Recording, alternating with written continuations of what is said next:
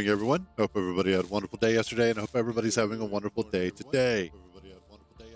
Oh, shit. There we go.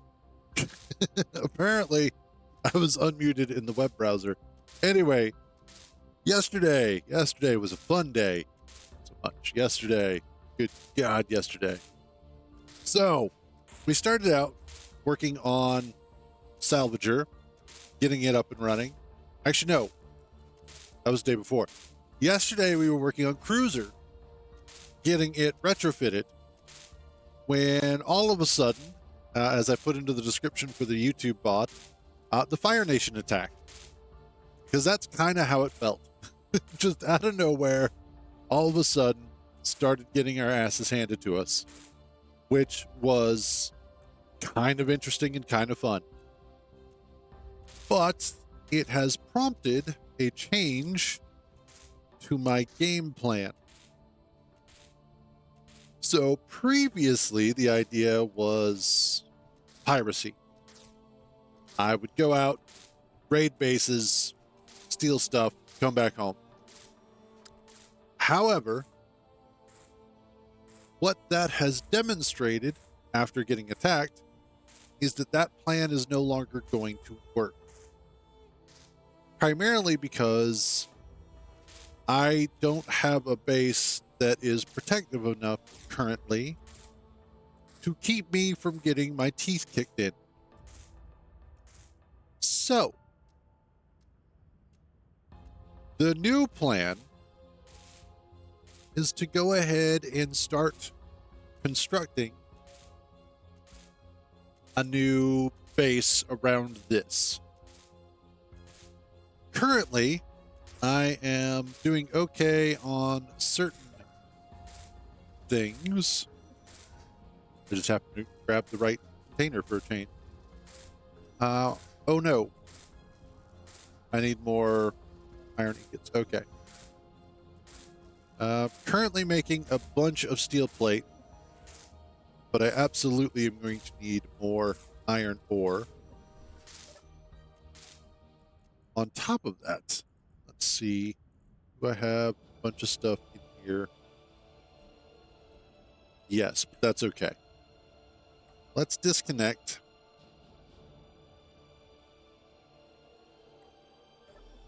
And then get the doors open. And eventually what I'd like to do is add a relay to the base and to the rover here. So that way, while I'm inside of the cockpit, I can just have the doors open up. Also, hate to do this, but for now, I'm going to get rid of our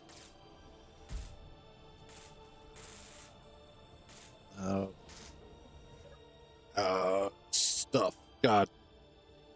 Crane stuff. The custom turret controller BS. God, I can't think right now. So we're going to go ahead and get rid of that, which also helps kind of lower the vehicle a little bit. I need... That's nickel, gold. I think I have iron this way. Was it that way? I'm trying to remember where I had iron at. I think it was this way. I mean, we're going to find out. It's like, there's only so many options here. I think it was in a little ravine this way. I had a little bit of an issue this morning when I was getting ready to get started up. The game didn't want to load. Kept giving me a download error for mods, and I was like, the hell you say? You are going to work because I want you to work. I will you to work. And then it did. And then I was not angry. Ooh, that is a sketchy location to be on. There we go.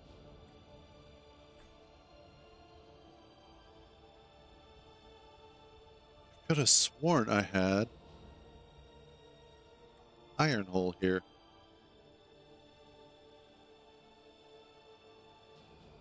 Apparently I did not. It's something like that.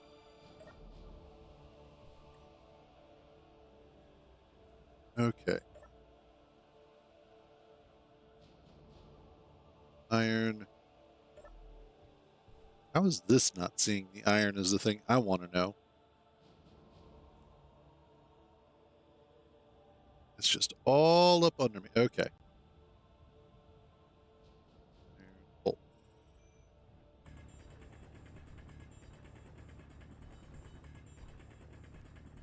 there we go. We're going to get a whole bunch more iron. Take that back because I'm absolutely going to need it.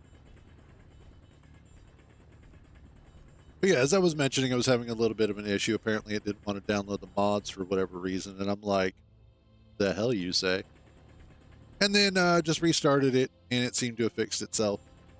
It kept getting caught on the NPC provider mod, and I was like, this one isn't going to be the problem because I like this one. It is making things interesting and a pain in the ass, and we have to keep that. I can't go back to modular encounters.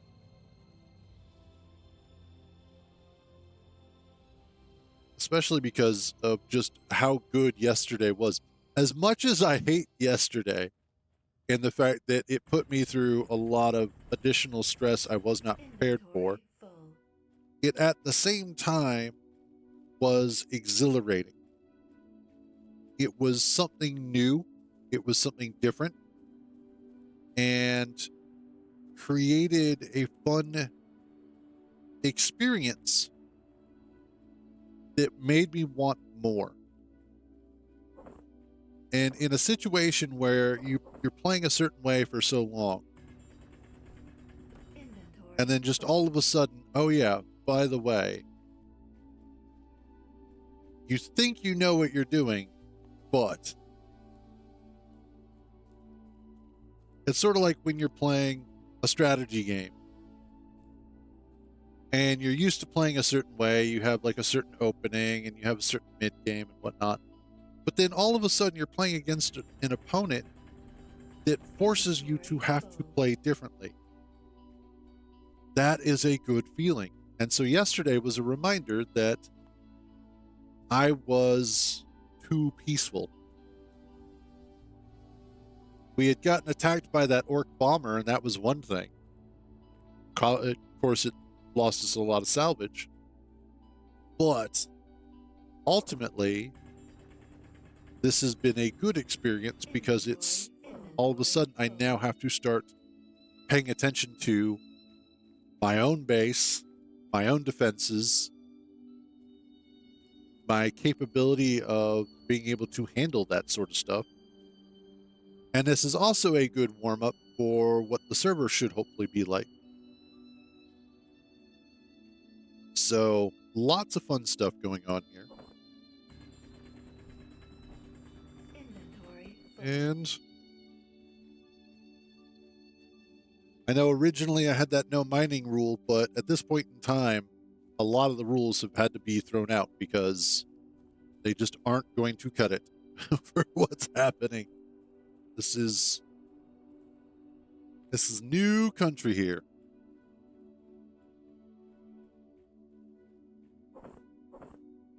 And we'll get a little bit more here. That should be good.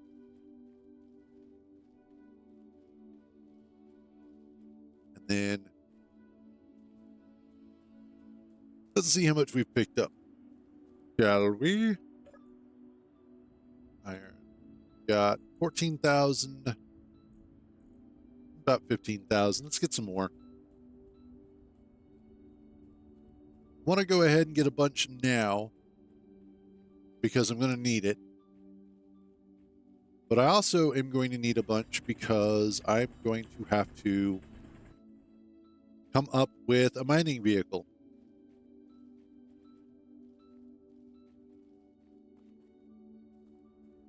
One of the things that I could do with said mining vehicle is also go ahead and make a large grid carrier for it. Nothing too fancy, nothing too extravagant. Probably 6 wheels tops, like 3x3s. A bunch of probably small cargo containers, battery, that sort of thing. And a connector so that way, I can carry the mining ship on it. Instead of a small grid vehicle that is incredibly fragile. Inventory full. Because I think that'll be fun. That'll be an interesting sort of setup. Something different.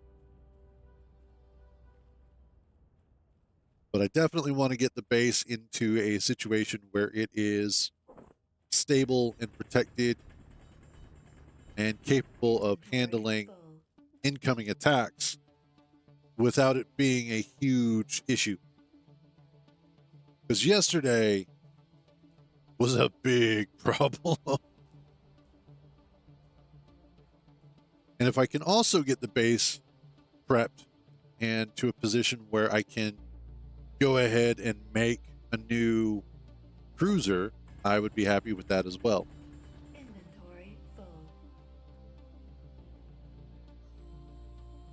But the first thing I need is lots of resources. So let's do that.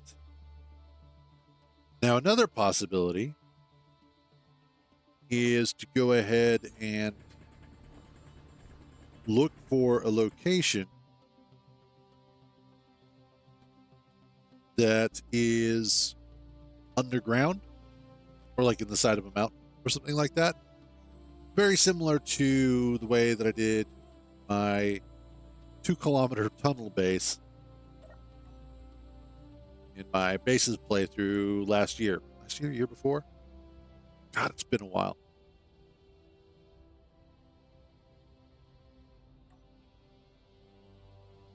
And set it up so that I can use as much of the ground to help protect me as possible.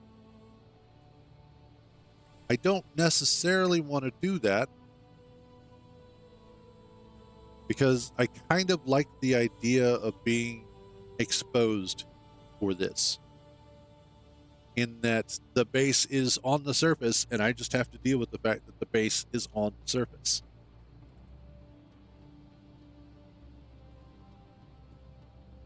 It makes it a lot more challenging, and it also makes it a lot more interesting. It means I will have to work harder to achieve a lot of the same goals that I had been previously capable of doing.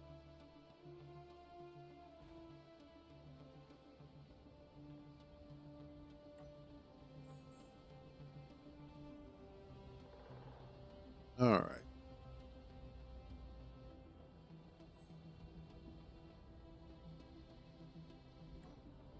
Go. Now I should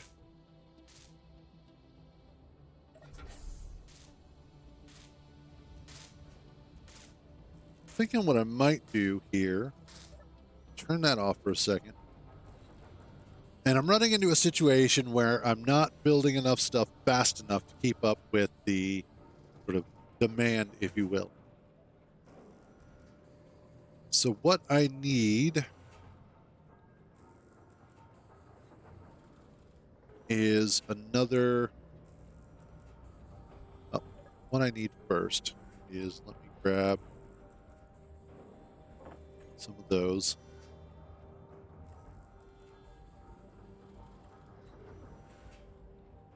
Let's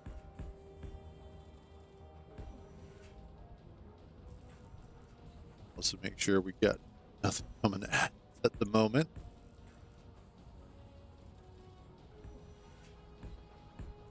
And expand this outwards.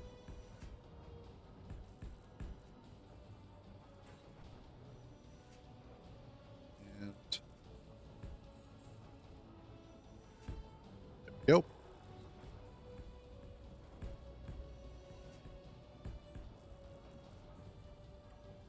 I think that'll be a good start. Then let's get rid of this. Tear these down. Oh, wow. Those were heavy slopes, too. Nice. And I want to do heavy armor. Oh.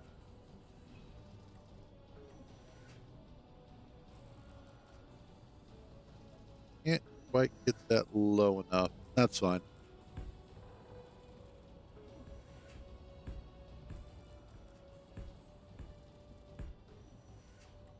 In fact, what I could do for this is use these at the bottom to help reinforce that portion, but also be cheaper. Let's be realistic. Cost is sometimes a factor. Then I want that to be safe. Then I need this to get cleared out.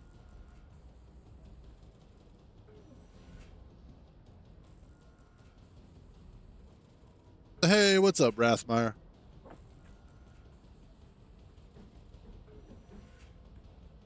Do another industrial one.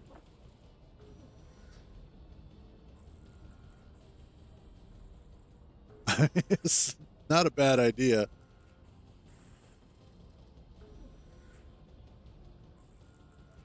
right. Just need how much?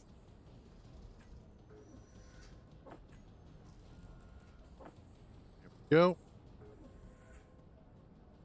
Get me 10 metal grids.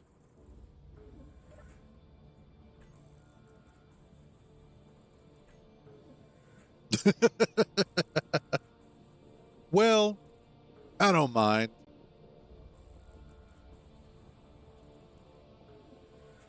A little pain can be beneficial.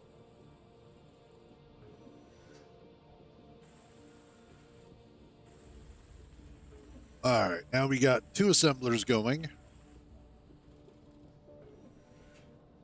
That should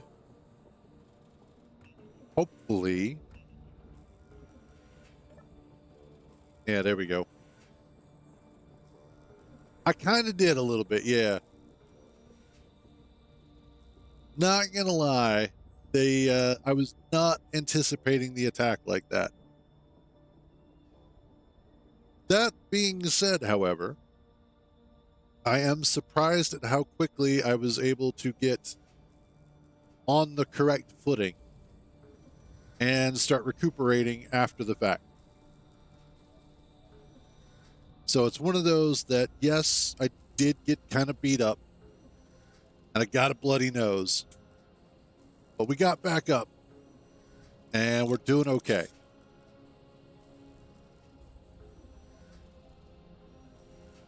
The next step, of course, is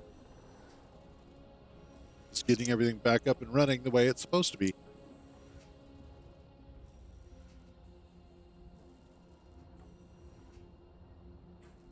That includes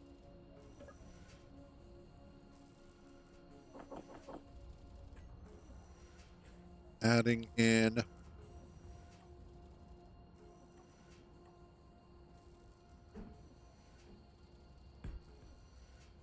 of course.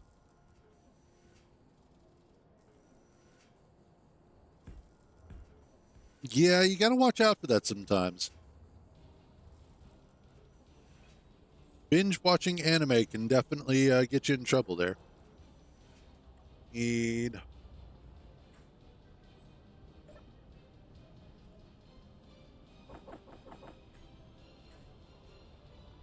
Mhm.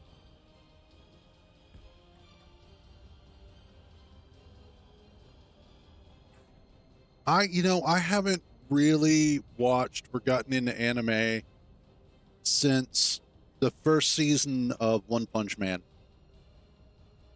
I watched the second one, but I really didn't have my heart in it.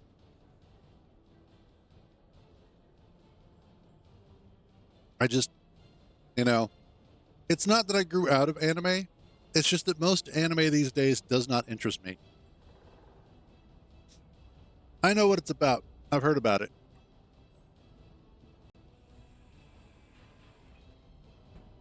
But it just doesn't interest me.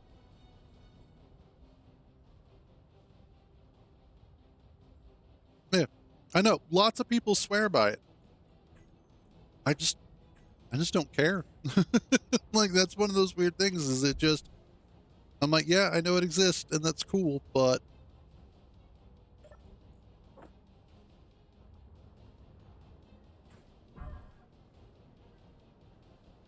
no. I mean, cat girls are cool and all, but Inventory full. I don't know. Inventory full. Inventory full. Inventory full. That's not true.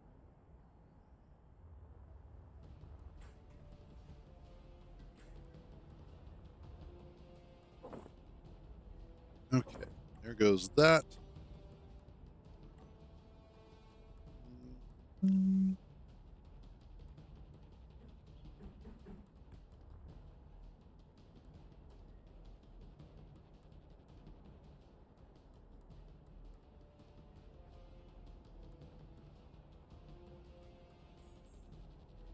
Oh, gotcha.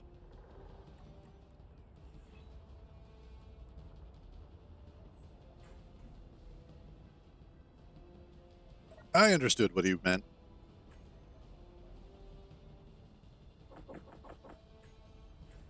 And let's put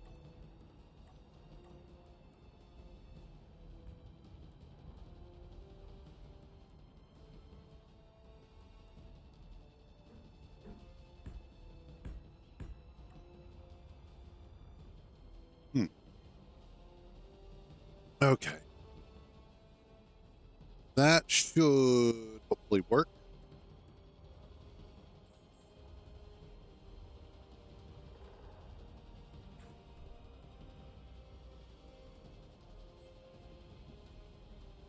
And that's fair. Honestly, I think that's how most people wind up writing things out. Okay. And then I wanted to put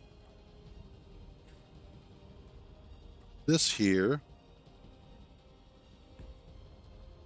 And I want to do that one there. And that way I will be able to move this one. Inventory full. Inventory full. Hey guys, the inventory, it's full.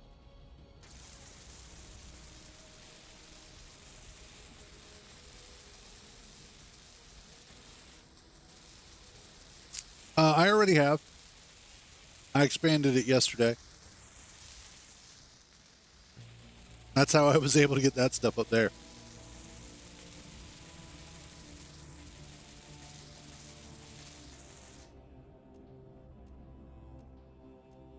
The problem is not so much the build grid, is it's the parts that are available.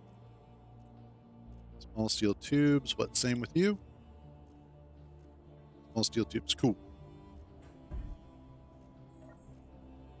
Production.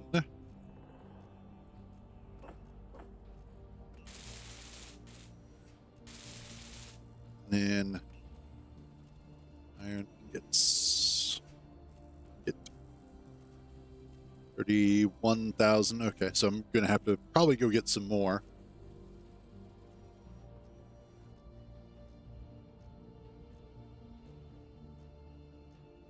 That should be, and obviously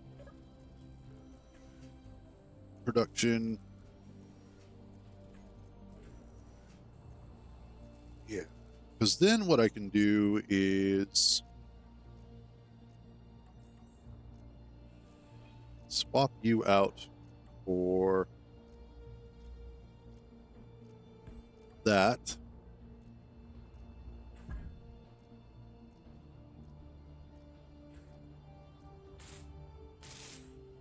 There. And I should be able to run more conveying along the top. That should help make it safer and also ensure that if I absolutely positively have to, I can also run a second line of conveying to act as a backup in case those get damaged at all. So, for instance, like removing this and running down the corner would probably be a smarter idea, since that would be covered by heavy armor on at least two sides. Of course, I need bigger guns, but it's right now a question of affordability and efficiency. And right now, I need efficient affordability. So we'll go with that first. Do I have any steel plates? I do not. Okay. Not Walmart guns. Just guns, period.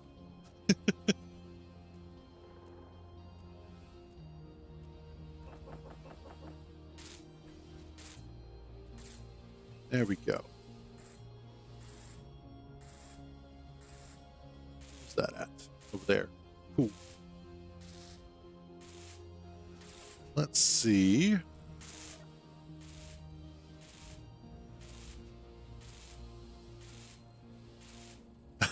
Something like that, yes. Looks like I need another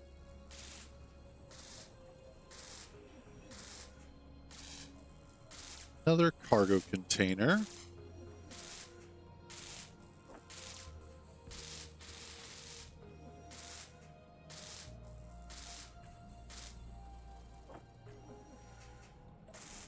And yeah, there we go.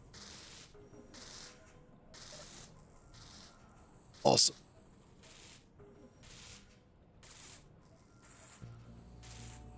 And I'll eventually want to put up some sort of wall to protect our prototype refinery, because that is kind of an incredibly important piece of all of this.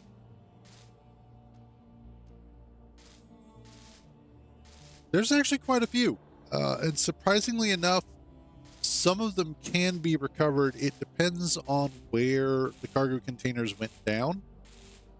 Some of them do float, some of them sink. It just kind of depends.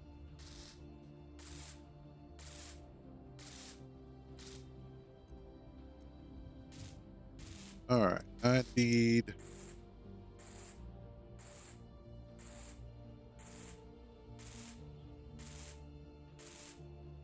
There's something out there, something unit.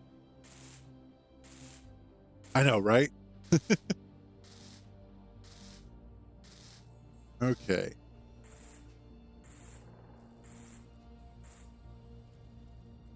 So I've got... It looks like most everything that is hostile is that direction, which is kind of nice. It keeps it sort of more centrally located. But let's go grab...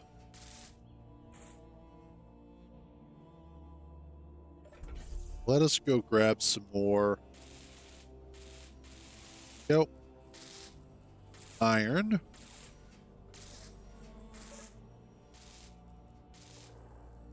I know, right? Yeah, for now. Well, eventually, with enough time and effort, I am hoping that I can... Why do you have stuff in the cockpit? That's the weirdest thing.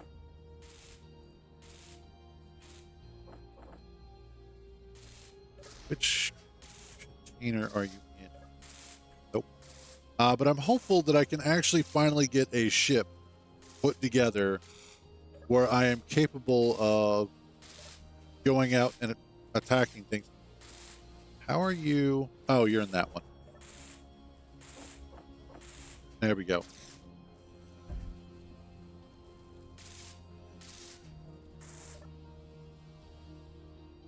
Okay.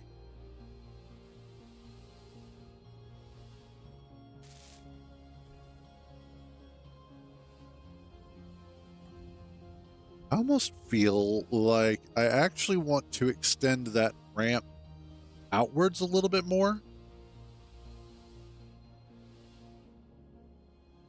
And I might at some point. So that it's more of a platform or a bridge kind of build.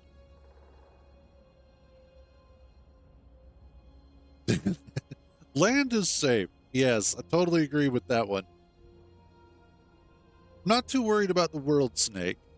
World snake seems pretty chill generally, as long as you're not throwing an axe at its face.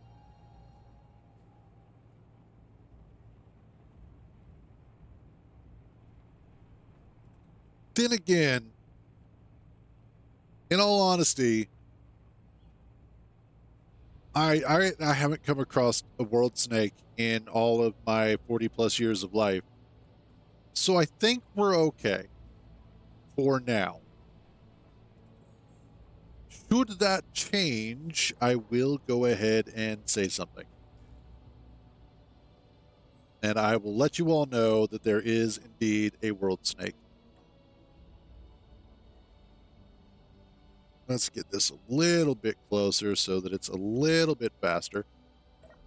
It's from Norse mythology, but specifically you see one in God of War.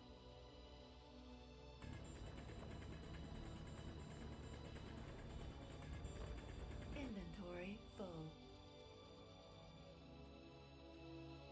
And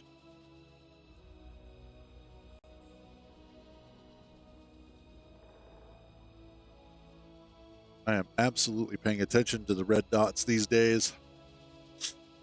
Want to make sure that I'm not getting attacked because that would suck.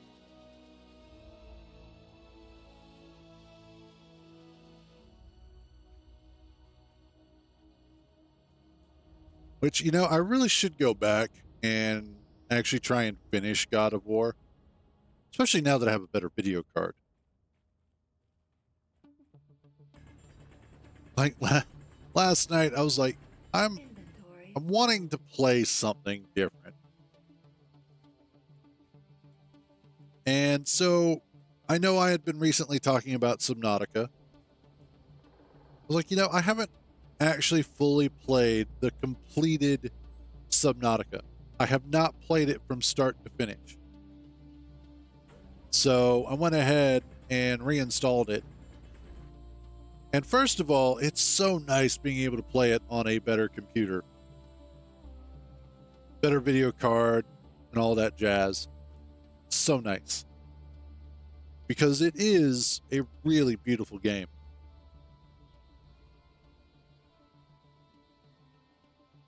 I've heard some of that about it, and I've seen some people playing it. Funnily enough, Kintar and I were lamenting the fact that Dune Awakening isn't out yet because the beta weekend that we played, we really enjoyed. We were having a good time with that. I think Rockstar was talking about that, Aska. I think he plays that too.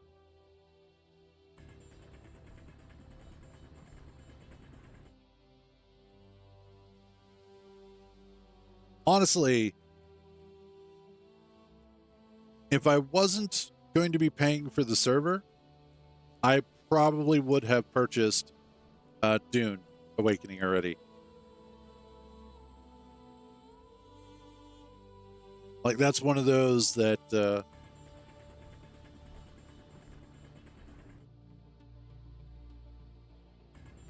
currently digging for iron. Inventory full.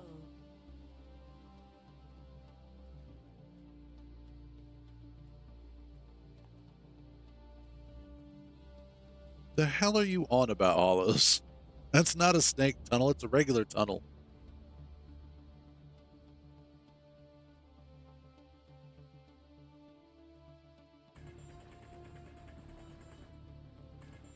Inventory Go.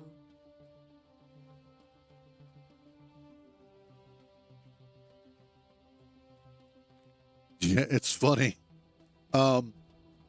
Apparently Doom the Dark Ages is not doing as well as Doom Eternal did. Their numbers aren't quite as high as they were hoping. And there's been a lot of speculation as to why Doom the Dark Ages Inventory full. isn't doing as well. And I think for me personally, one of the biggest things is no Mick Gordon. And that's probably why there's quite a few, quite a loss in sales. Yeah, there you go. Heretic and or Hexen would have been awesome to add to that. But of course, id Software, they have lost something. One of the other speculations was that after the acquisition of id by Microsoft, well, after the acquisition of Bethesda by Microsoft, one of the things that a lot of the reviewers have noticed, and not just the regular IGN, PC, gamer, etc., but the actual like YouTube critics, a lot of them have stated that Doom Dark Ages just feels safe. It's not bad, it's good, but it just feels like a very safe paint by numbers kind of game. And so it doesn't have that same sense of adrenaline that Doom 2016 and Doom Eternal had. It doesn't feel like it's pushing to do anything better than the previous versions did. And then, of course, the lack of Mick Gordon really is felt. There was something about the way that he scored the Doom games that just gave them this extra natural energy that's currently missing.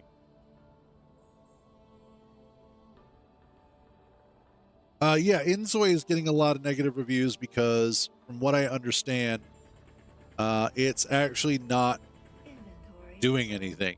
Inventory full. It feels very much like they just fired it and then forgot. And also, a lot of the criticisms aren't being addressed. And in general, it's just, it's the same sort of situation, is that it just is another sort of asset flip cash grab that it feels like that's what is going on.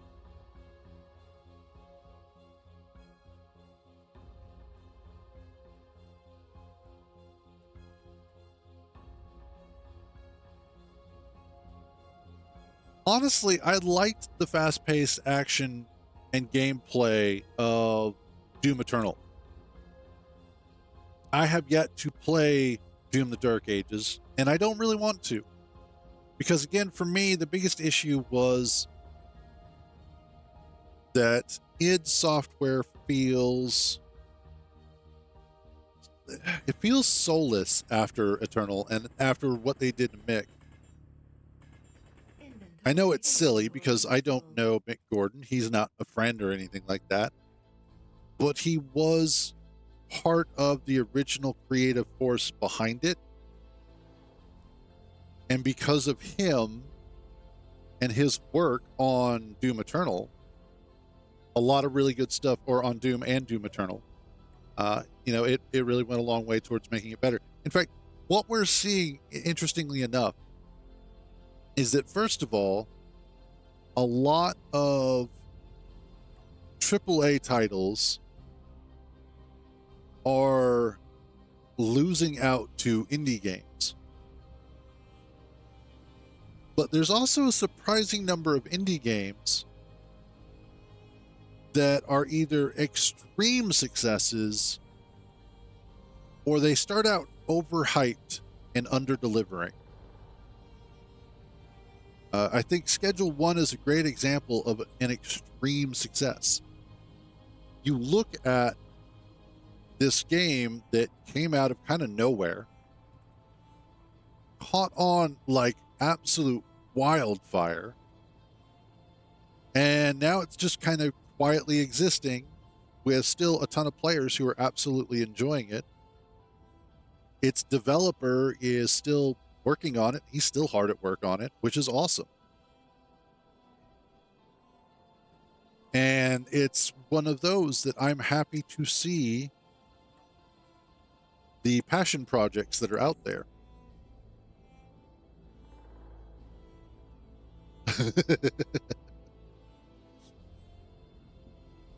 So it's one of those that, and there we go.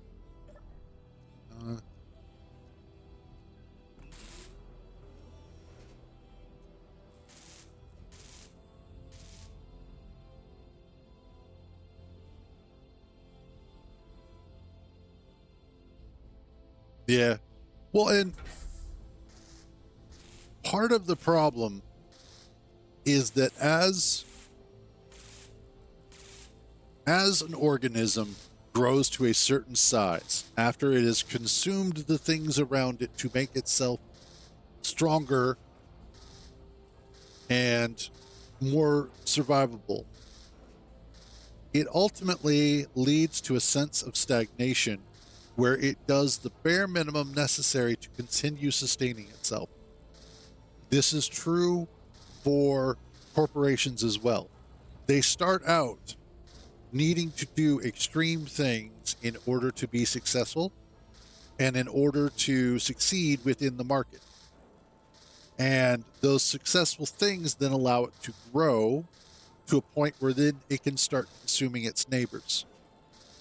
They'll start acquiring different studios, and they'll start picking up different technologies, and they start acquiring more and more stuff. They grow to such an immense size. And because they're competing in a market of other gargantuan corporations, they have to eventually reach a point where they are doing just the status quo in order to maintain their own success. Because if they do anything outside of that and it fails, they lose more than they gain. Whereas as long as everything they do is right at the baseline of just good enough, they never have to worry about major failure or major losses. And so by making little sacrifices for just the personal good, then if they have a major success, awesome. If they have a minor failure, no big deal. And that's what they're trying to do, is just make sure that they only ever, at most, have minor failures. You see that with Sony. You see that with Microsoft. And in fact, it's reaching a point where I imagine Sony or Microsoft is going to attempt to acquire like EA, because they've also got Tencent to worry about from China.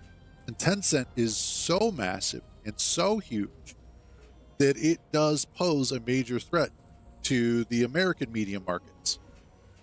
And especially considering how many American, Canadian, and, etc.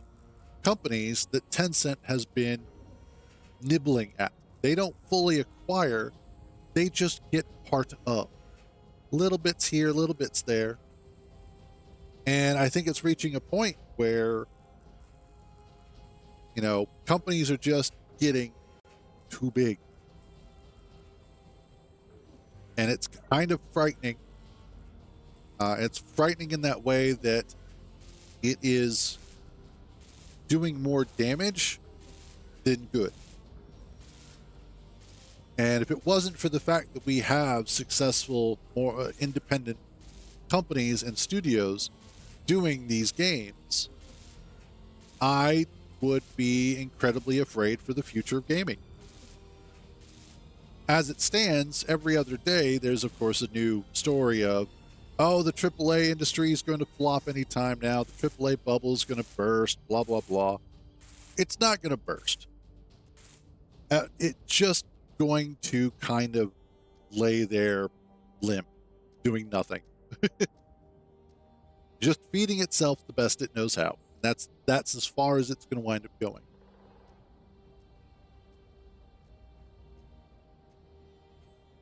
Okay. Production. Oh. I need even more. And iron ingot.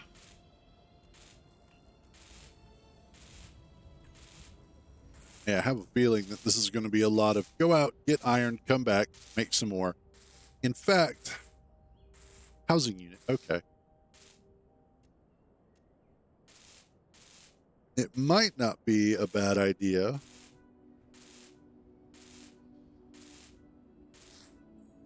for me to consider making the mining ship now. Just so that way I can more effectively go out, collect as much as possible, and bring it back in faster trips.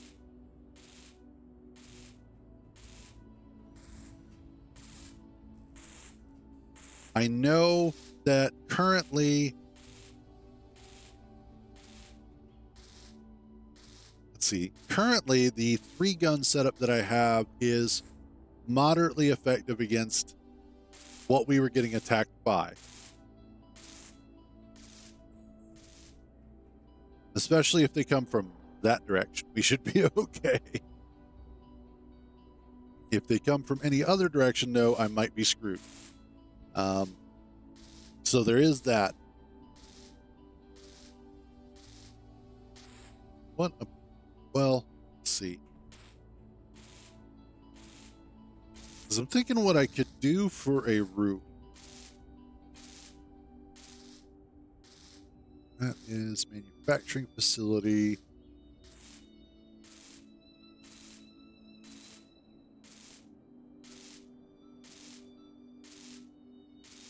Let's see. Always more DACA. Always. There's never enough DACA.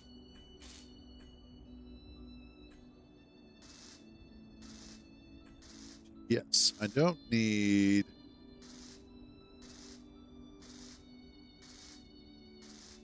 that. Actually, these can be deleted. Trailer accident can be deleted. Base 2 can be turned off. I don't need... Always more violence. There we go. That helps clean up some of that. Yeah, never enough ammo either.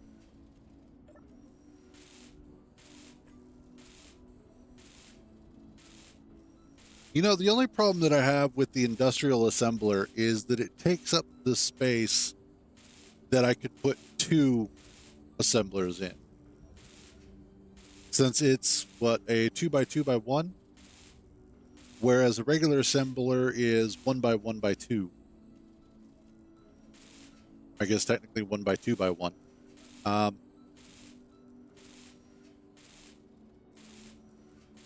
Let's see, ammo.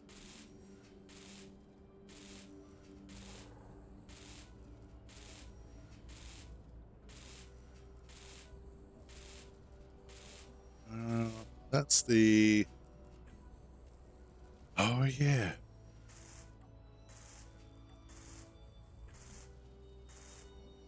MA. That's not going to work at all. MA weapons. These are some of the ones that I want to look at, because these are some of my favorites. Like the blister turrets are great. Why do you guys don't want your cheap fucking viewers?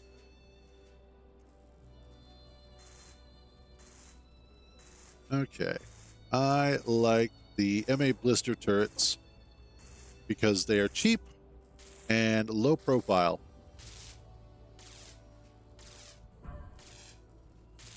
In fact, I know, right?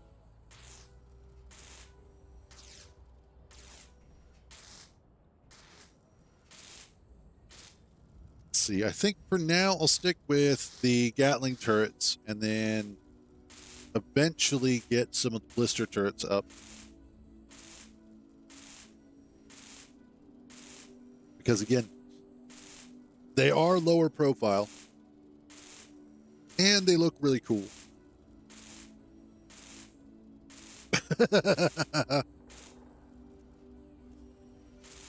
Oh, there we go. That's a spine I didn't need. Oh. Okay. Still, that Stormfire is still down there too. That's the important or the funny part.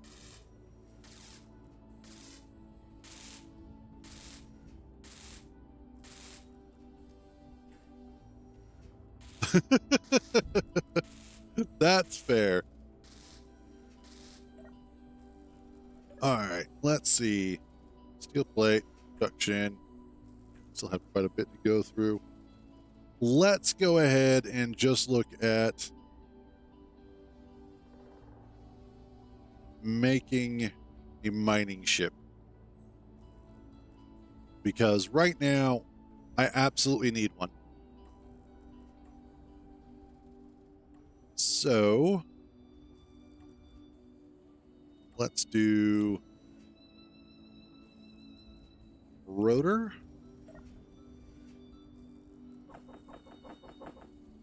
Interior plate.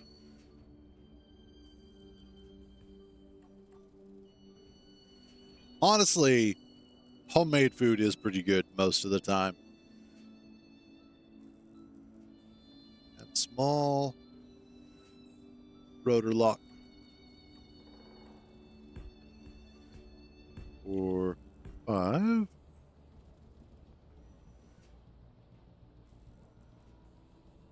It actually does.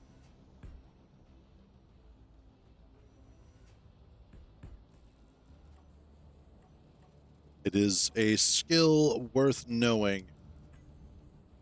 Don't need that. I do need, however, connector.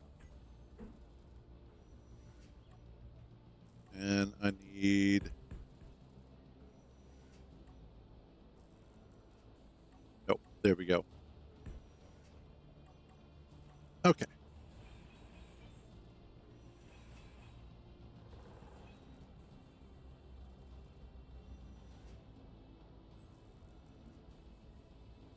I think it's one of those that the perceived taste of food is based off of a couple of things.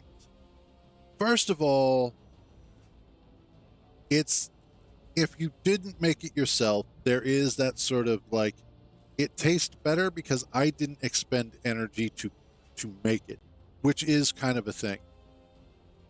But then there's also that idea that sometimes the food that you make is better or tastes better because you did expend energy to make it.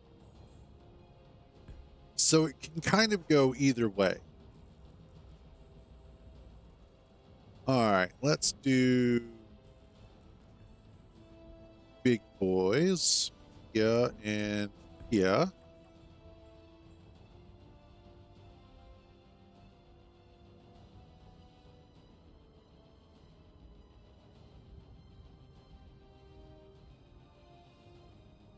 And that's, if you've gone to school to be a chef and or cook, or you have done cooking in like a restaurant as like you started out like at a Waffle House or like a Denny's or any of those other sorts of places and then just worked your way up to learn how to cook.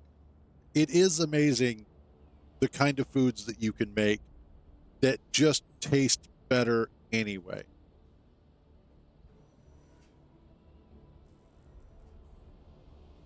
I'm going to get rid of this for now. Inventory full.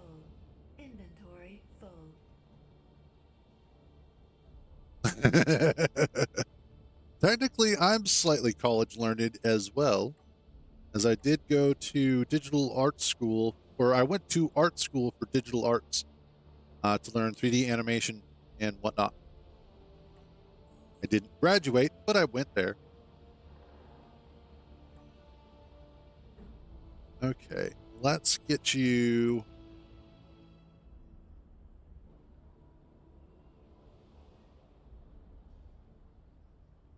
That.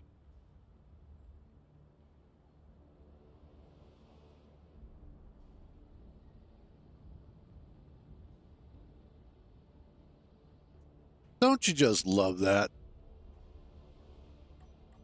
Oh, like, by the way, sucks to be you. You can't do anything anymore. Really? Because I feel fine. I feel like I should be able to do a lot. Nope, nope, we're telling you, you can't. Oh, okay. Let's do.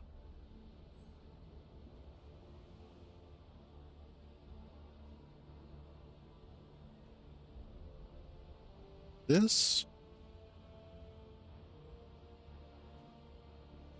Honestly, I think cooking like that anyway is better. When you have people you actually care about and want to cook for, the food always winds up tasting better anyway. Because you actually like care more about it. Let's do hydrogen tank.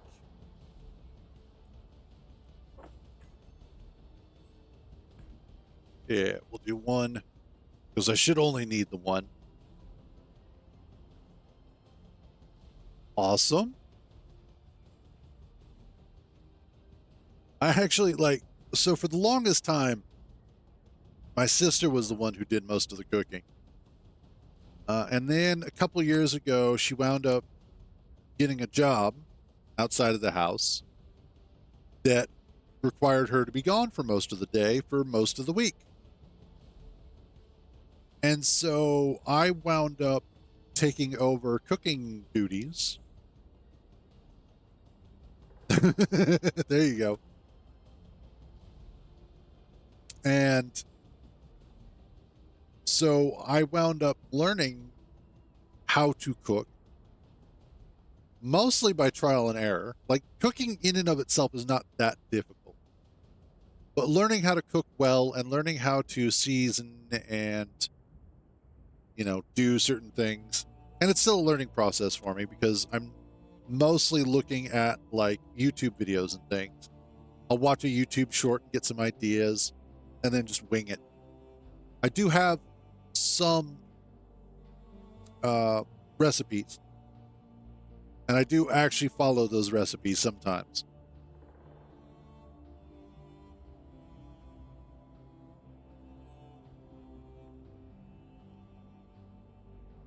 That's fair.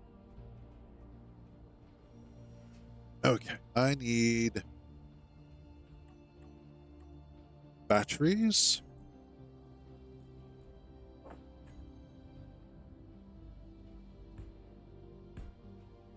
Let's get. Actually, no. And there's going to be a simple reason for this here in a moment. I want.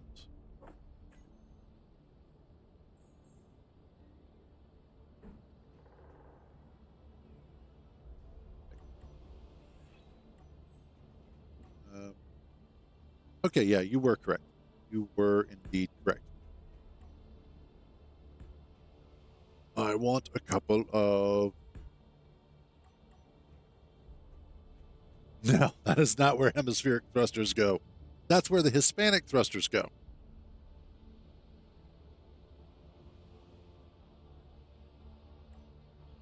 Now I can go ahead and put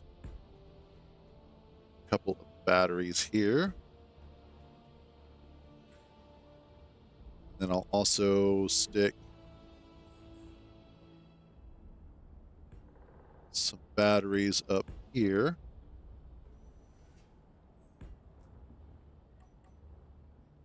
I want to make sure I've got plenty of batteries for this thing. Now, the other thing is, um, I'm probably not going to have any atmospheric thrusters on here. I'm just going to use the hydrazine thrusters.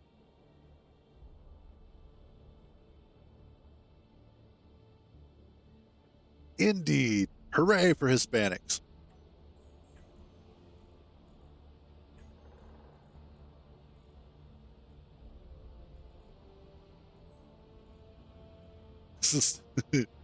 So a while ago, I came up with, and this is terrible.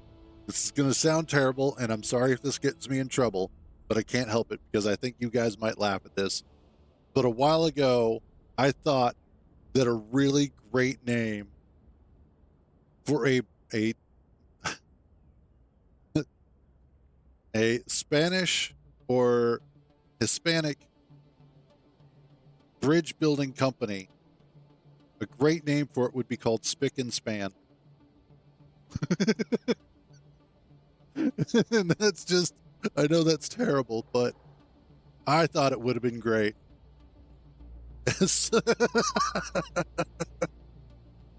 Oh, yep. Anyway, I'm probably going to get in trouble for that one, but it was worth it.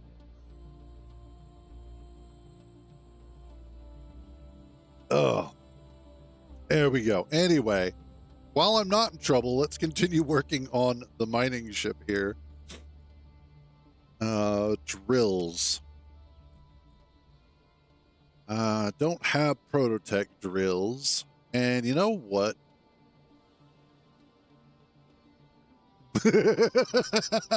I'm glad somebody found it funny. Okay. I need some tools. So we're going to add another mod. Because why not? Ugh. Edit settings. Nice. Thank you.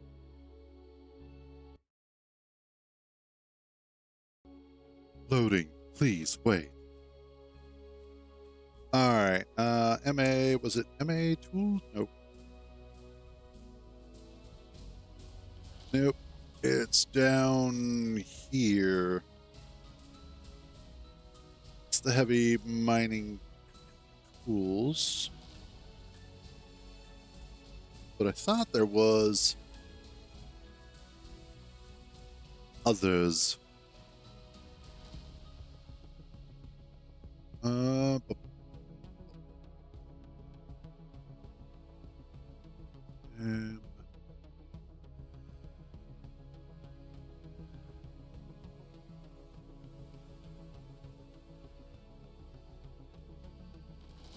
sure. And then I know I had some. Ah, yes, giant drills. I thought there were some others.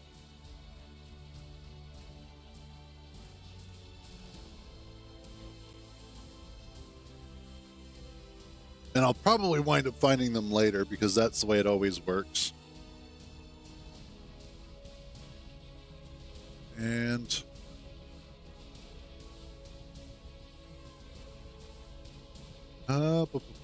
okay, that should be fine. Let's get back to it.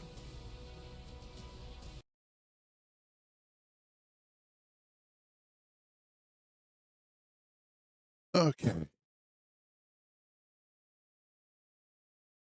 see. Because I want drills other than the basic vanilla drills. I'm tired of the vanilla drills. I want something more. In fact, I would love it if the next DLC that they come out with adds a new, like a Mark II variation of the drill for both small and large grid. Because I know there's the Prototech ones, but I would just enjoy it if there was a different model. In fact, I would love it if they did a 3x3 model instead of what they currently have, so that it takes up the full 3x3 block. And then, they could do like 3x3x5 or 3x3x3, whatever. Just something that is a little bit bigger and a little bit beefier and just feels like it would be perfectly suited on a big old mining ship. Something that is more industrial feeling than what we currently have. Um, the ones that the large grid ones are okay. They do have a little bit more of a robust feeling to them, but the small grid ones just feel kind of tiny and kind of flimsy for what they're supposed to be. So it would be nice if they did have a bigger model that they came out with.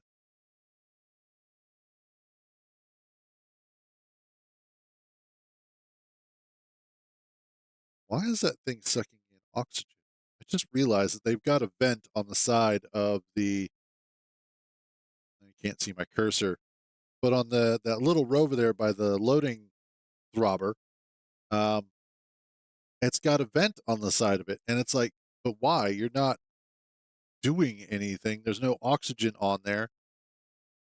It's purely cosmetic, so I get that. It's also got an event controller on it, which, okay, that's fine. It's just weird, man. Just freaking weird. Okay, now that we're back, I think the other thing is that I want to use the, excuse me, I do have the newsletter. You son of a bitch.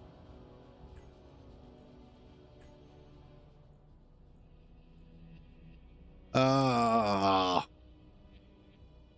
Okay, hold on a second.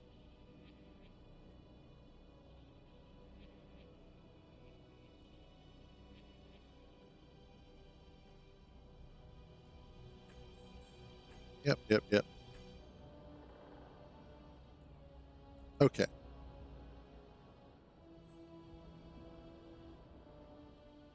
Yeah, there you go.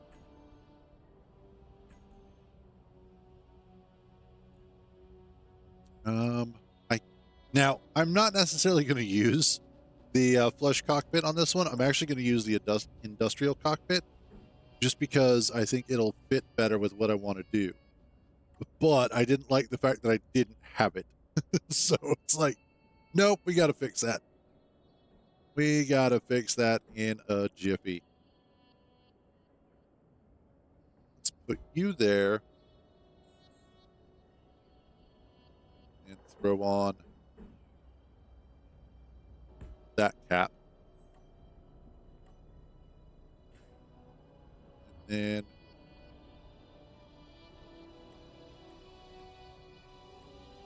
launch this there. There.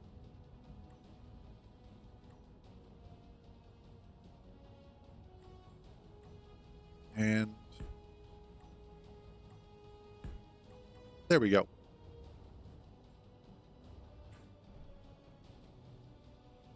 That should. Ah,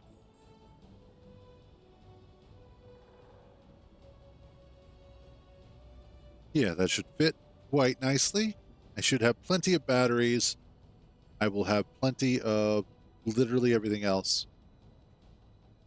That'll be 4 of the small grid large containers, which is essentially 4 of the large grid small containers. So be able to hold plenty. I could go ahead and even fit a couple of large atmospheric thrusters on here. So let's do the hydrazine atmospheric.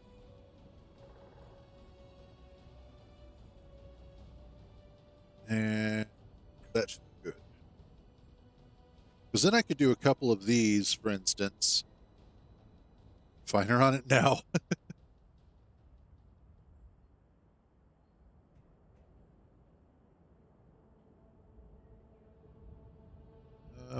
put these on here just to help with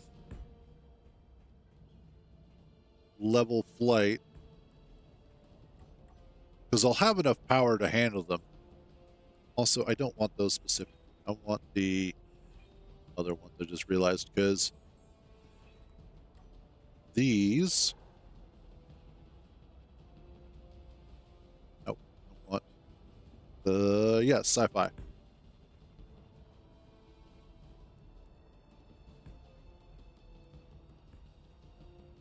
And there we go.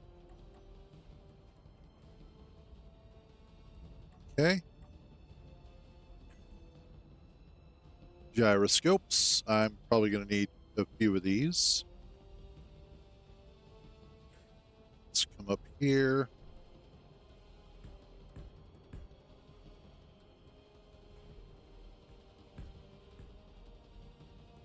And we'll do...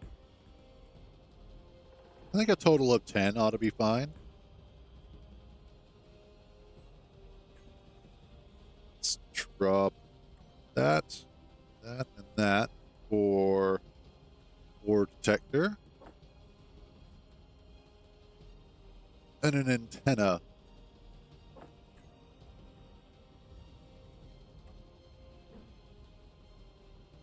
But I may do something... I don't know.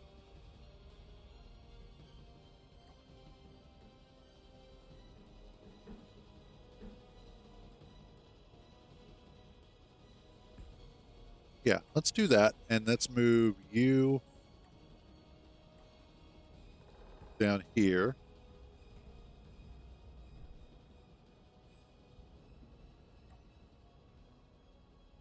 Or, no. Go to H2.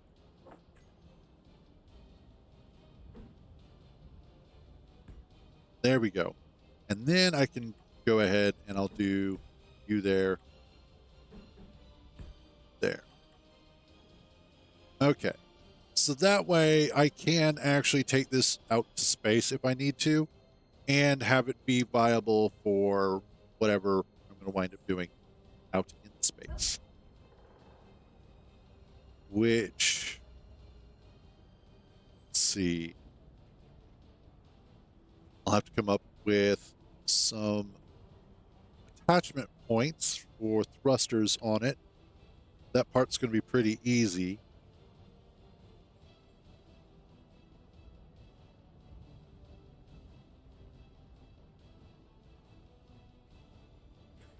I absolutely could do that as well. I mean, that's not a problem, but there's space here because all I'm going to wind up doing is covering that up with armor anyway.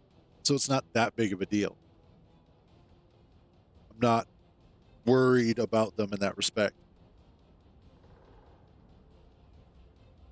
Because I'm probably going to put some heavy armor over the top of this.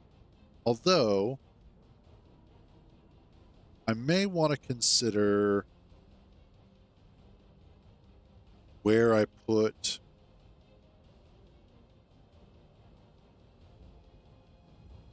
Let's see. Because I don't know if I actually want to try and put weapons on this at all. I may not. In fact, I'm probably not going to. That's what the base is for.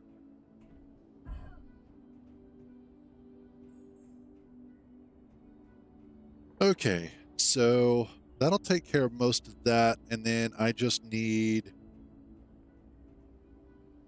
the hydrazine thrusters. Oh, and the drills. Gotta have the drills. Yes. Big old beefy drills. There we go.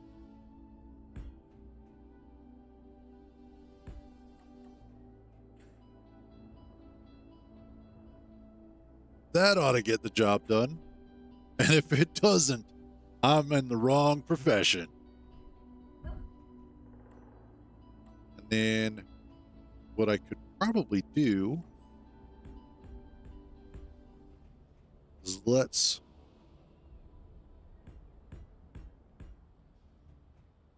bring that back and see about offsetting these.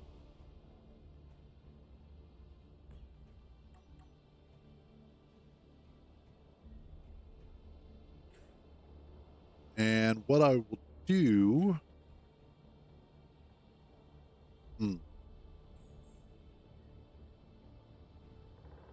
No.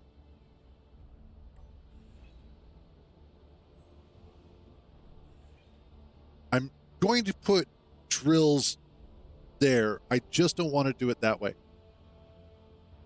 One of the things that I am fond of doing is setting it up so that I can pull stone out of the system, or more specifically, so that I can funnel everything from the drills into the cargo, and then from the cargo, I can funnel all the stone out.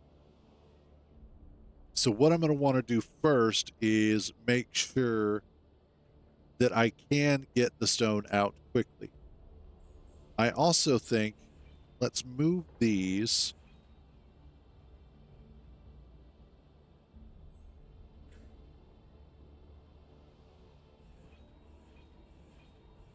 Let's get these moved off to the side instead. In fact,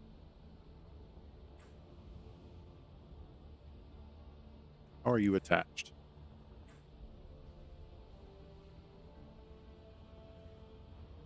I almost need to build a second one just for doing this stuff.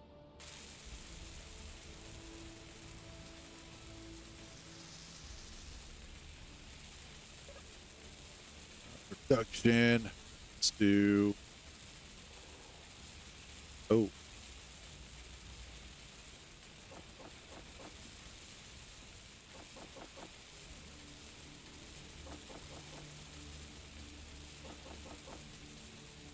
Do some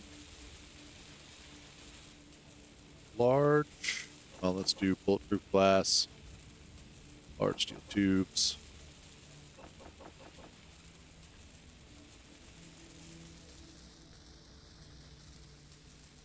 Okay, that's what I thought. So I could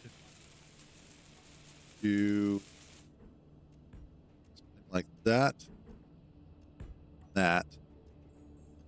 Oh, and I need more grids. I always need more grids.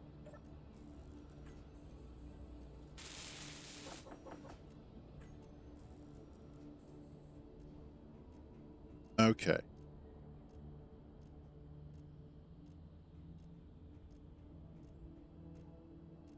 Yeah, that's a good start, actually. All right, how am I doing on... Oh, we got the ore detector done. Range. Let's drop you down to 400 ought to be good. At least for now. I don't need it being able to see everything a kilometer away.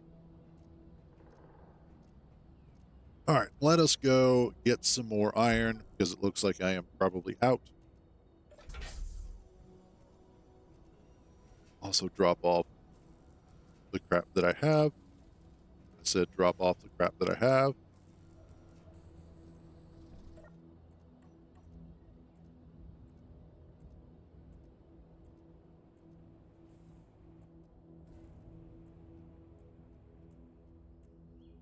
Awesome.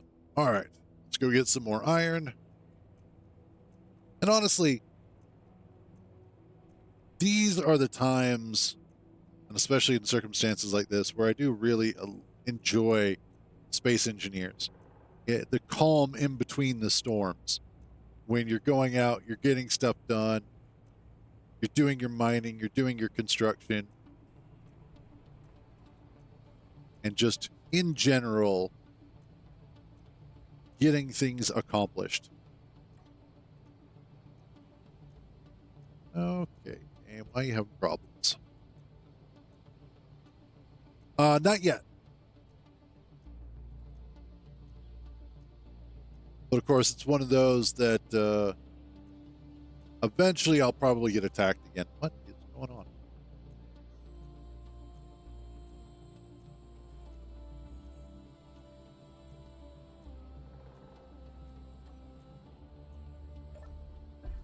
All right.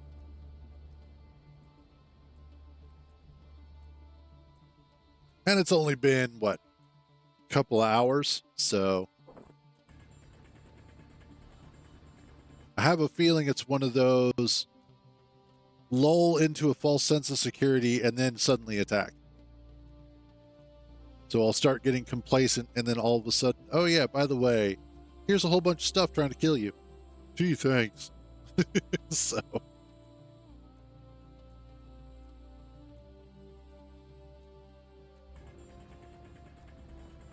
Inventory go. full. Get all this extra FE for my bug E.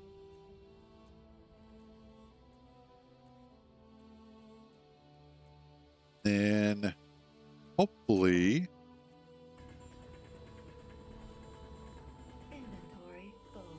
I'll be able to bring the mining ship around here and grab a whole bunch of stuff.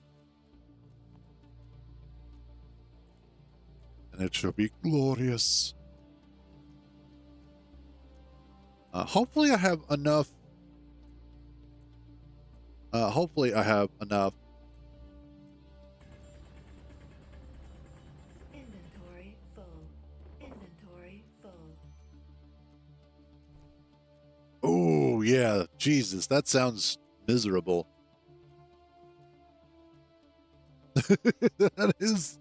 That is rough too. I know that feeling. It's like every time you stop for a second to take a breather and then all of a sudden, nope. You're like, well, shit. Come on, guys. Not funny. Inventory full. And getting stuff from rocks or from the boulders is also a good way to do it too. But I think what I'll do is my first trip with the mining ship will be out to the ice lake to collect a whole bunch of ice and bring that back to the base. And then from there, I can use that to refuel and start looking at coming out and doing some proper mining runs. As I want to make sure, first of all, I want to make sure that the ship is going to be able to support its own mass when under load.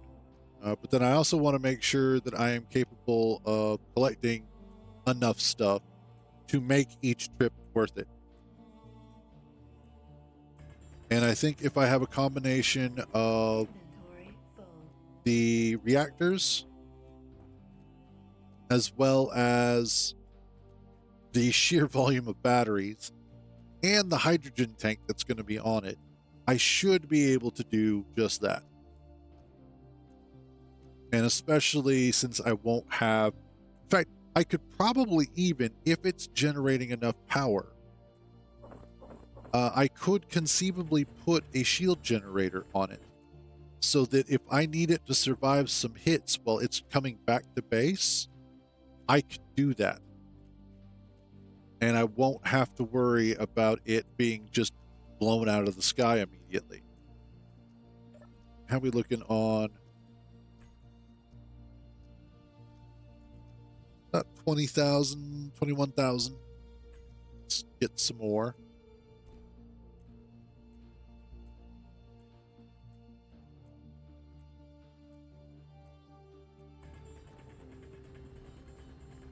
And Inventory full. yes, yes, yes. Inventory is fucking full. I will say that I hope, and it would be really cool if Keen adds to Space Engineers 2, because I know that they're wanting to do a lot more with the single player survival. But it would be cool if they added something sort of like this where you did have to worry about ground-based enemies coming and attacking you. And even if they made it an option within the game settings, I would be totally fine with that. Custom tailor, or even make it part of a scenario, even if they wanted to. Just something to help increase the tension and force players who are in survival into situations where they have to come up with solutions on the fly that they may not otherwise have touched because they're in a comfortable environment all the time. I think a lot of the fun experimental shenanigans that we've come across and the design philosophies that have come across have been based on, I'm getting attacked, I need to fix this now. I don't have time to wait.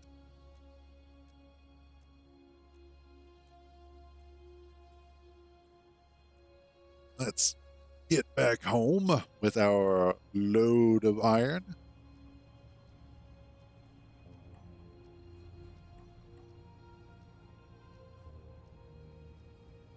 Yay, silver. I don't know if I need more silver. I don't think I do. I also don't know if I need more. What's the other one? Cobalt.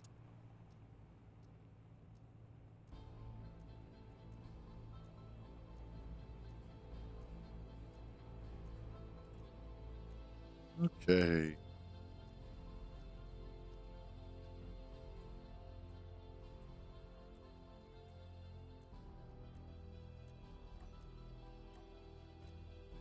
Oof.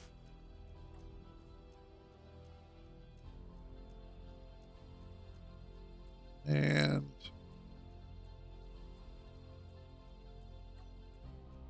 there we go.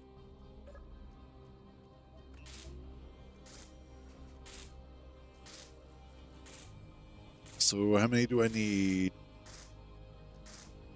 Oh, no. All the reactor stuff for that one is... Oh, cool. Both of those are done. Probably from the reactors we were working on for Cruiser, if I remember correctly. Oh. Just realized... Ooh, I could block this off. Let's... There. And that'll just make sure that it's not trying to fly away. Okay. Let's stop that for a moment. I'm actually going to take a quick AFK. I will be right back after these messages. Feels nice. Should be fun. We'll see. But like I said, I'll be right back. Have a good one, Brockstar. Catch you later.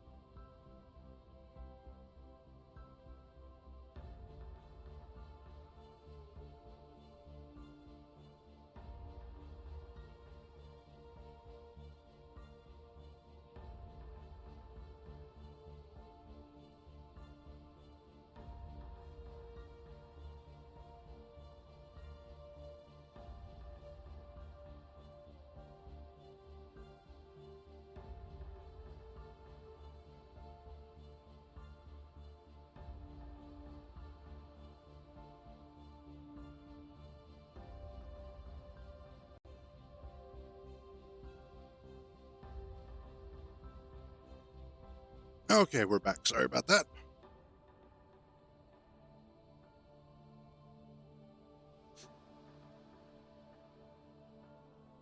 Why, thank you, Hollows.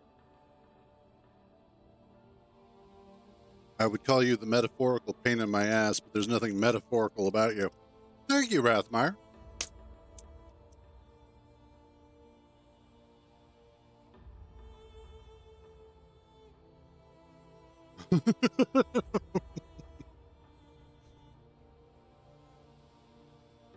That's good.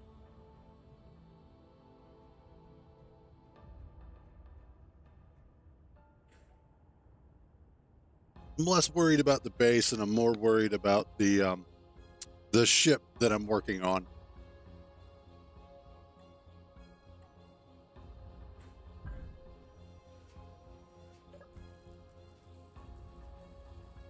Mm-hmm.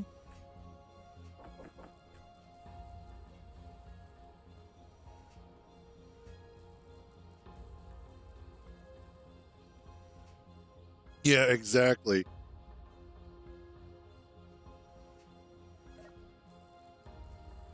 That would be the thing that worries me.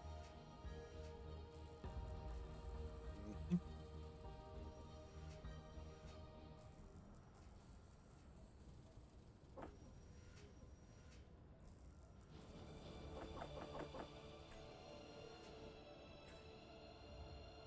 Wait, are you shoving? You are. Nice.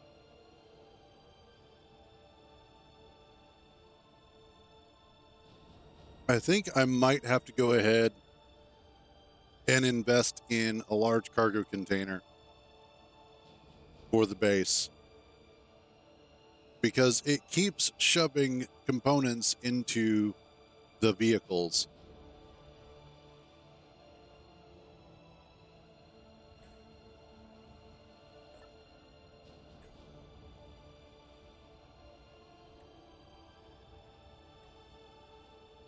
Okay. I want.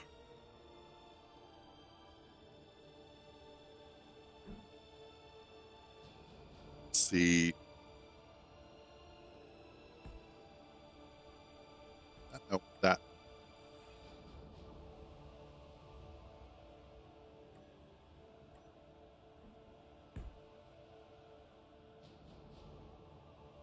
Then you and you.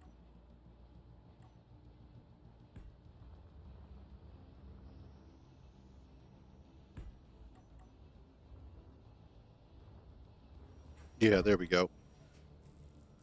Let's turn this on.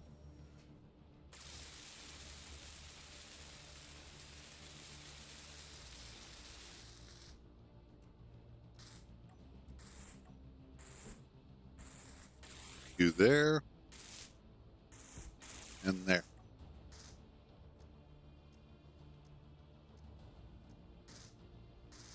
That's what I wanted. I wanted some big drills.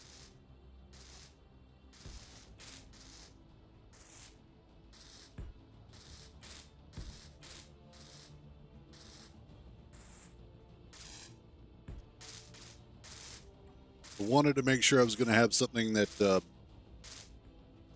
was quite robust.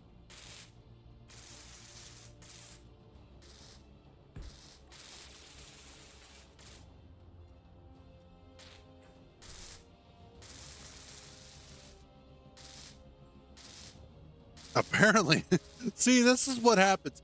I talk shit about not watching anime anymore, and now Crunchyroll is like, by the way, like, thanks, Crunchyroll, thanks.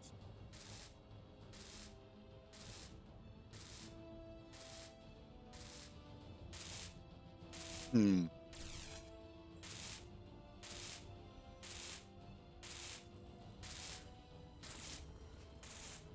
Oh, you're still working on that stuff. Okay.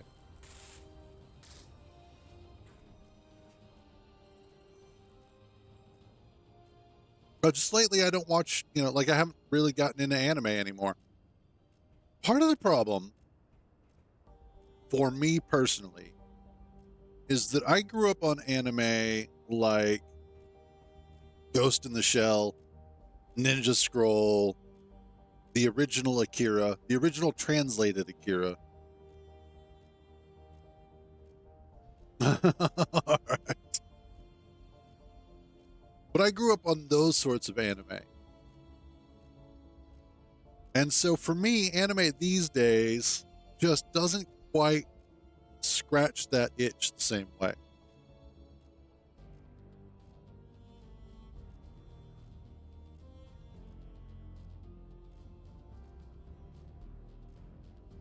Oh, yeah, I keep seeing that pop up.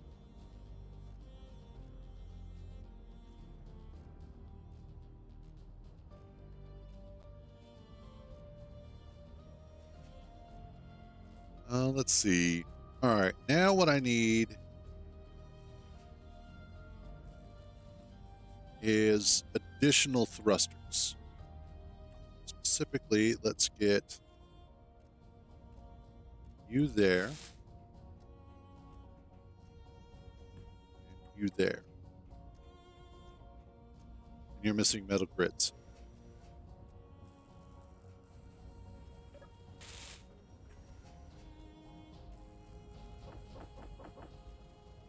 More grids.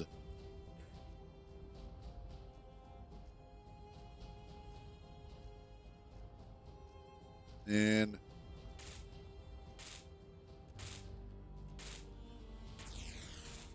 thinking what I could probably do is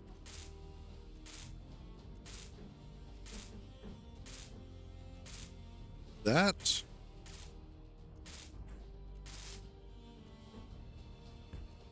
That. And then just T-junction.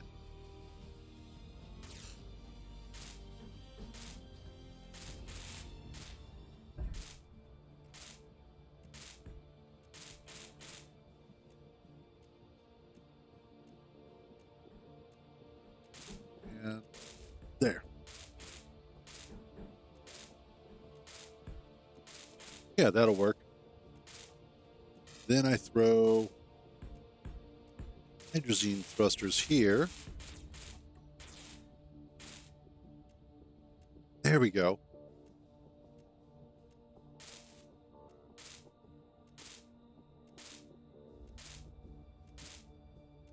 Yeah, the people in the workshop for this game are psychotic, honestly. If I'm being realistic, those guys are nuts. They do amazing work.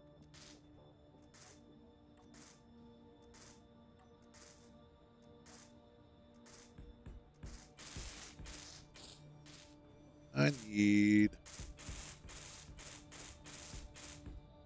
this to come out like that.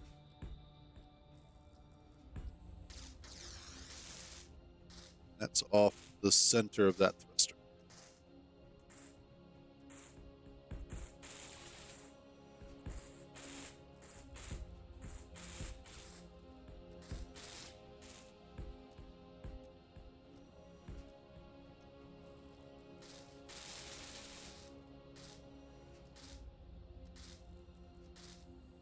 And again, that's a fair assessment. I know, like that's. I have downloaded a few things. Like somebody had made the Apocalypse from EVE Online years ago, and I had downloaded that because I thought it was really cool. But beyond that, I haven't personally spent much time downloading other stuff unless to showcase it here on stream. I think there's been one or two blueprints that I downloaded primarily so that I could see how something was done, is how that went. I wonder.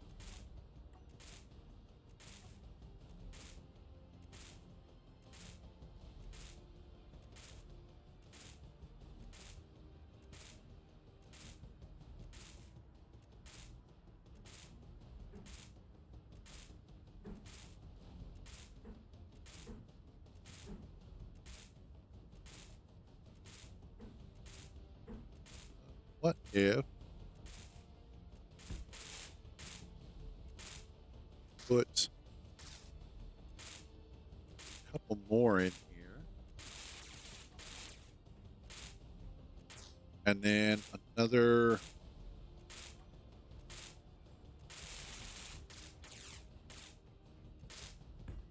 couple more thrusters.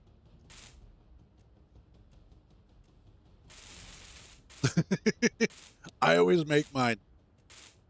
I can't help it. I love making ships. I love building ships. I love designing ships. I love trying to come up with new ways to do things that I haven't done before. It's just one of those things that I will never not enjoy. Let's see, I want this. Let's grab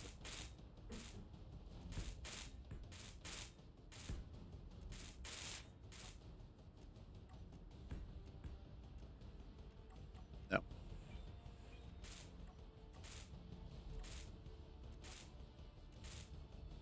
I could do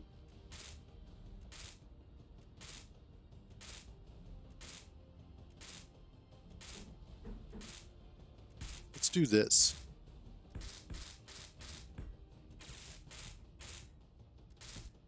And just make sure I have plenty of thrusters.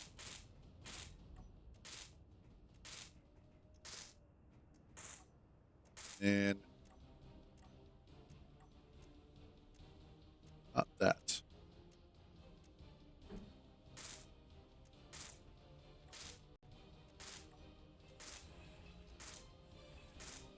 Okay. I need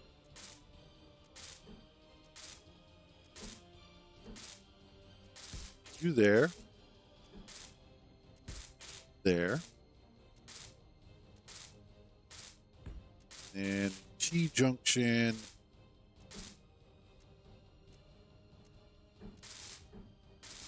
There and there.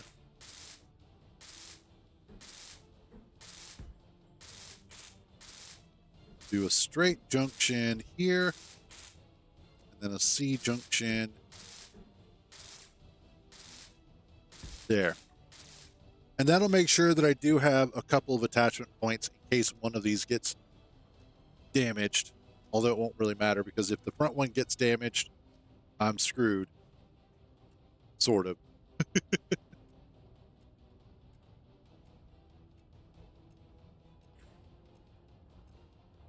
All right. The next thing I want is shield. I need you and you.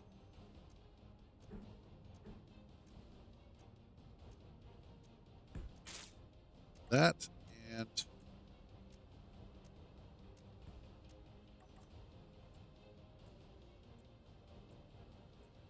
I should have enough stuff for that.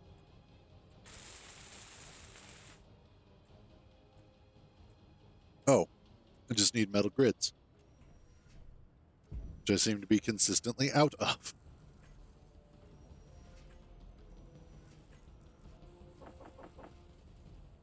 Also, cobalt. Let's see how we're doing on cobalt. Oh, I'm still good on cobalt.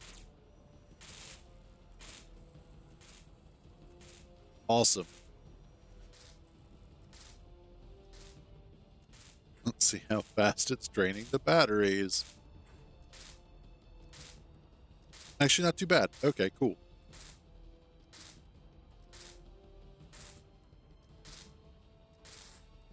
Let's see. Can I set you to stockpile? I can.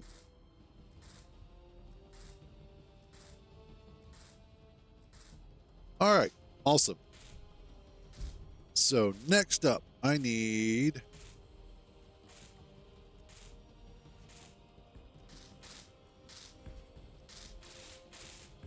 that's there.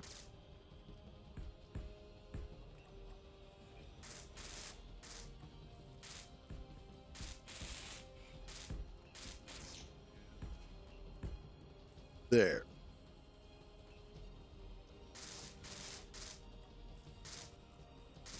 Whoops. You guys here.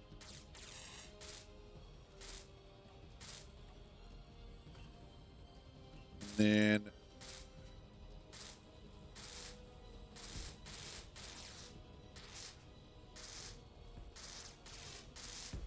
should be able to get some thrusters there and there.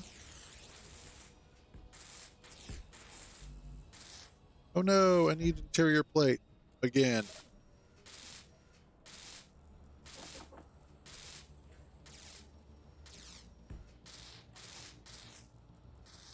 Okay, that takes care of 2 sets of thrusters.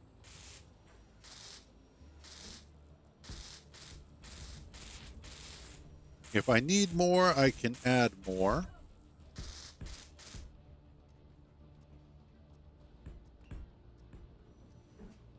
Let's also get thrusters down here. And do a set this way.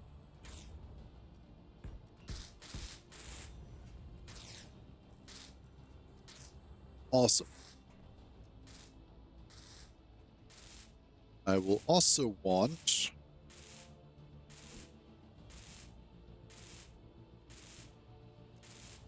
see. Let's put some over here.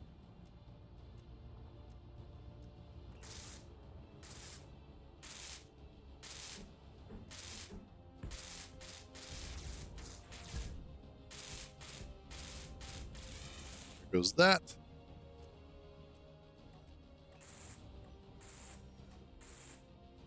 No, I want.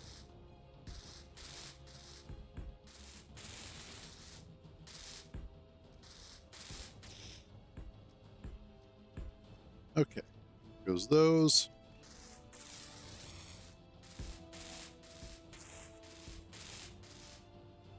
Let's get you in place. Okay, we should now have complete thruster coverage, theoretically. That's sides, bottom, with the atmospherics.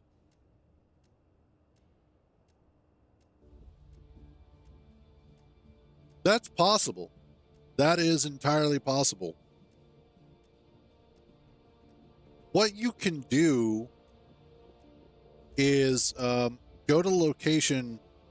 It's in your user directory. App data roaming, I think, and then space engineers. And you can actually go ahead and just cut the blueprints out of your blueprint directory, save them off somewhere else, and then see if that fixes the problem. And if it does, hallelujah. If it doesn't, well, then you know that's not the issue.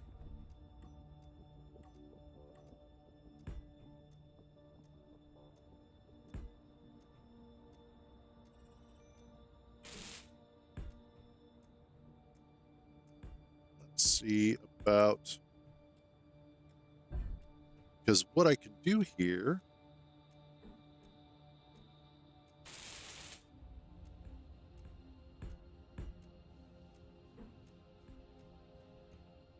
is let's do that. And then I should be able to get some floodlights on here.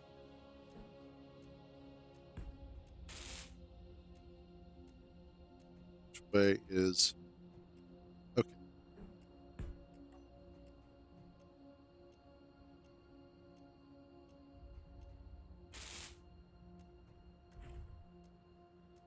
And I need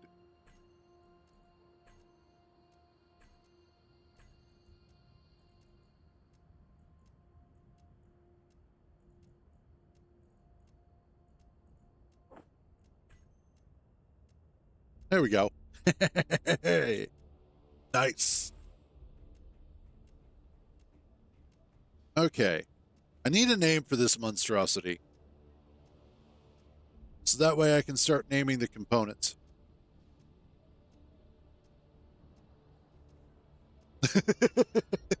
Fair enough. And it is one of those, the diggy. All right. Yeah, actually that'll work. The reason why I know about where the directory is because of the fact that I needed to know where it stored things. USS Mole. Okay. I needed to know where the game was storing things specifically so that I could update the thumbnails for when I uploaded it to the workshop, because I didn't necessarily want it to just have the generic thumbnail. I wanted to have a specific one that got uploaded that had a specific Cruise Code of Plays design. And so that's how I learned where they were. And then later on, I wound up moving that directory off of my main drive at the time because it was so small to a secondary drive. But then I wound up having to create a file junction so that it was actually stored on a third drive that was faster.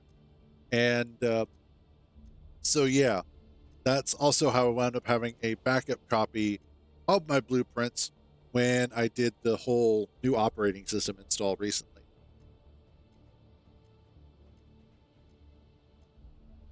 But let's go ahead and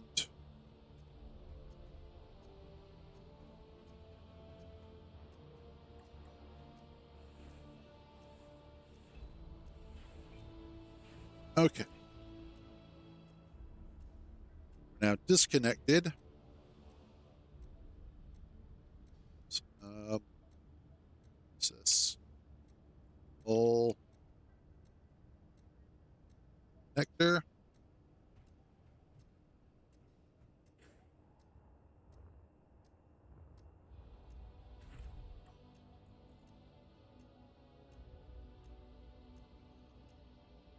Where are you at? Not what I want. Home.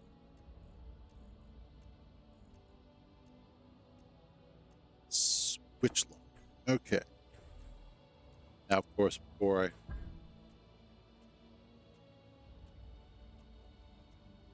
sorry, something caught my attention. I thought I saw a signal moving, and I was like, wait a minute, we're not going to do that right now. Okay. What I want is to have this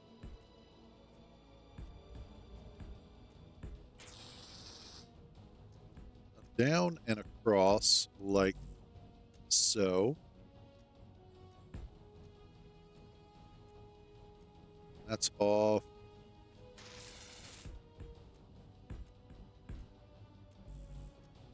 Nope, need steel plate. I have steel plate. The answer is no, I do not.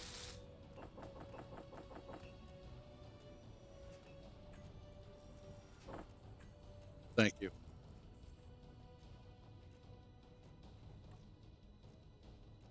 Oops.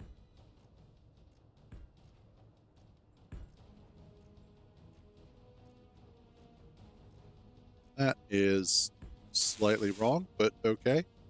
Wait, what?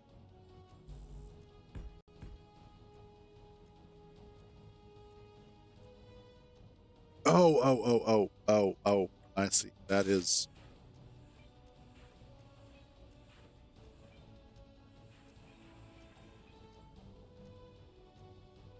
just wrong. Is what it is.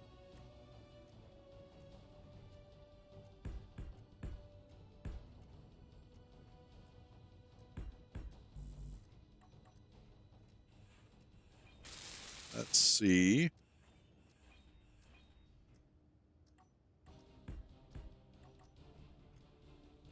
Yep, there we go. And the reason for that is so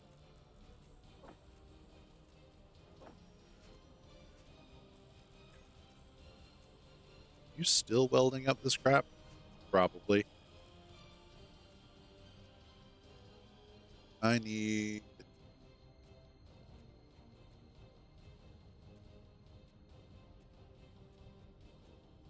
Let's put that there, that there.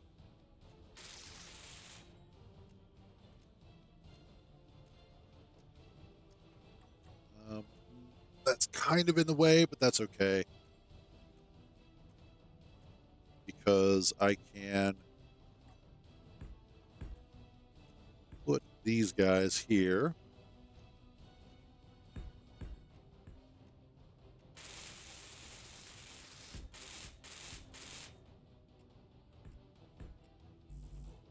No, I need more interior plate again.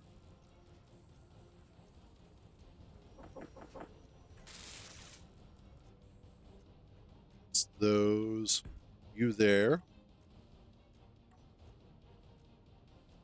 Absolutely. Like, that is the story of every space engineer. Always needing something more. Get these in place.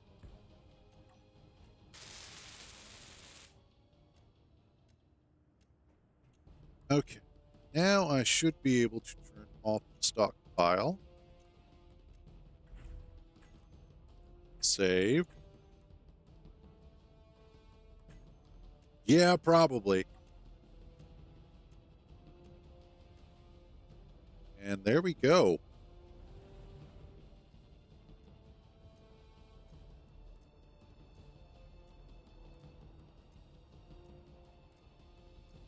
We are in business, actually. Nice. Okay.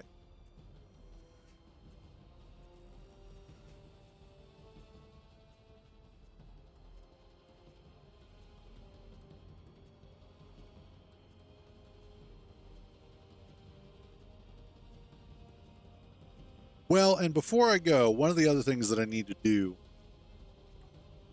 is to also set up the stone sorting system for ejecting stone. Because of the fact that that is going to be a major and very important aspect of this. So what I want to do is...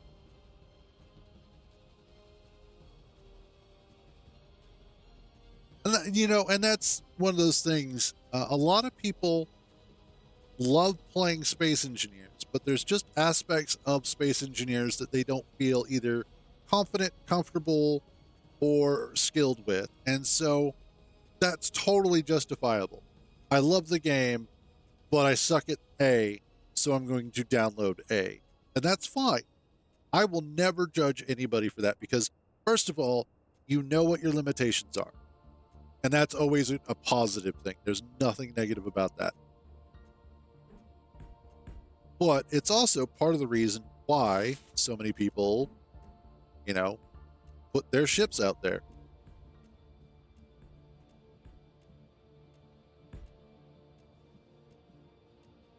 I need this.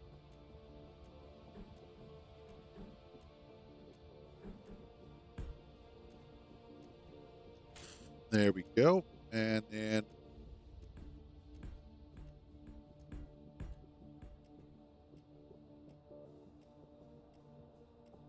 we do that.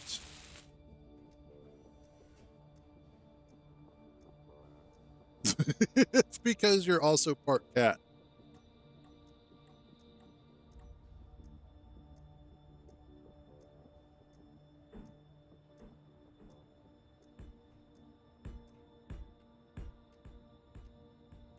There we go.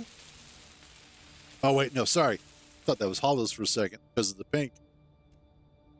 You know what? Then honestly, turn up. You're also part cat. Deal with it now. You're now stuck as being part cat.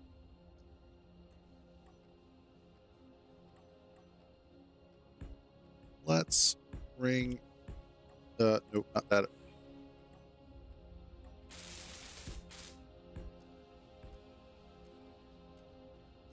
And I want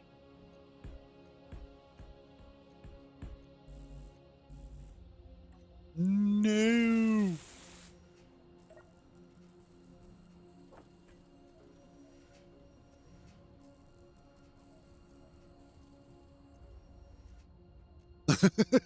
There you go.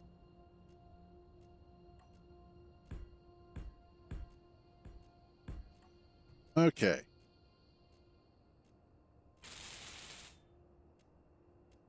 Yeah.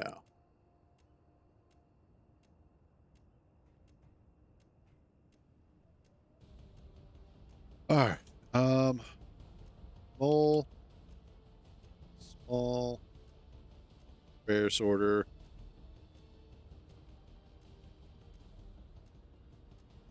Is that what it is? Yeah, SCS. Okay.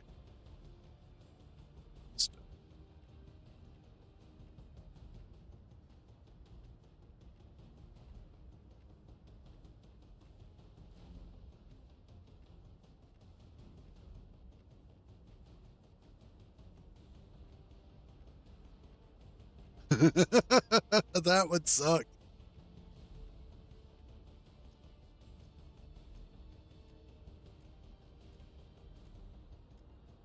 And let's get all of these going.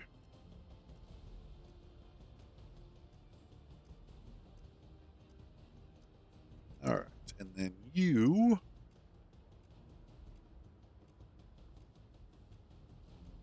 throw out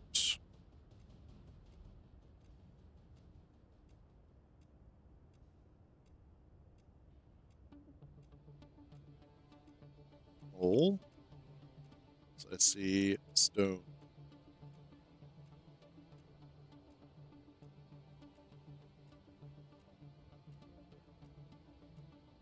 All right. Get these all set. And then once I'm done, I'll be able to set these all for stone specifically. And what'll be nice is that because they are all working in parallel, they are all pulling stone out simultaneously or near simultaneously. And so it should eject everything fairly quickly. Oh, metal grids, of course.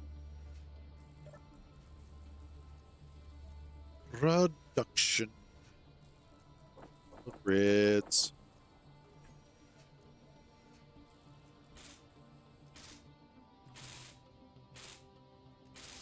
Okay.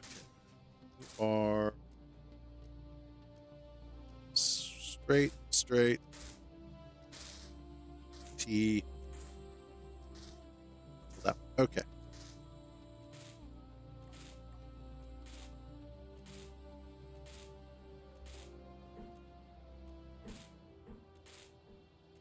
Straight, straight.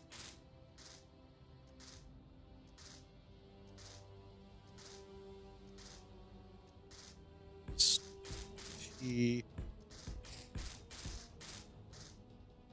Till that one.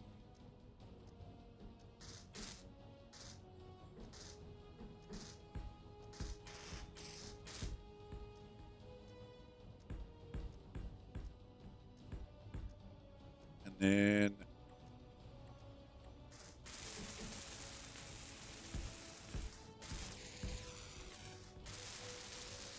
there we go. Nice and easy.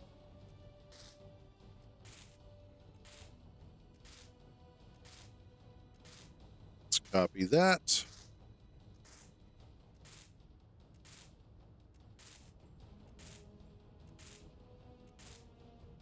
And this should evacuate a ton of stone fairly quickly. If I need to, I can add more.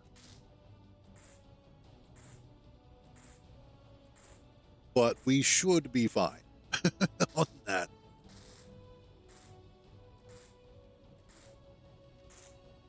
God, I love build vision. there are a ton of things I don't think I could do as effectively without build vision.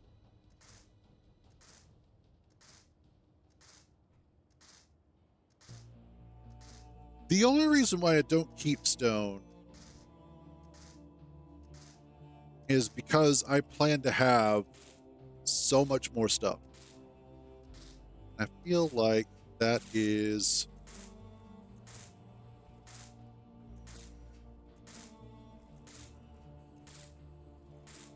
wrong.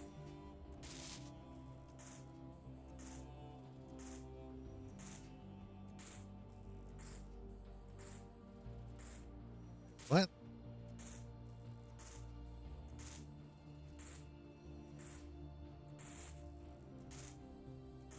Oh, shoot. I see what I did. Shazbot.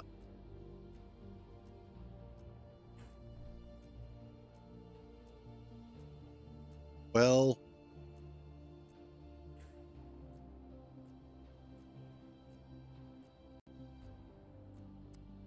damn. uh,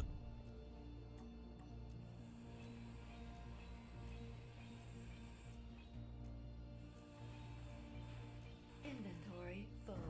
messed that all up. So, whoops. I was looking at it. I was like, that just feels wrong. Why does that feel wrong? Now I know.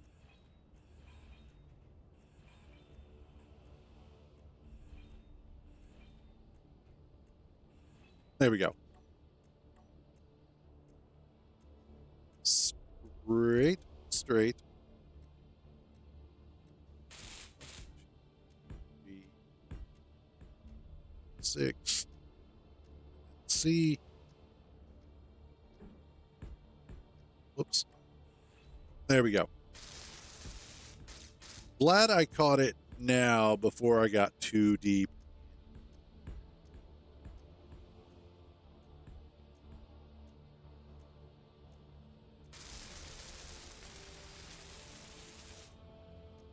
What am I looking for?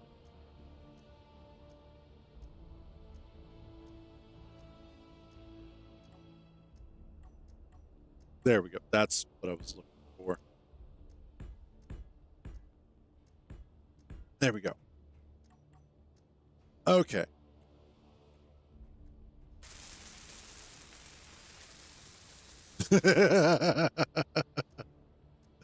Indeed. Indeed.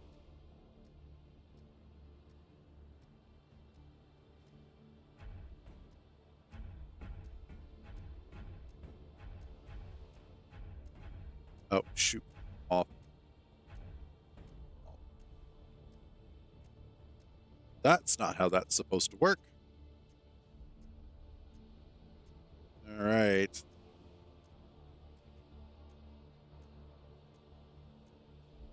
There we go. So, like, when I did my 2-kilometer tunnel through the mountain in that one build, I kept a lot of that stone. But there was just so much stone that I couldn't refine all of it fast enough. It didn't matter. I had, I think, at one point, I think I had like 16 refineries that were all going at once with speed modules. And I still couldn't keep up with the amount of. I didn't get a chance to say it. It still didn't keep up with the amount of stone that I was producing because there was just so damn much. And that particular save, I still have it somewhere. But that particular save, just I have so much iron and stuff. It's ridiculous. Like I don't run out of resources on that save at all. Ever.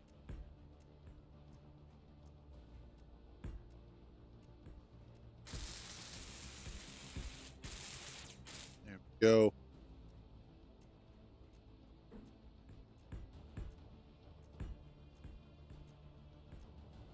Oh, yeah. And I've got to finish. Nope. Let's get that.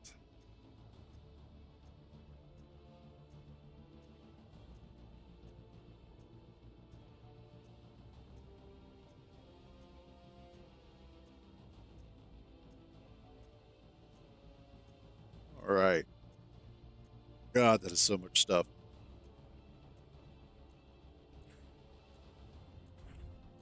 Okay, next up, I need. Oh, SES. You are whitelist. You are stone add. Stone add.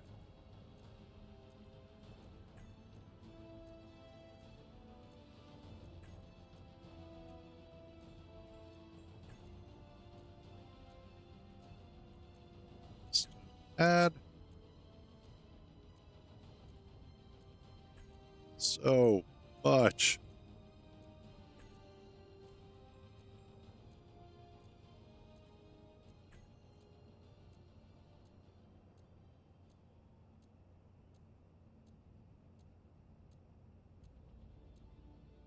Wait, why are we talking about goats?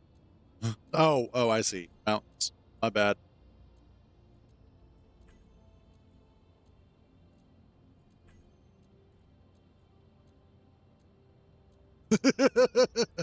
Hey, basements are great. I don't know why everybody likes to make fun of basements, but they are awesome.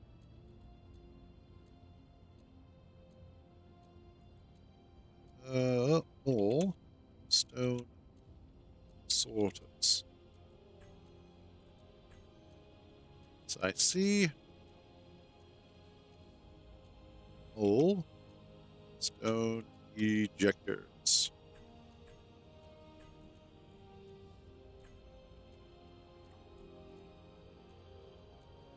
All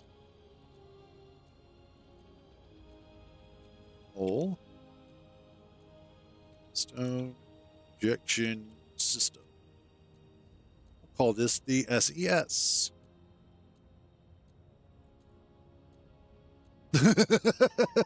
Fair enough, Matt. Fair enough. All right. That gets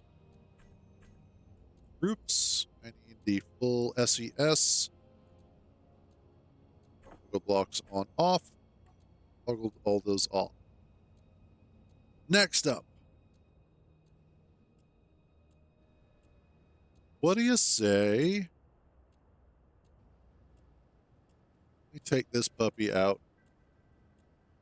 Oh, yeah. I need shield.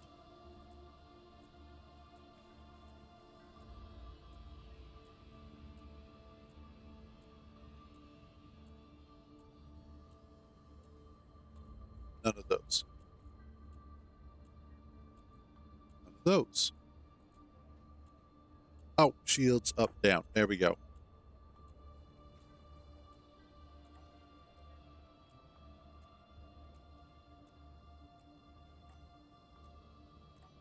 Okay, cool. I can take the shields down and up. Shield.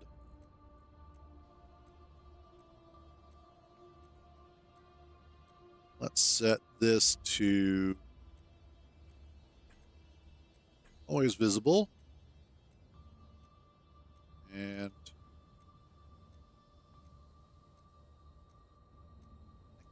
probably make it a little narrower up front.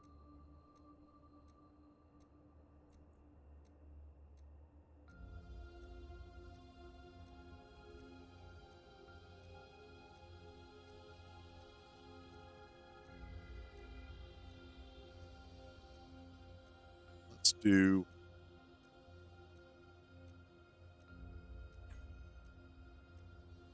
yeah, there we go.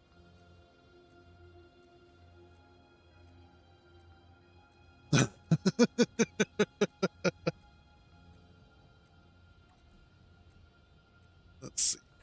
shield.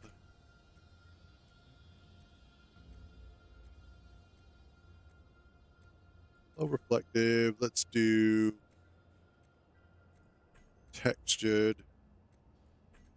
and visible on hit. There we go.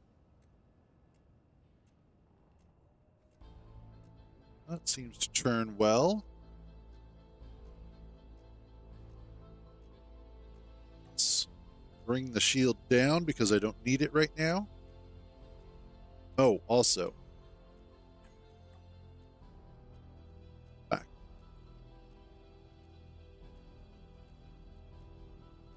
All verse thruster, not tursters. Thrusters. There we go. Let's go see about doing some quick mining underground and grabbing some more iron because Lord knows, holy crap. Like, those are some freaking facilities out there.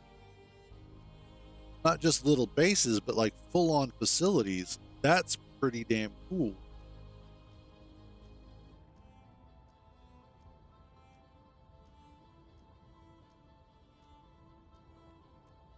Let's come at the iron from this direction.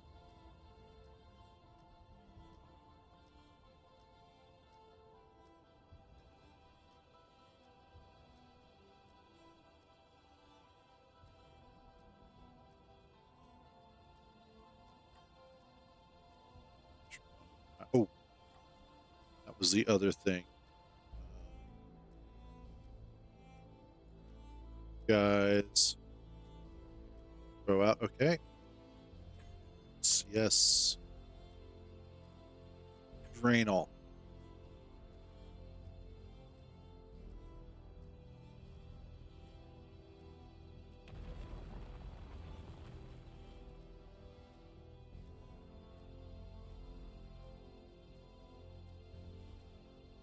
There we go. I don't know. I feel kind of like that might be a little bit too easy.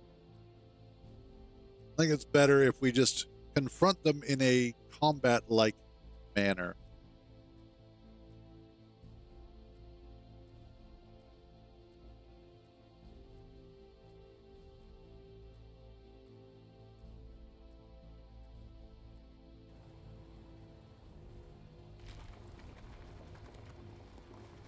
Okay. Nice. I'll come in basically right next to him. I need some area lights. I think is what I'm going to need here.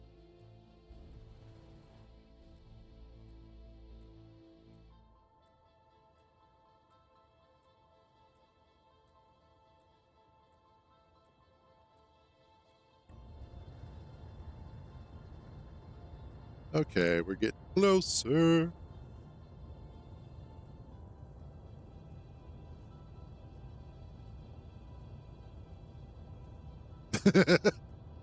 If it was a small base, that would be one thing.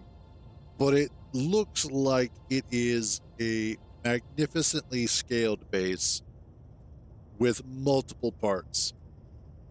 So I don't think I would be able to do just one rocket. We might do that for one of the bases. That actually does sound like a funny idea. And I wonder how easy it would be for me to do something like that. Do some sort of like mole machine or the like. Ooh.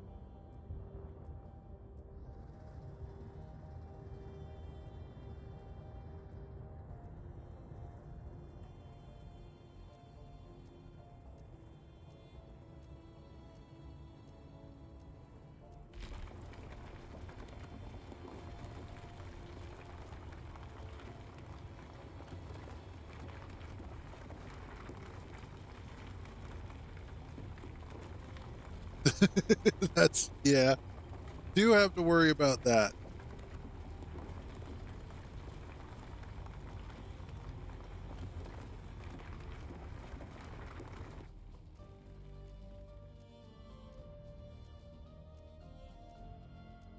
Okay. Um, oh, sorter.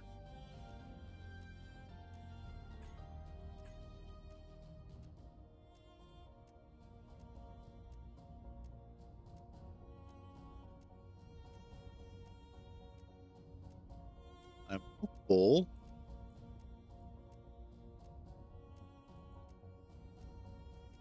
Guys.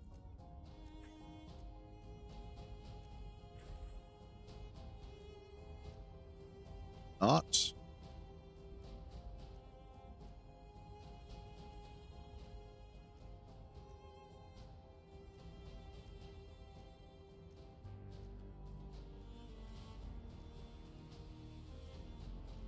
Okay, that should just be grabbing everything.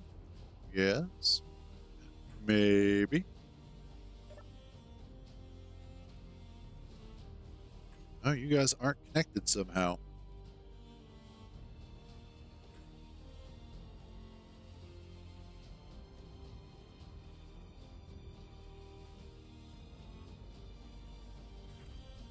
But I'm getting hydrogen through.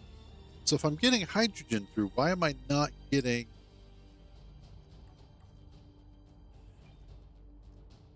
Oh, that's why. Because I'm an idiot. Okay.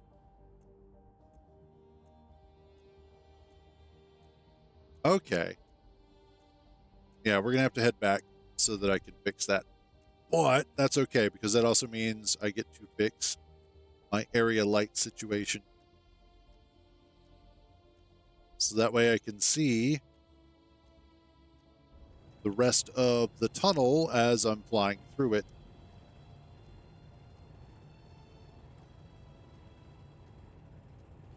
Because right now I have 4 drills full of iron ore and stone.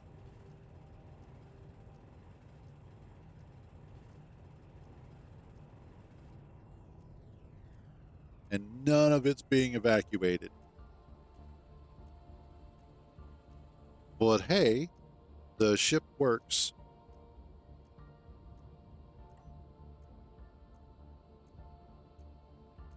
So there's that. And it flies fairly well, too.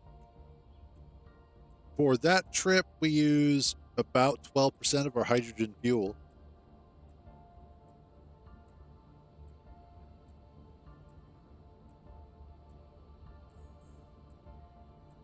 So that's not too bad. I do want to grab...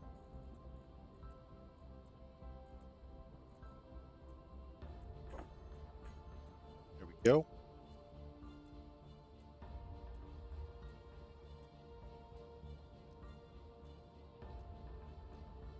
Should have... Oh, I see, because I was aimed up. Got it. But we are producing plenty of power through the reactors, the 2 large reactors that we have, plus all of the batteries that are on board. So far, so good. Just have to fix the drill issue and we should be good.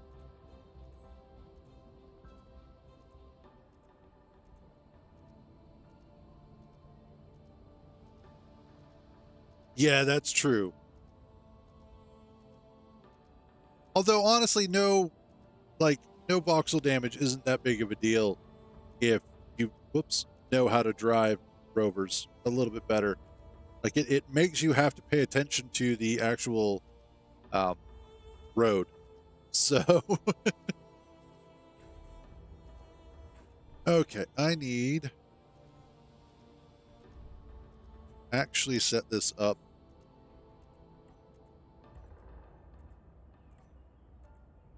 so that you are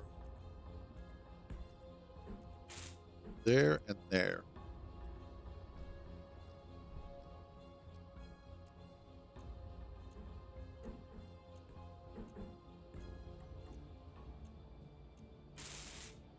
Lag can definitely be one of those things that is a pain in the ass. And there we go. We should now be emptying the ship. Hooray!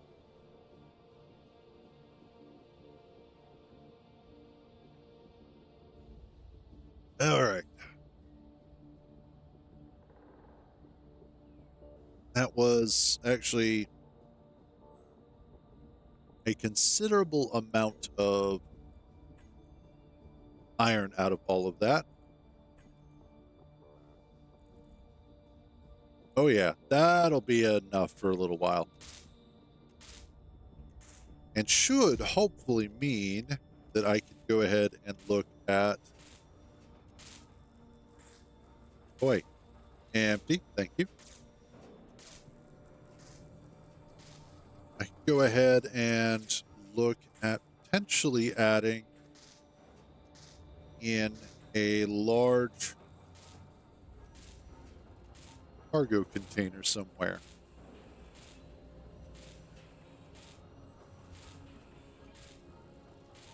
Because that's kind of a problem that I'm running into right now. Is that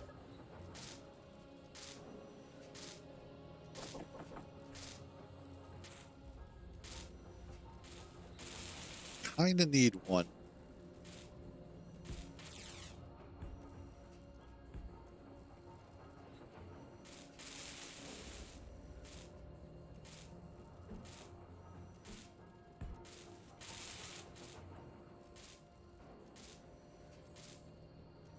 Let's do...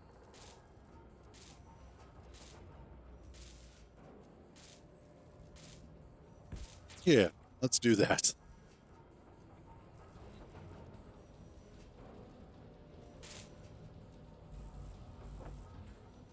And get, whoops, the last parts that I need.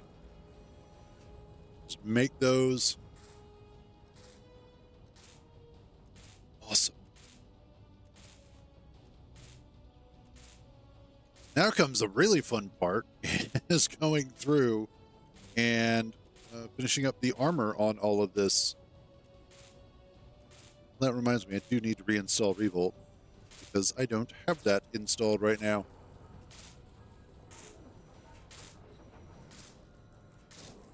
You finished?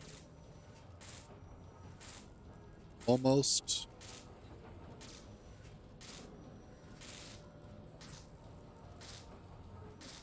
Aw, thank you. But why do I rock?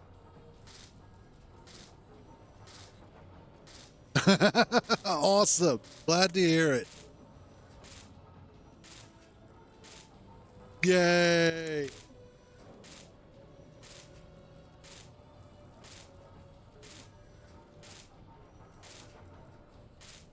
Why are you...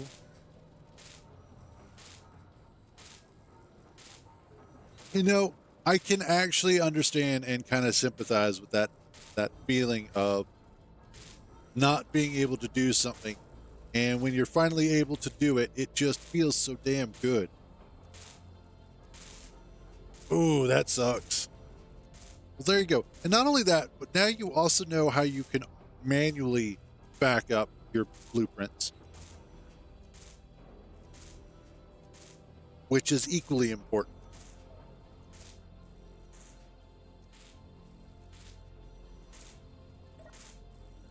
Yeah, seriously. You can make that stuff later. Make that for me.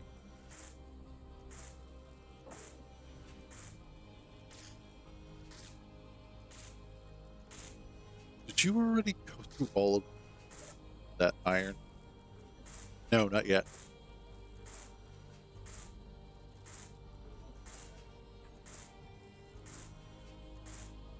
Okay. Why are you still not? Oh, I know why.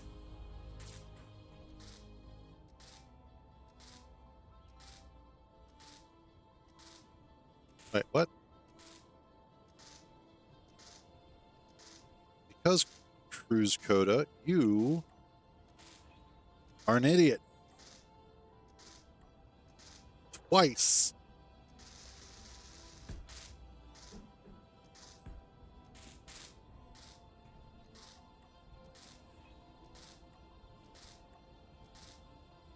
Let's see. That one.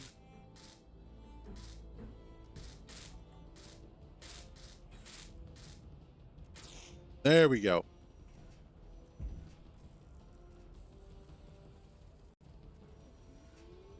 That sounds like a good idea. Plus, as you add blueprints back, that may allow you to start figuring out which one was the problem. Oh, there we go. Big old box of stuff.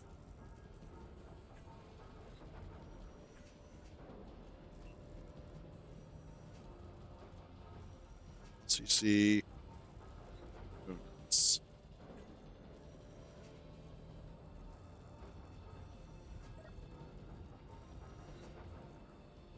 hopefully, there we go. That's what I was looking for.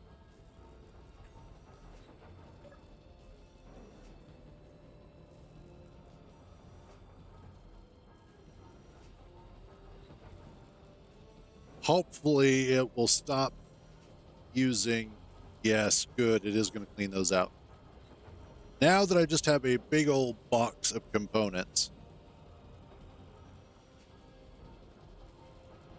you can go ahead and start removing those. I think I have.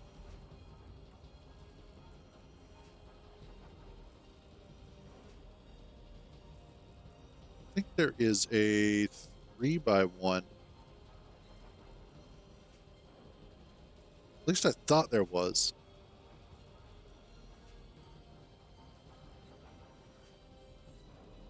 Darn. Because that would have been really useful to have a 3x3x1 that I could then just slap in here and have it as like a fill in that gap. That would be nice. Although, now that I'm thinking about it, I don't need this here.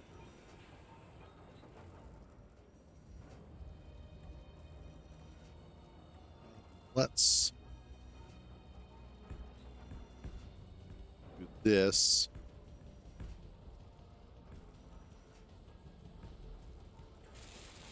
Yeah, there we go.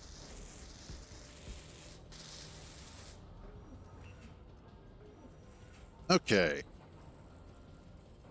Now we're getting somewhere. What do you have for sale? Or what can I sell to? Oh wow. Gatling ammo actually is not too bad. Power cells. Prototype propulsion unit. Yeah, right.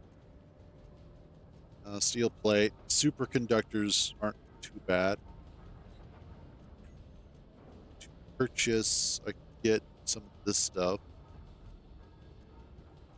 And the cool thing is, I can actually add things for it to sell to a certain extent. Like I can add more stuff here.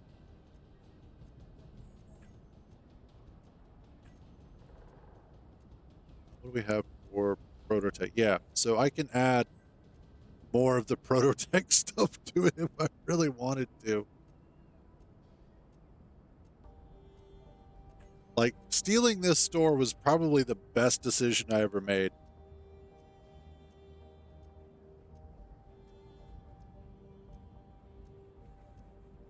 Okay.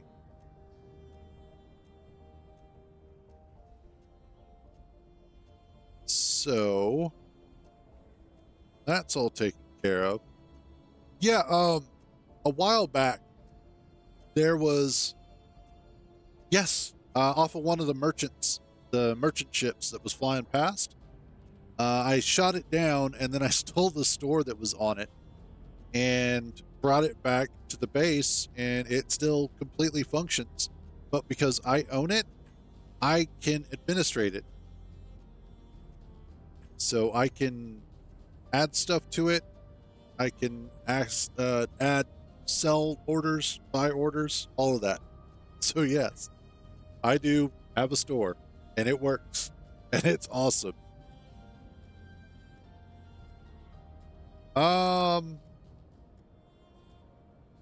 If if you find an intact store, I don't see why not, because I don't think there's any mods that I'm explicitly running that would have an effect on that. Because I did that before I switched over from modular encounters. I did it when I still had modular encounters, I think. So I don't see why not.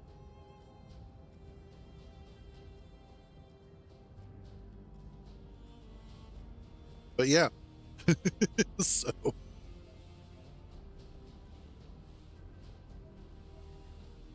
okay. There we go. So this should now you know what? Worth it. Sucks to be in your universe. I mean, for everybody else, for you, it's probably really cool.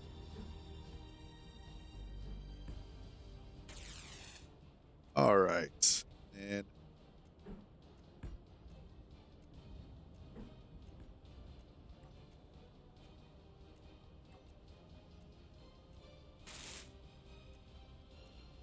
yeah, that was, I think that was a couple of weeks ago. I think. I'd have to double check. Maybe been a little bit longer. But it was when we added the modular encounter stuff. I went ahead and did that. And yeah, it's funny. Like looking back at it, it's interesting the shenanigans that we've been getting up to.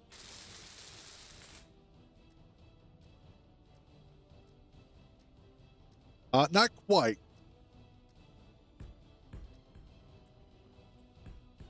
Because we were doing modular encounters first.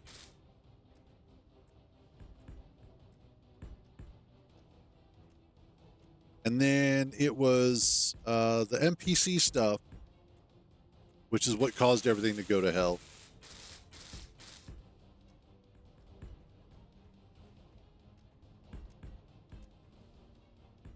Which, again, both civilian settlement, my area. It's like, we found hot singles in your area. Geez, thanks.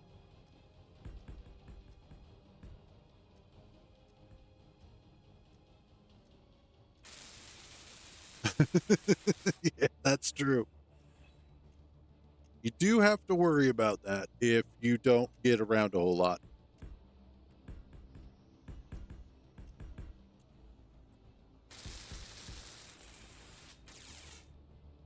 Okay. Are 3 by 3.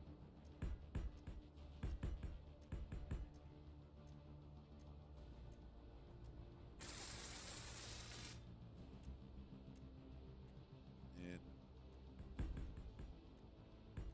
that.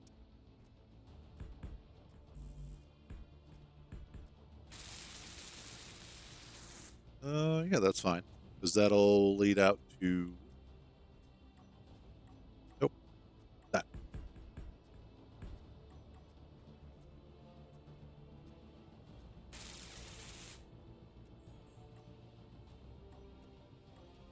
Let's not do that. Need steel plate, apparently.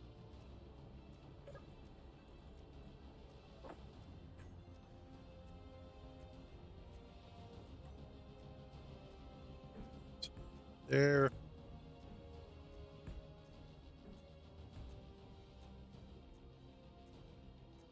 Probably need to add some paneling there to protect that one, but that's okay.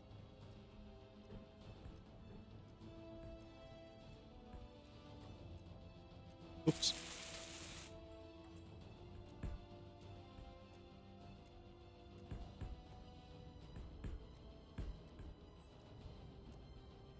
And I'll figure out something that side.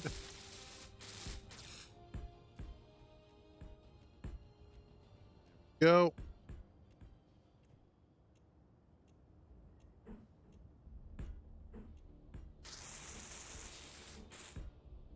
There we go.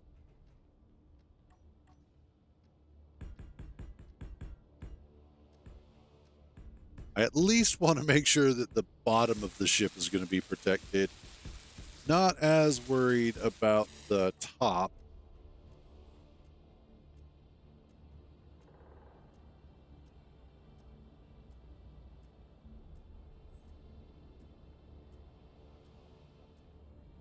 Okay. Starting to reach a point where there's like a lot of these bases and settlements, the enemies and whatnot that are out there that are starting to make me a little nervous. A little antsy. Like I might have to destroy them.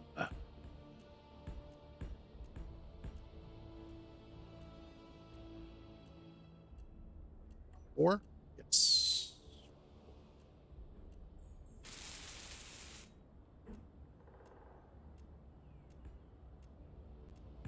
Yeah, there we go. Wheeled tank. That's not a bad idea.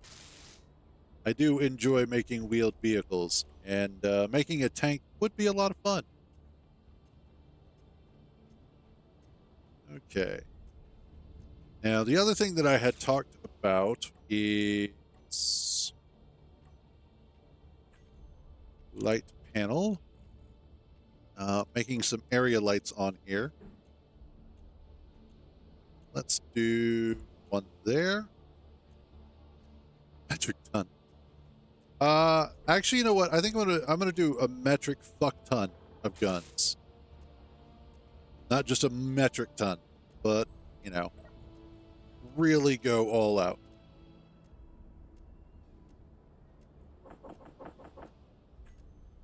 Go. Yeah, something of that nature, yes. Put one there, and there.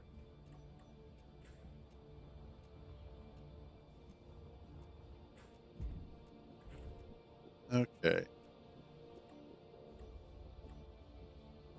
Let's do... Oh, yeah. Actually, potentially doable. I'm not sure how actually doable it is, but potentially doable. Full H2.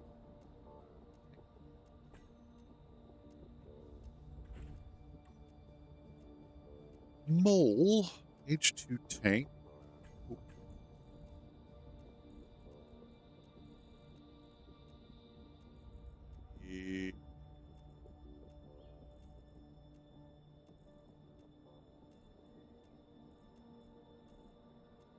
Where is it?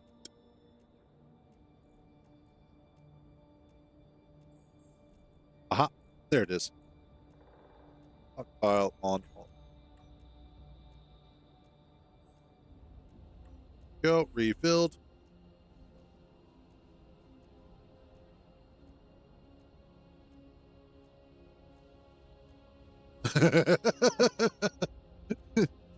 Just basically like make it sort of wobble its way towards the enemy. Just a gun with like, I don't know, big ass gun. Ooh. Oh. I have a big ass turret. Let me see if I can find it. Like just absolutely ginormous. Oh, those are nice. Where is it?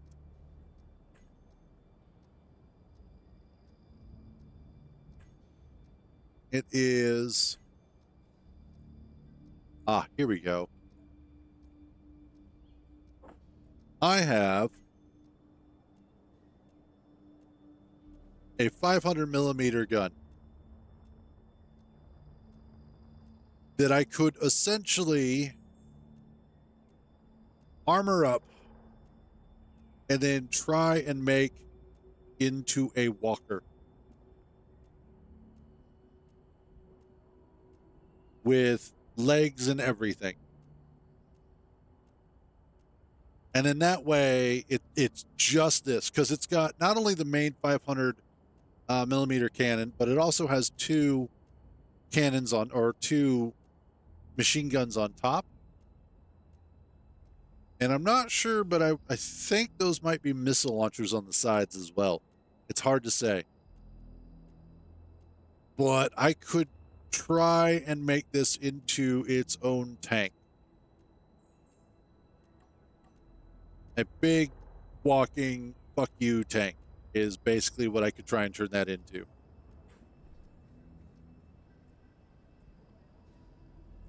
That'll probably wind up being next week's project, because I have a feeling that would take an incredibly long time. But we're full there.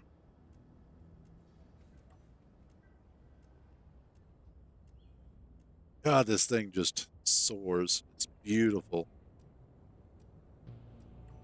Our shield up. But yeah, that'll work.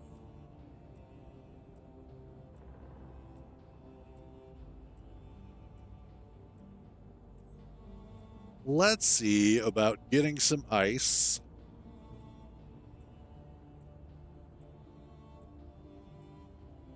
This also gives me a chance to kind of make sure that this is going to slow down when I need it to. Oh yeah, we're good.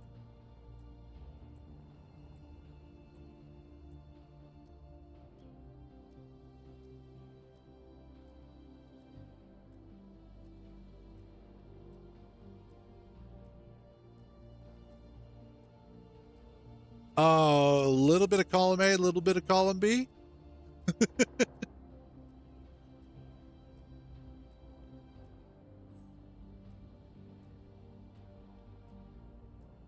Let's see.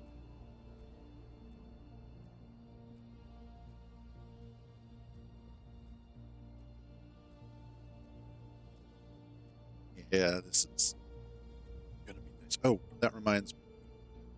Light panels. Radius. 3.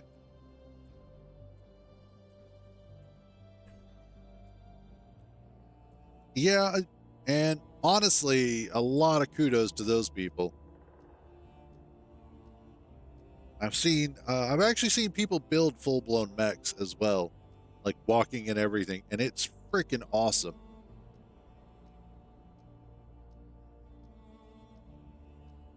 And not just build a walking mech, but doing it on console, no less.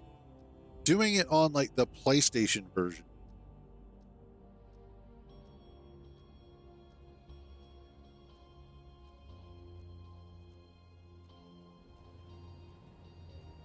Oh, no, that's interesting.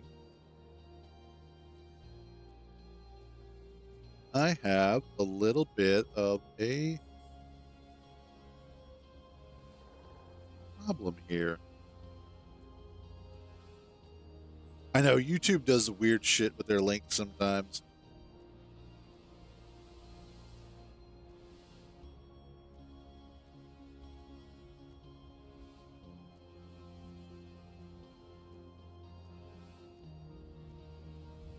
Okay, that should be enough.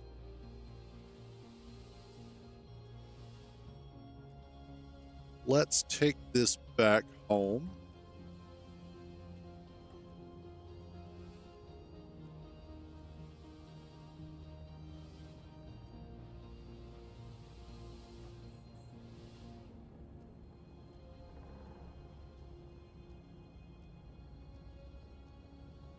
It's a housing unit.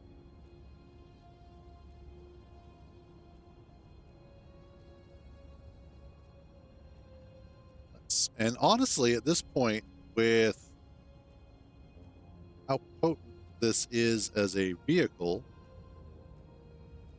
and the fact that it's got shields,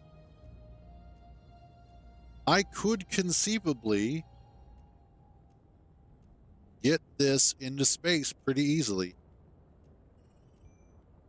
In fact, I'm looking at the two corners there where the atmospheric thrusters are, and I could probably put a couple of large thrusters from the same pack as the hydrazine thrusters, and that would easily get us up into space.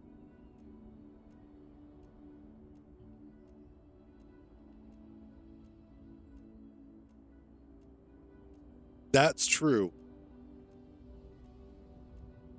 Plus, just in general, like if I took the drills off of it, I could probably turn this into a bit of a warship.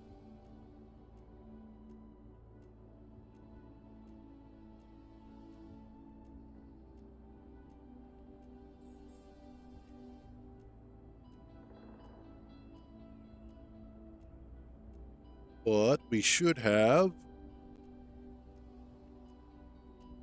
goodly amount of ice from all of this.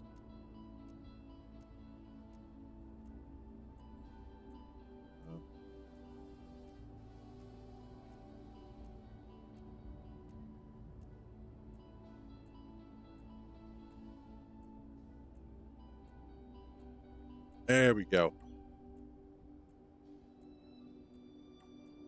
Bring the shields down so they're not trying to shield the entire freaking base. And there we go. Awesome.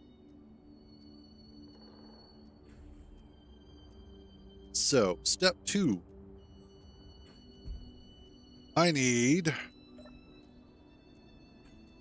Drop that all off. Production. Start making more steel plates.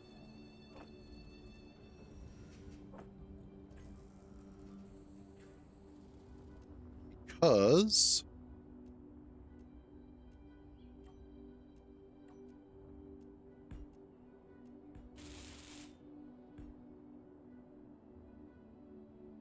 yeah, that should be good.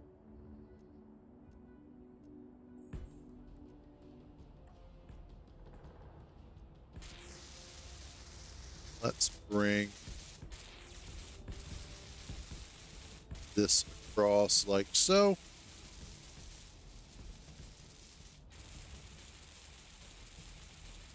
And I can look at starting to make this a covered base. A properly covered base. Nope. Thank you.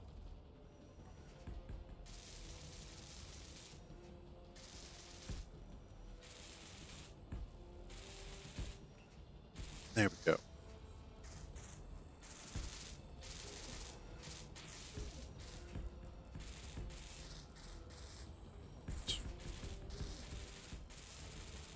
Oops.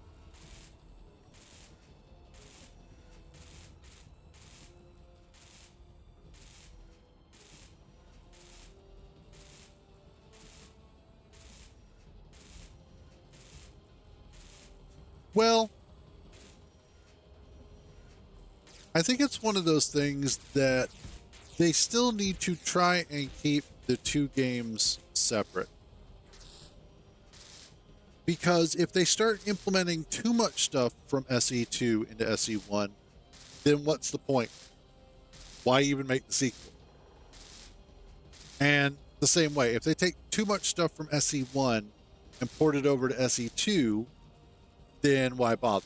So by keeping some things separate between the two, they at least allow them to maintain some sort of personal identity and individuality, if you will.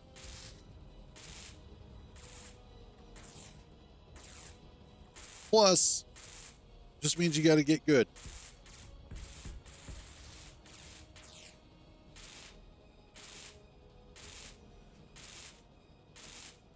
Need interior plate for that.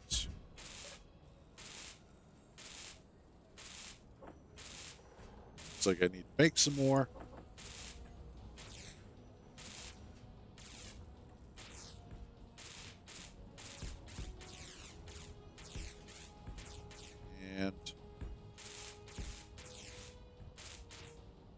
Inventory full. Inventory full. Go.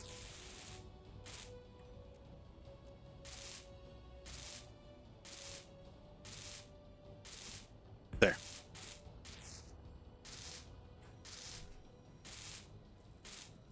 Little by little, we're starting to get a proper base out of this.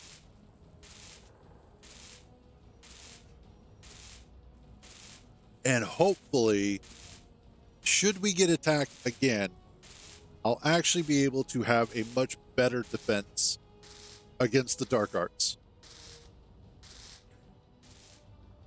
They already got picked up. That's the nice thing about build and repair, is that it will pick up loose objects. It's also one of the frustrating things about build and repair is that it will pick up loose objects. Because sometimes it will actually pick up a stone that you've ejected.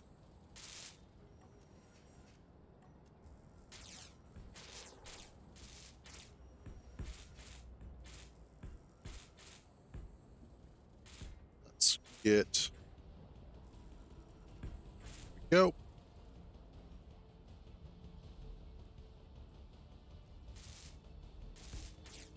Actually, no. Don't want that. I want...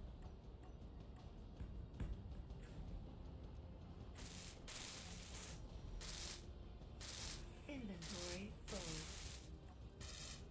Up you in there. Inventory full. Inventory full. Actually, just spray paint you.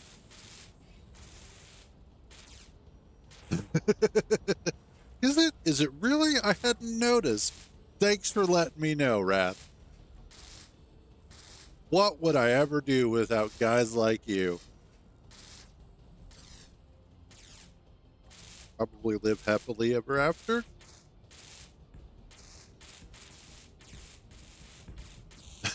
Yeah, probably.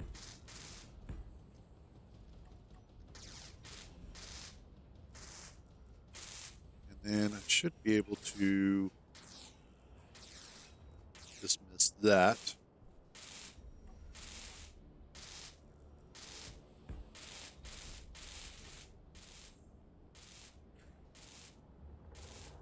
Let's round under here.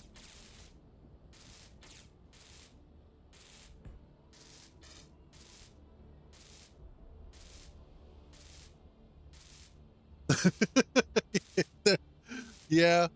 Well, fortunately, I don't drive enough in areas that I don't actually know to have to worry about GPS.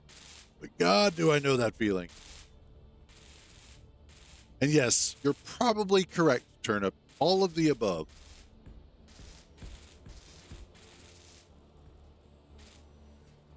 I do like to flourish, usually in the privacy of my own room, but sometimes I'll flourish in public too.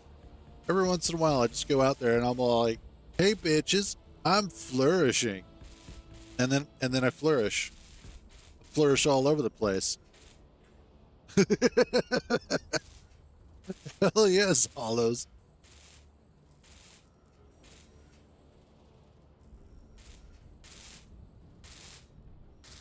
Yeah, if it wasn't for you guys, I'd have no friends at all.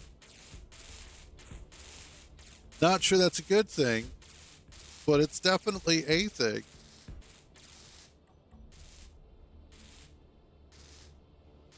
Alrighty. Think that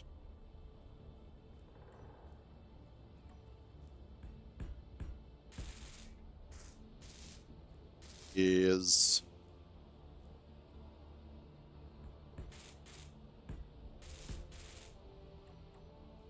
there we go.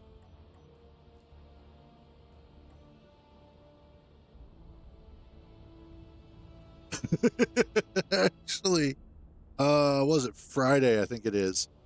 Because my sister, I know, right? My sister's work schedule. I think she's off on Friday. Yeah. So Friday, I'm going to be doing the slow cooked chicken. Throw some chicken breast into the slow cooker with some spices and chicken broth and whatnot, and let that cook for most of the day. And then after about 5 to 6 hours, shred it.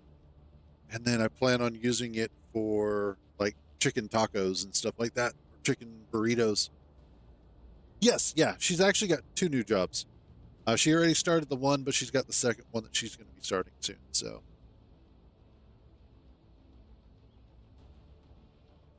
um, with friends like you, who needs witness protection? Ah, there we go. Yeah. Well, the problem is that my sister's slightly addicted to having money.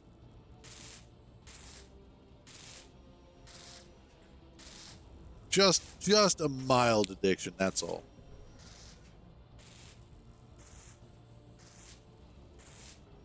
Let's see. I could go ahead.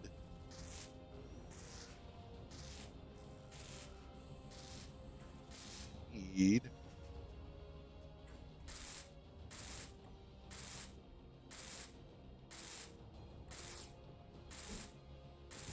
Put the turret there. Oh, you need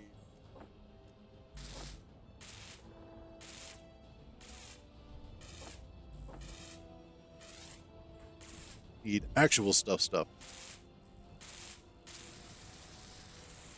Make it all. Let's see. How am I doing on nickel? I could probably use some. Probably use some silicon. Could use some gold and platinum. Absolutely need uranium. And silver I'm okay with. Okay.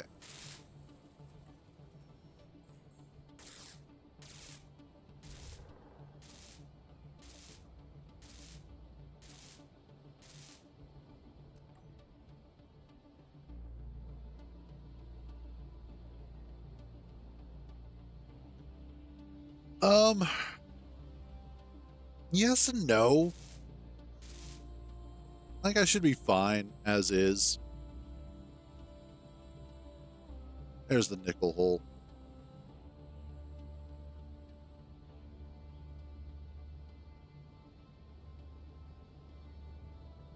I mean, as long as I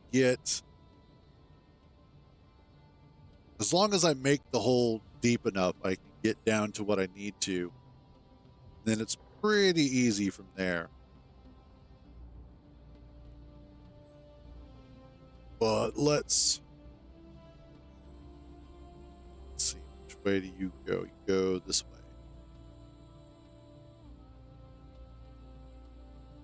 I could probably use a few extra thrusters on the sides just to make it a little bit easier.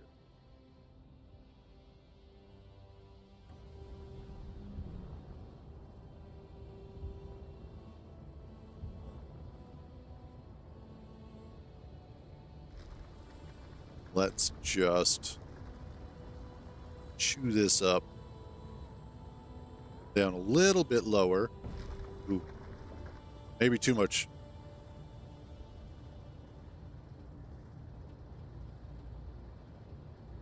Here we go.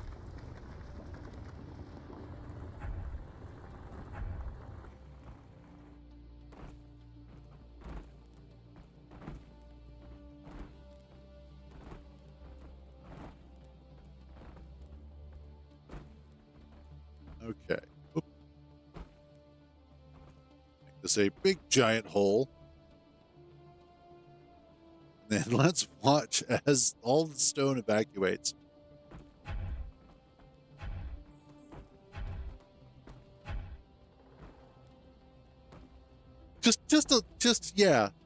Just a wee thing. Wow, and that got rid of all of that stone already. I still have a bunch of, oh, and I also still have a bunch of ice. Okay, that's fine. I may need to go ahead and build another large cargo container just so that way I can get rid of the stuff that's in here a little bit faster.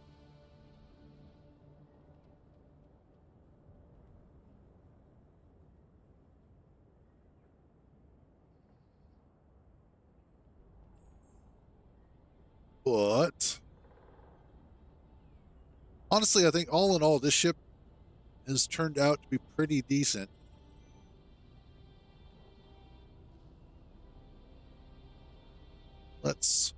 One of the things that I may also want to do is I was talking about doing this to the other side of the base there, but I might want to go ahead and clear out a bit up front here of the entryway and then bring some sort of ramp or something out, or some sort of platform, so that it is a little bit easier to land this, but also to have more of a sort of road surface, if you will.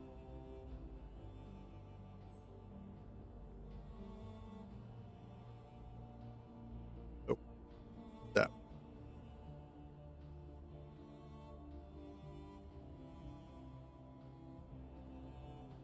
Plus, it'd just look nicer anyway. Oh, and I should probably put a camera on the rear of the ship.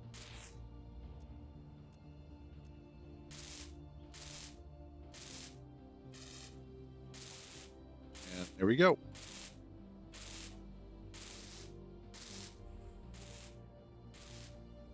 Awesome. And now I have a ton of nickel.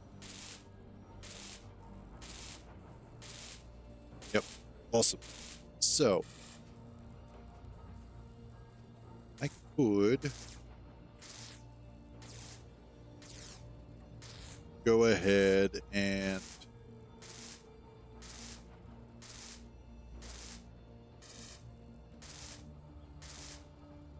do another one of those.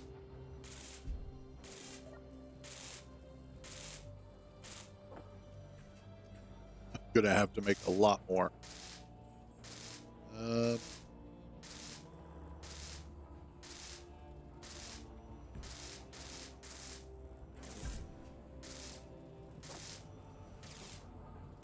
Get you going.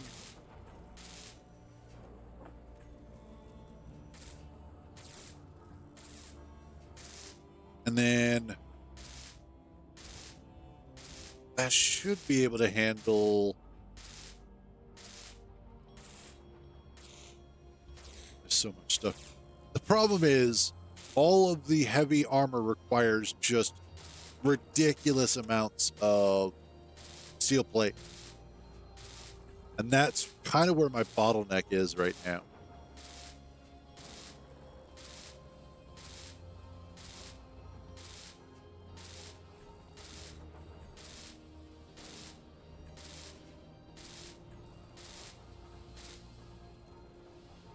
And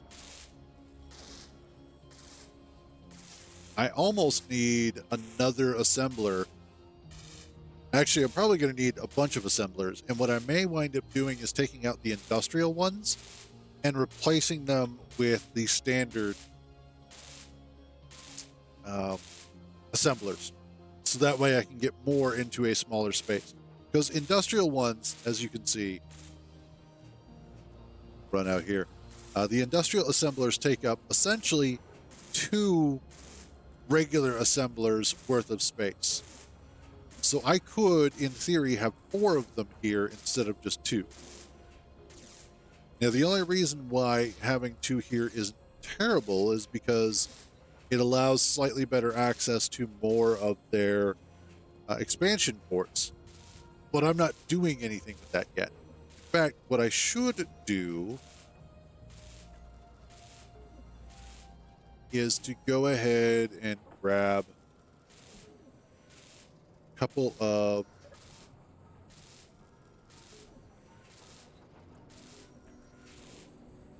shoot.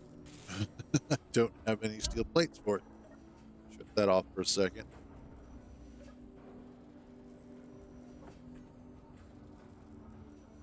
Grab there and one there.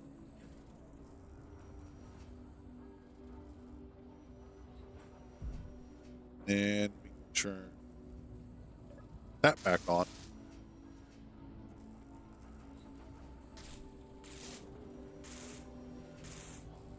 And at some point in time, I also need to go ahead and start taking apart this stuff, but I've got it here because it is kind of acting as a form of protection currently, and that's probably going to be for the best.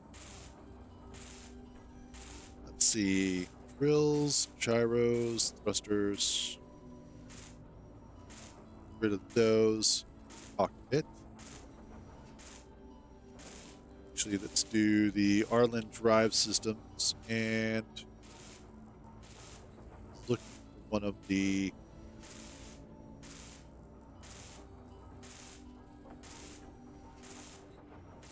one of the smaller ones. So that way I could do something like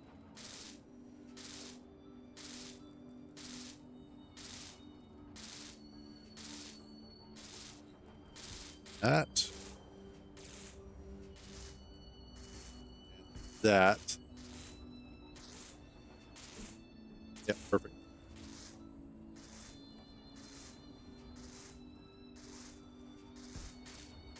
Put you there. And there.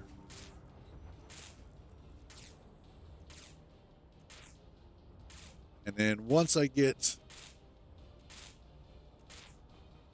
actually go ahead.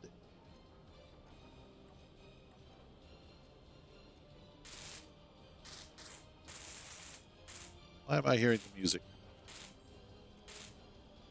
Once those get welded up eventually, like in 6 days or so, I can go ahead and see about metal grids, of course. I can then see about getting those tied into the hydrogen system, and then this ship would basically be ready to go into space without any issues. I could go ahead and fly it right on up there, and I wouldn't have any problems.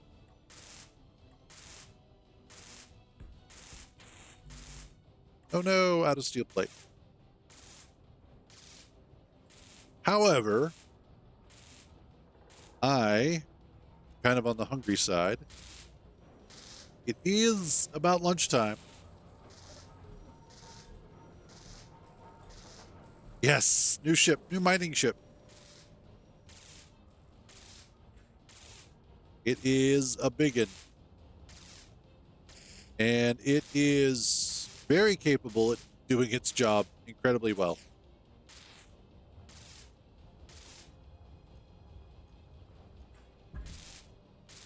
The drills are part of the giant drills by Life Tech and Rebels. And yes, Wrath, basically waiting to get attacked. That's what I'm always doing, waiting to get attacked. But yeah, these drills are from that package. And they really do.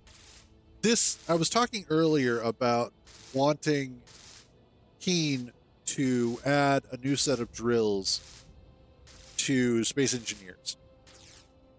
And this is kind of what I was talking about.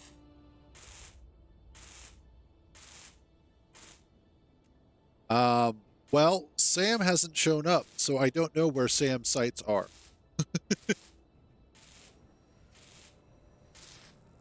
Sam is AWOL, like always.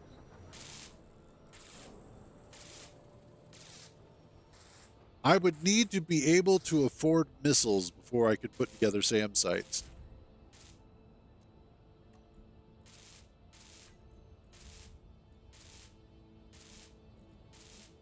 Still have a ton of ice.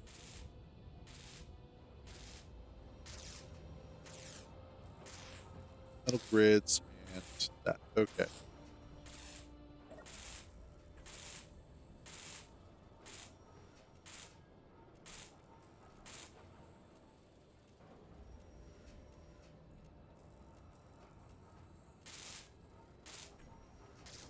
Let's get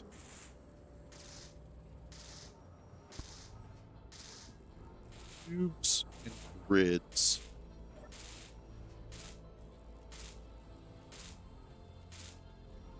Okay. So I'm mostly wanting to get this stuff. Like I need to get those done. Oh, and I need to do that as well. So more small steel tubes.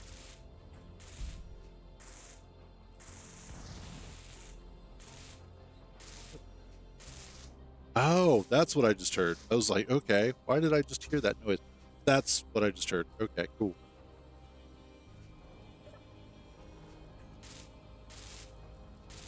And more of those.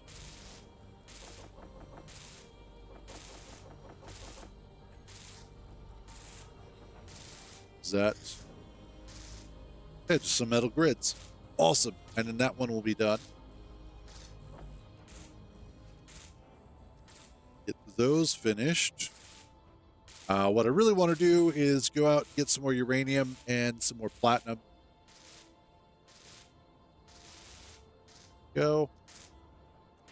Just metal grids.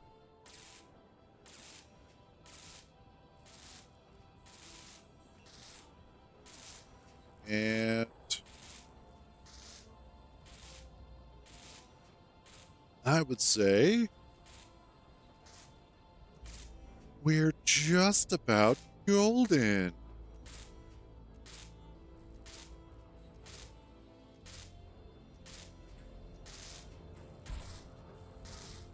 Why are you not making metal grids? Why is there a hole in my floor? Oh, there we go.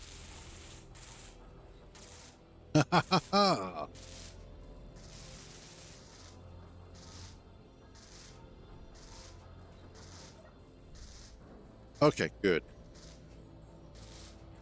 So hopefully that emptied out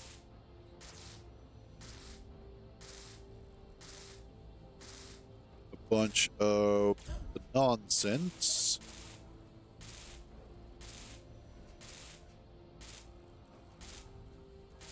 Need probably more gold, platinum, maybe, or not. Maybe I have what I need. It's always fun when you're trying to figure out, do I have enough for the things that I'm trying to make?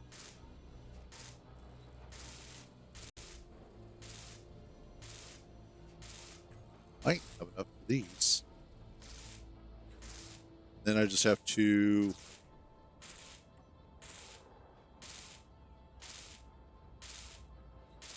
nope. Yes.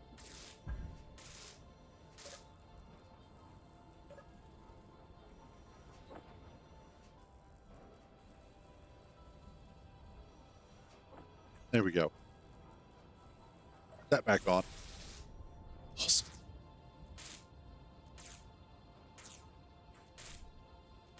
I could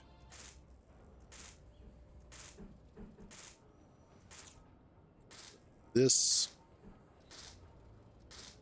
there. One there. There we go. So that way I can run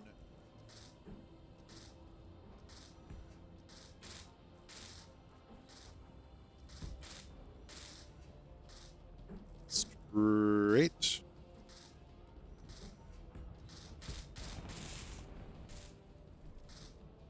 Oh, get over here.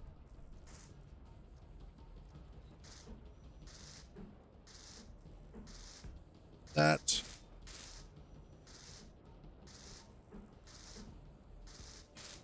And straight.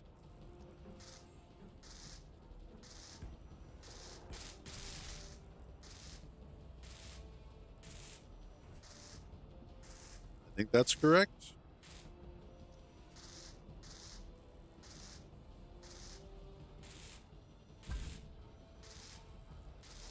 Is on. Okay. I know there's a way to check through build vision to see if everything's connected. I just don't remember what it is. We're empty.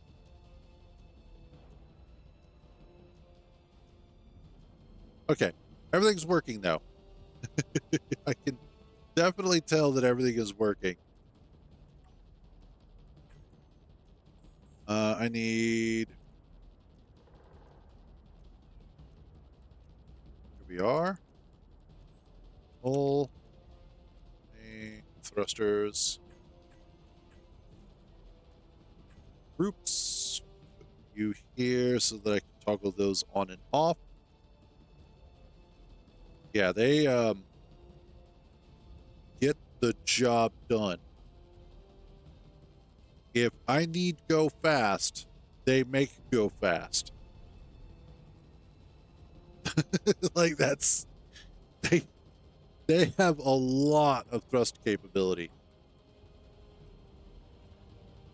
So it's one of those, if I was looking to take off and go up into space, I would turn those on, tip backwards, and then just hit forward for a little bit. And they will get me up into space. No problem. No questions asked. Just, are we there yet?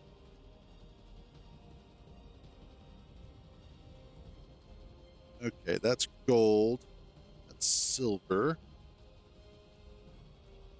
And it looked like I could probably go through this way to get to the gold.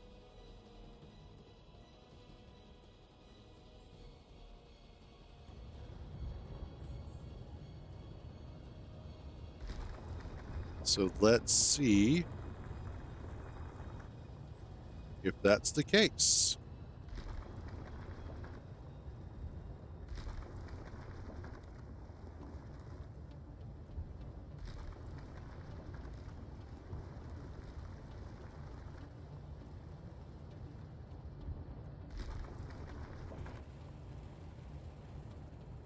There's the gold down there. But just in case, let's keep going forward a little bit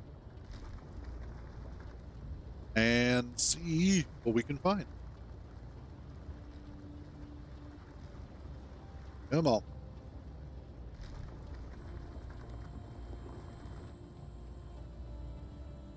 It might just be... Yeah, might have to kind of...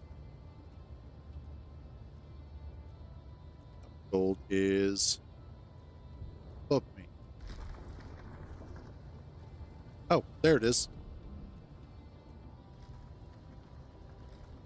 Basically went right through it and didn't even realize it.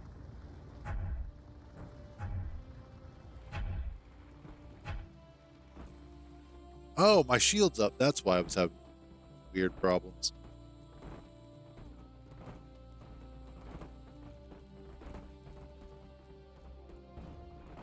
Oof.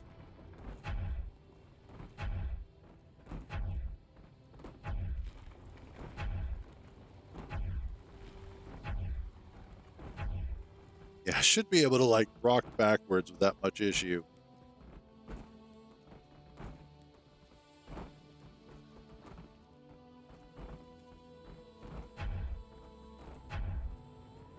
Let's get some more. And actually, how are we doing on gold so far?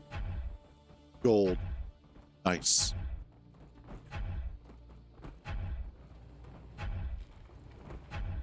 That's the only problem with something like gold is it's not super dense in terms of what you find underground, so it's kind of a pain in the ass to look for on planets. It's almost like it would be better for me to just go up into space, mine a whole bunch, and then come back.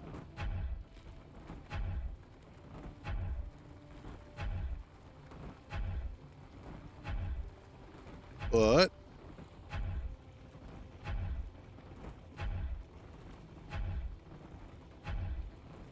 let's see.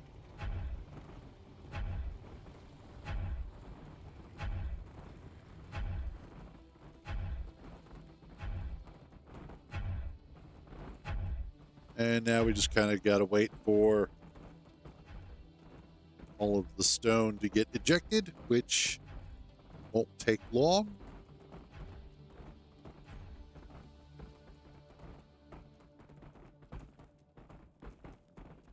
It's kind of fun to watch it anyway.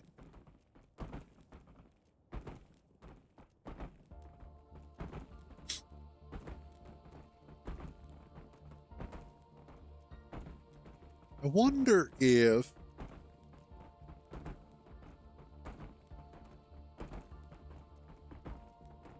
I could probably add another set of ejectors and everything, and that wouldn't be an issue. And then that way I could get through it even faster. But this seems to be going through it pretty quick.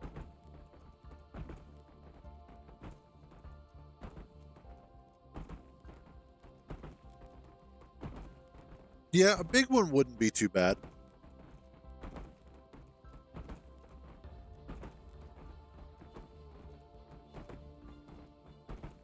The problem, of course, is just getting a large sorter put in there.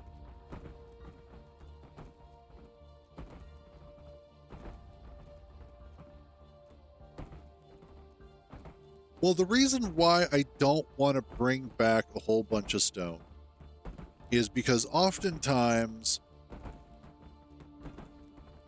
that frees up a lot of room for other pure versions of ore. So that allows me to bring back more gold or platinum or uranium or whatever, which is, possibly what I'm after.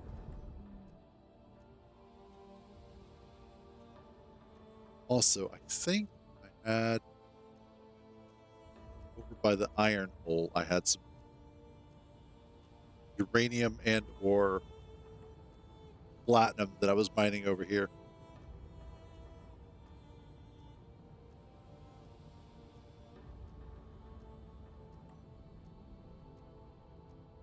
Yeah, on large grid ships, it definitely makes more sense to have a refinery on it because of the fact that it is big enough to be able to handle it. But on a small grid ship, it also depends on your thruster setup and general cargo capacity. Gold over there. Let's see. Uranium.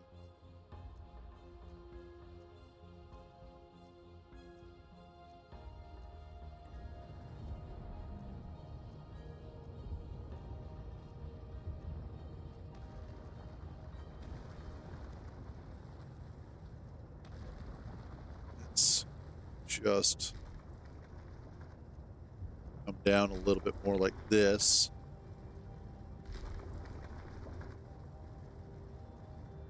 Yeah, an atmosphere, definitely. Or it also depends on the planet, because some planets do have less gravity than others.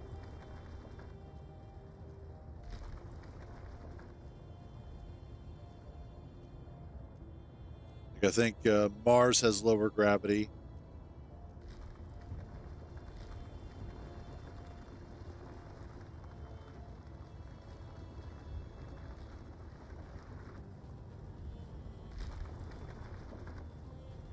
Okay, should be coming up to the uranium.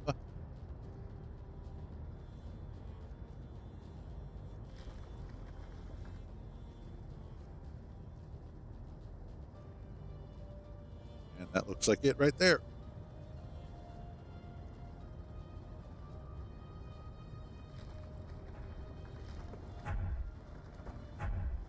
Yeah, although on Europa, you wouldn't really need, well, the refinery, yes, but you wouldn't need it for stone, that's for certain. And actually, I just like using Europa as a staging area anyway, just because the vast amounts of ice and the let's clear this out. And also just in general, it's just a nice place to be at. I've always liked Europa for that.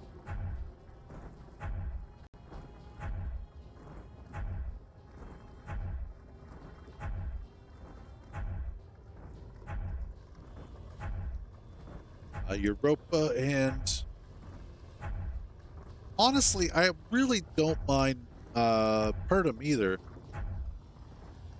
That's something about the desert planet that I really enjoy. Possibly my love of the Dune franchise, or at least the Dune series of books.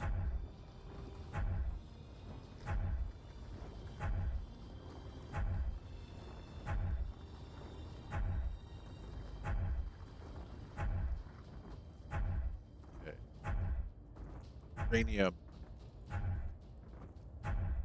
All right, that's not too bad.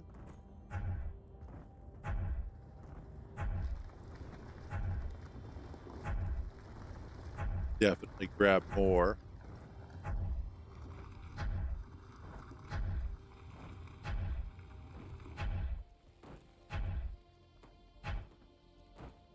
Oof.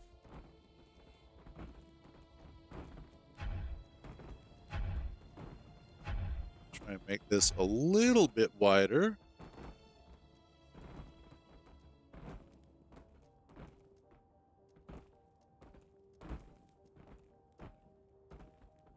Now, I'll tell you what's really fun is actually doing a start on Europa.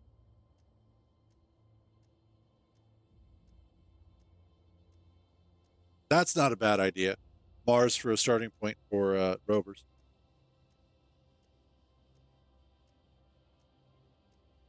But yeah, Pertum, I kind of wish Pertum actually did have a little bit more flatland, if you will.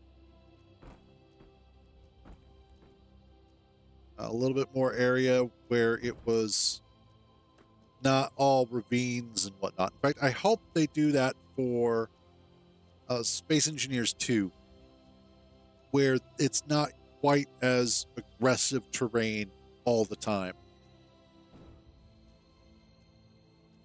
That's one of, I think, my biggest sort of gripes and critiques about Space Engineers is how aggressive the terrain is sometimes.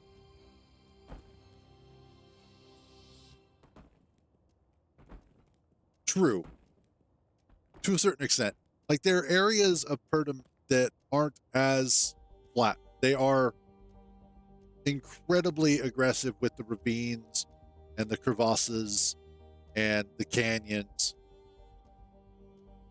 Although it does have some nice areas that are flat-ish.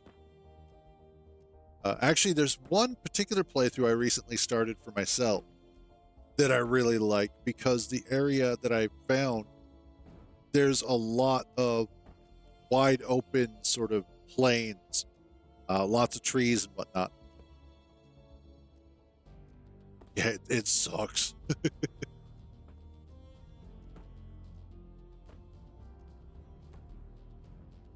Okay, that should be 32,000 uranium. We should be good there. So next, I want to go after the platinum.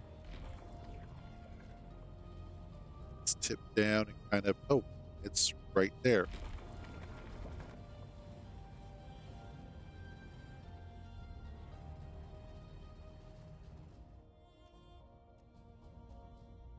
Legitimately just right there.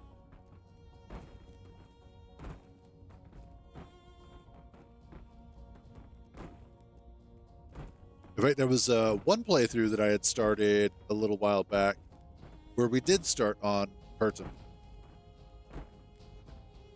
In fact, it's funny. Most of my playthroughs are usually like I started it for myself and then it just kind of became something that I was streaming and then it went from there.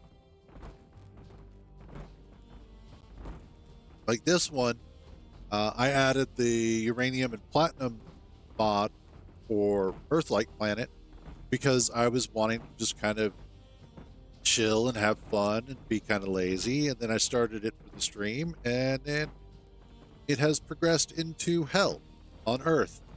So it's one of those, sometimes you just have to make sacrifices for the greater good.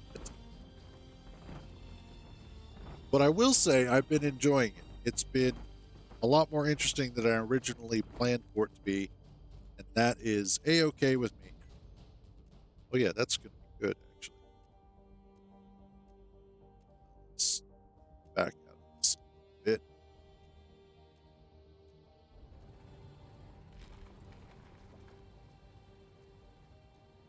To make this easier to navigate.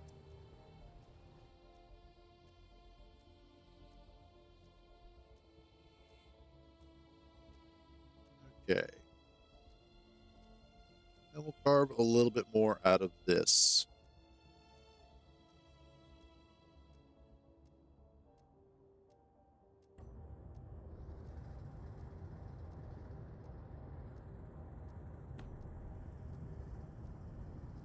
This is part of the reason why I love the industrial cockpit, because you do get a lot of viewing area out of it. It's real nice like that.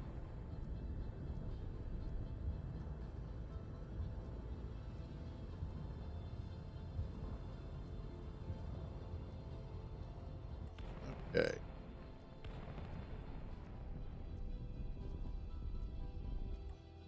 I can turn those off. And let's head back home. So we should have some gold. We should have some uranium. We have platinum. I might hit up that silver rock after this. I'm going to go ahead and hit up that silver rock on the way home because why not? No, those are actually the rebel and something. They're a modded drill. Also, hey, Lenovo, how you doing? Long time no see.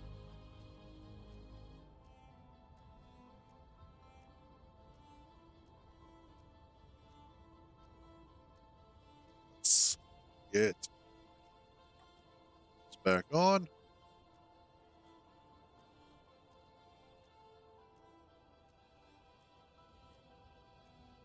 Just grab this silver, which I've already been kind of nibbling at this rock anyway.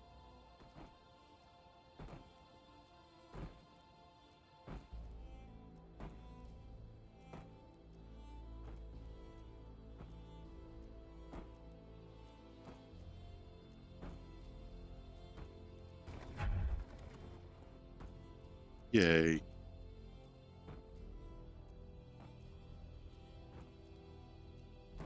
This will be nice. Get rid of this rock. I don't need it anymore. And it'll be a nice ton of silver. Nice. That's good to hear.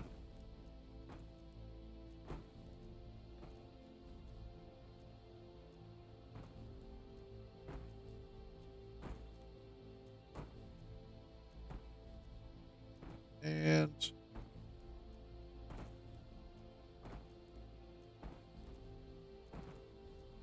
whoops.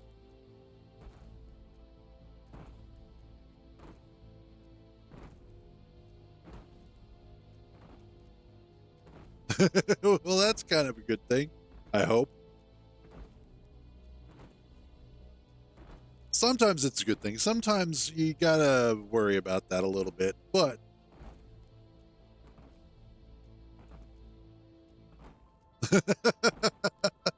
awesome. Sometimes you just gotta be that person.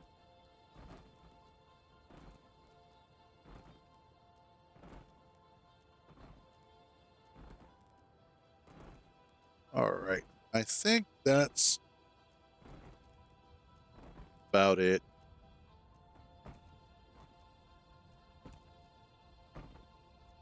So much stone to get rid of, but that's okay.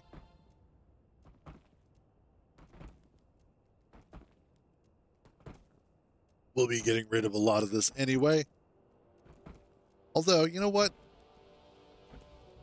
Let's just go ahead and take it back. We could use the extra stone. Some extra resources.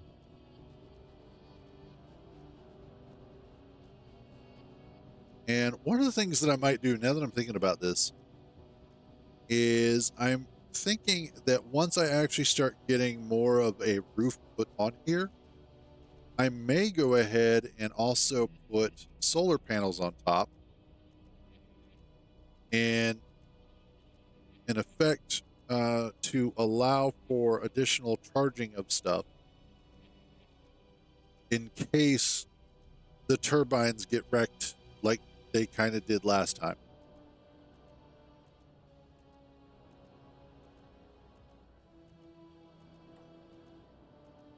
And there we go.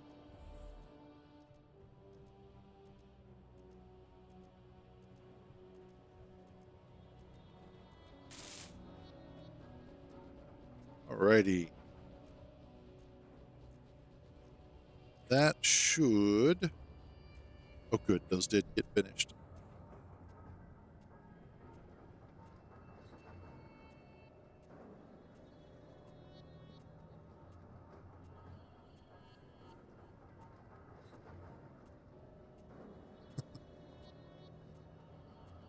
Oh, an announcement. Oh, wow. Medieval Engineers Community Edition got an update. Awesome.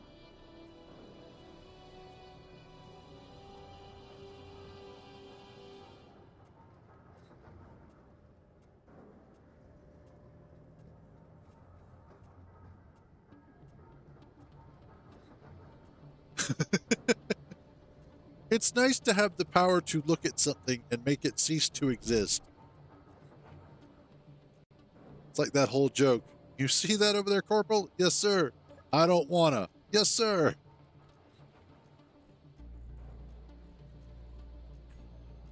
Let's get some more that going. Need to be able to get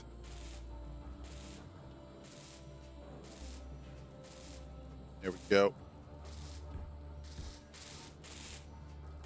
There.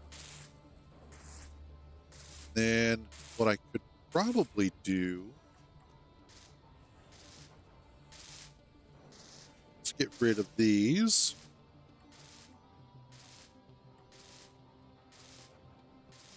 In favor of catwalk.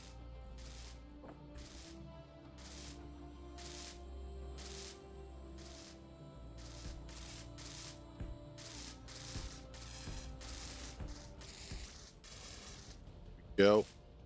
And of course, more small steel beams or small steel pipes.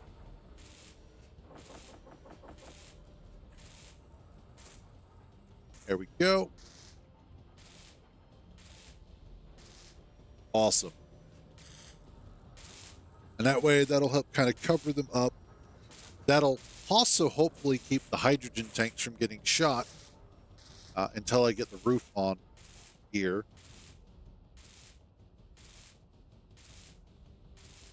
Because, of course, you always have to worry about the explodables getting shot first.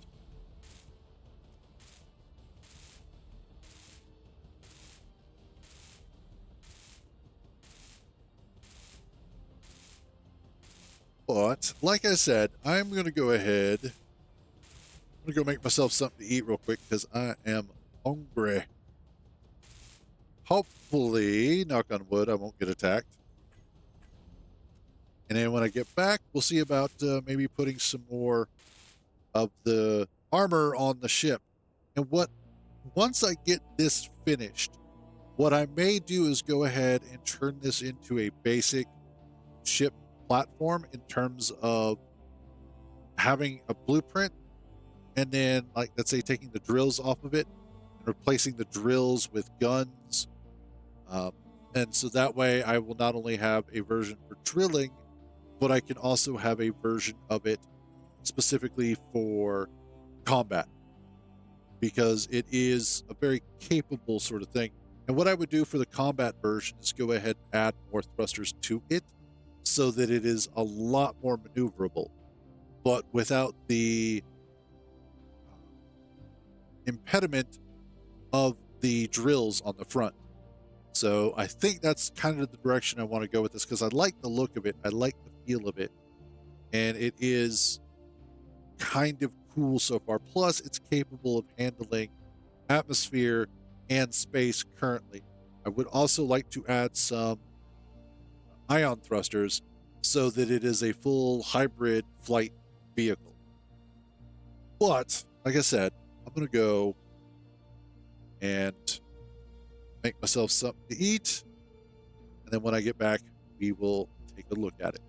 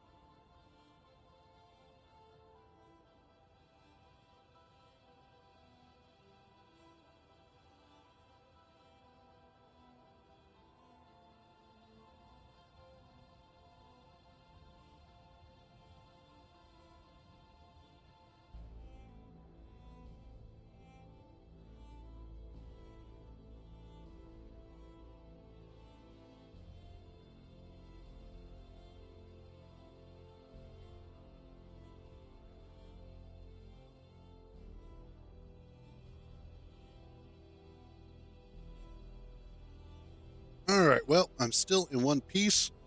Yay. Nothing is currently on fire. Even better.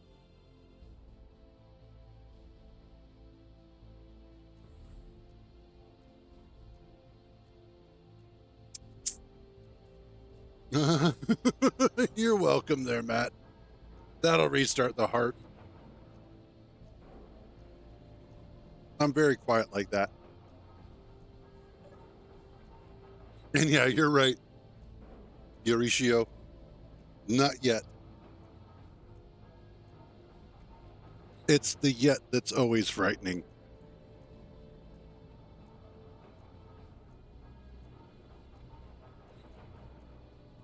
Okay.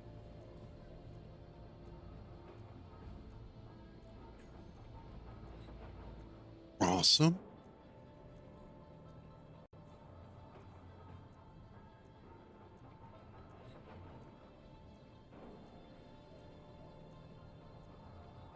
Okay.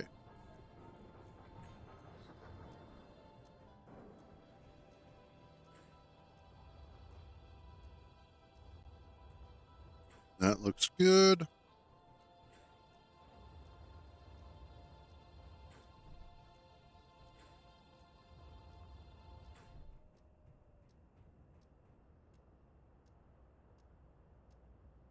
Okay, awesome.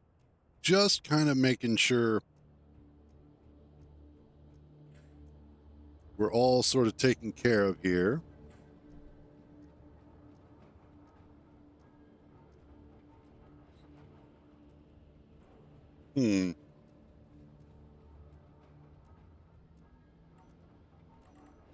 Let's.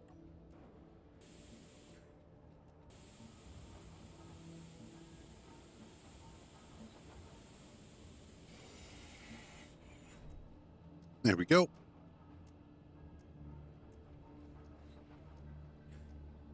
And then let's do that.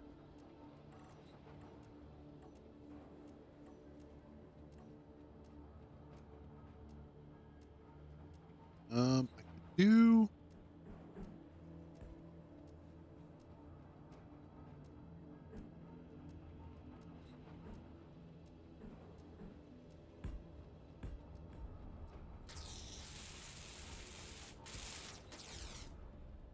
Yeah, that'll work. Let's do T junction there.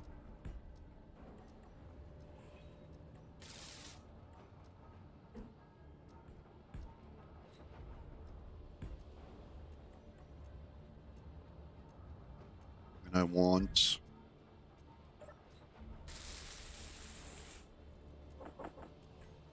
There. In tibia plate. So that I can do that.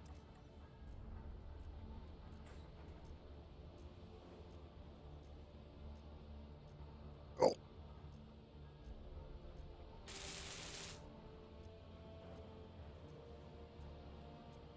And now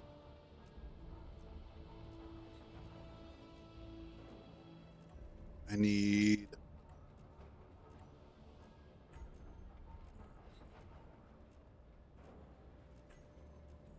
MA weapons.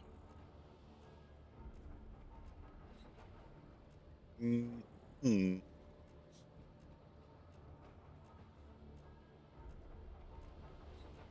Yeah, if you want to go ahead and throw it, a link for it on the Discord, I'll take a look at it a little bit later. You could probably rebuild it.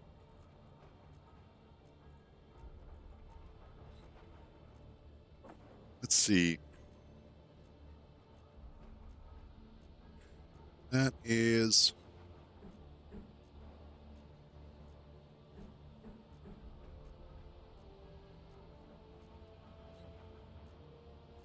Let's make that.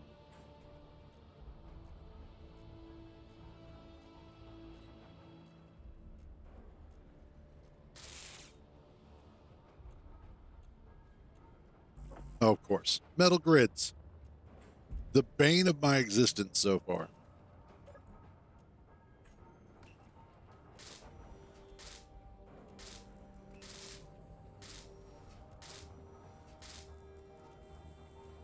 What have you need? Oh, I see. You're just.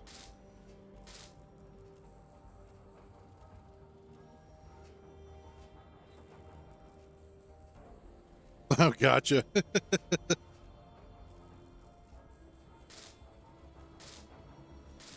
Let's see.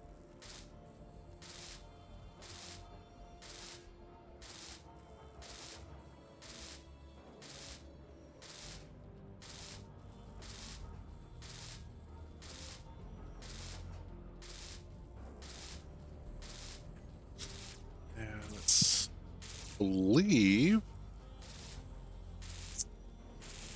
Oh, nope, nope, nope, nope. Get back up here. There we go.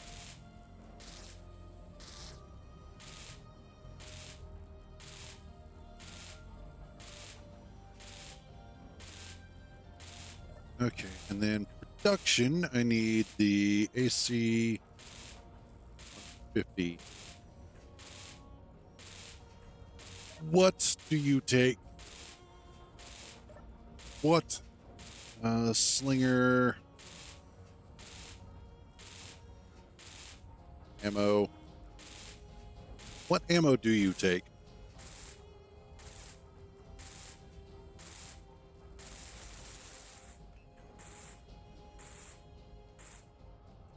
Ammo is the 150. Okay. That makes sense. Of course, it's the 150. Production. Launcher missile. Nope. I need. Ah! You.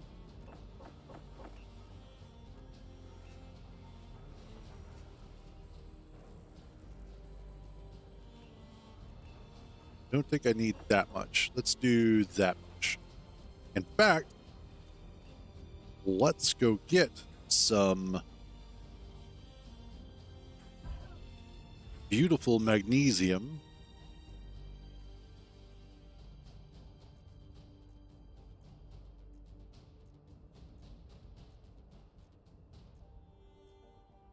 All right, good to know.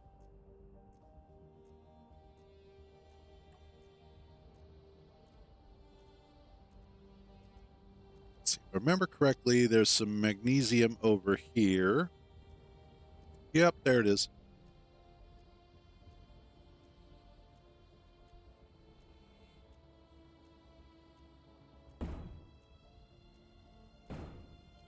Give me all the magnesium.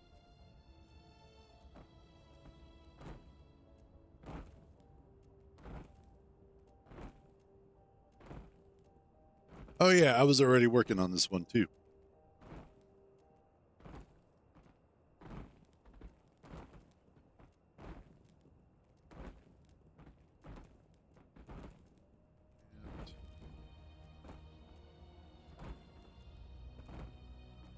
Think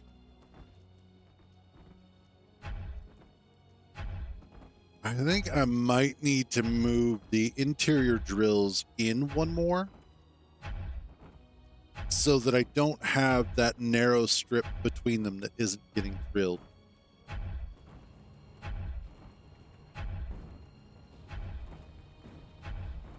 I think that is kind of a design flaw that I'm running into, which is fine. Anytime that you're finding out your own design flaws, that is a good day.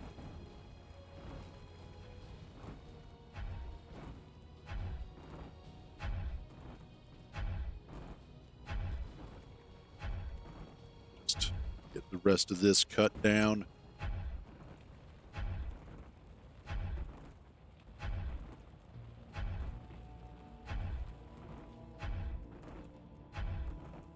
Want all of the magnesium.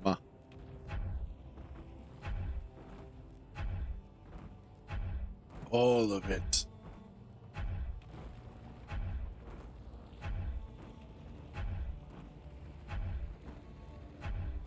And there we go.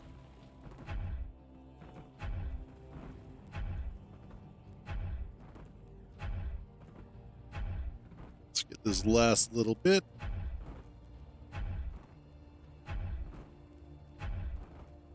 There we go.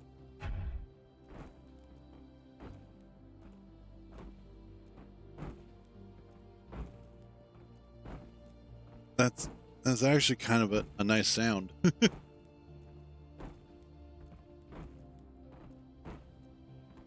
Hearing all the rocks just hitting the ground like that. And it's now empty. Awesome.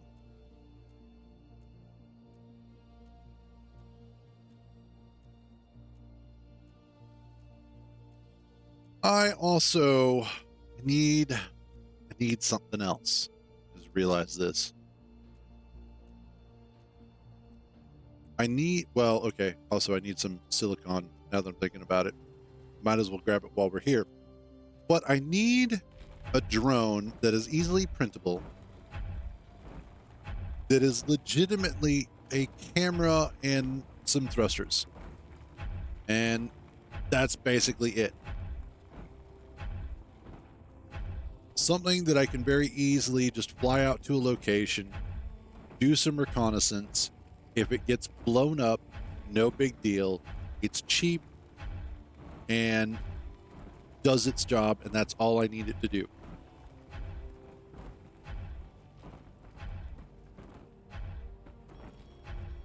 So I think once I get back to base, I'm going to see about putting one together.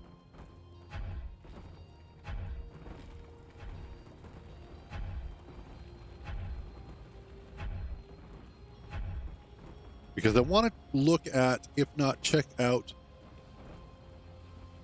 and reconnoiter some of these bases that are out there to see what sort of firepower I might need in order to overcome their defenses and eventually raid them if, it comes to it.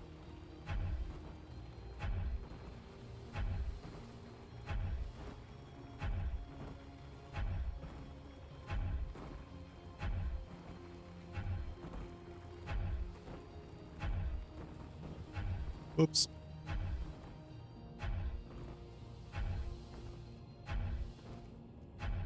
Little gung-ho on that.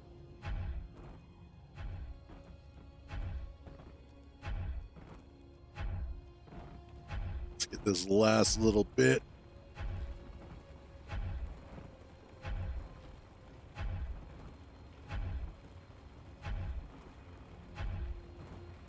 And then I think basically that'll be 2 of our boulders that'll be done. The boulder has run out of material for the ship. Let's just take this with. Get some free stuff out of it. But yeah, because I've been thinking about these bases, and I've got quite a few of them around, and a couple of them look to be of a fair size. And if that's the case, then I need to know what I might be up against. Now, granted, this may also, of course, trigger ships to spawn and come attack me. So there's that as well. I got to worry about. So if I'm using a drone, I don't have to worry about it too much.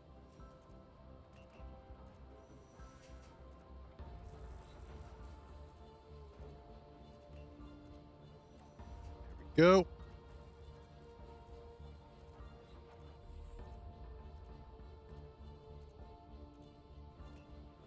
That should be still a lot of uranium to go through. That one Prototech refinery. That is not what I wanted. It's not intos, ingots. Oh my god. Learn this now. That is a sizable amount of magnesium there, which is yay. I would say all in all, that is a good thing. Okay. So let's do this. I want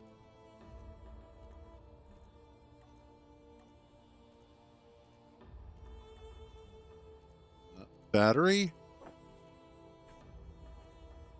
gyro, remote,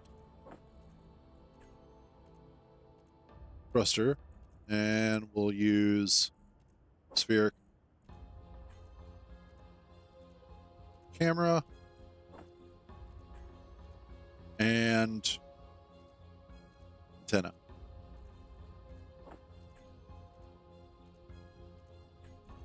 And landing gear.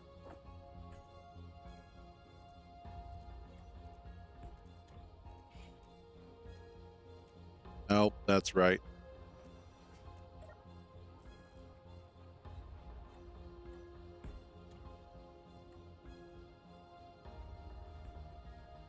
Go.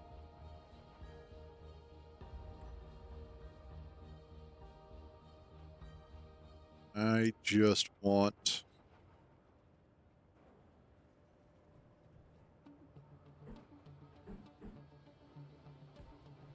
you there because that's probably the only one that I'm going to need for that.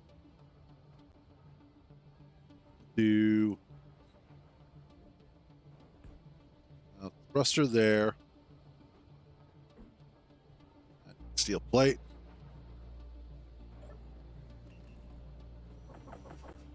I'm finally catching up on steel plate. Yay. Okay, calm down. Okay, whatever was happening, it seems to be gone now.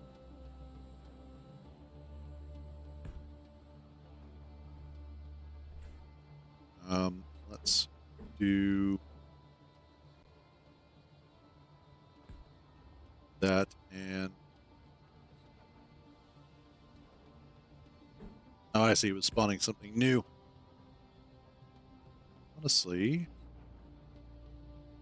yeah, that should be fine. That'll be backwards, forwards, up, side to side. And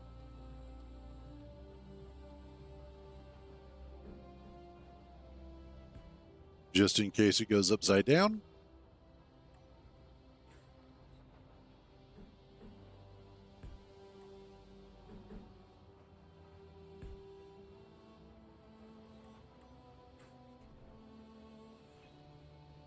That or that there because we're going to reposition those.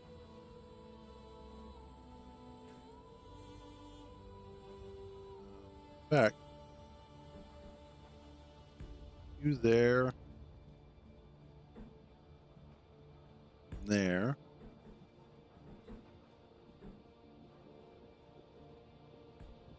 That one there. Oh, he got turned back on. And there.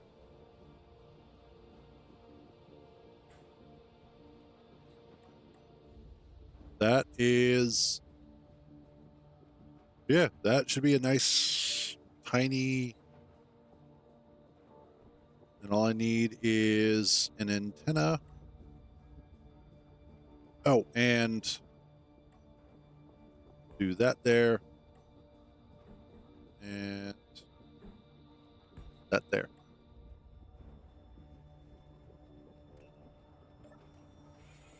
No. And then it melts up the rest. Oh, oh, God.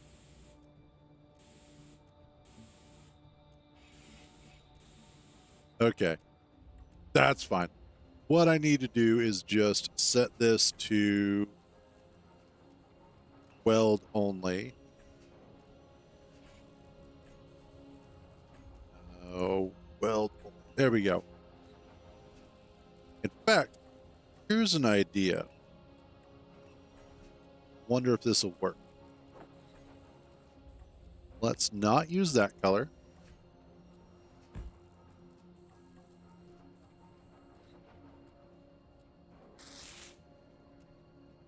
Okay. And I want you. I want weld or grind. Weld only. And there. So now all I have to do is press one of the buttons here, and it will do weld before grind, or grind before weld, and welding only, which is basically the two things that I need it to do.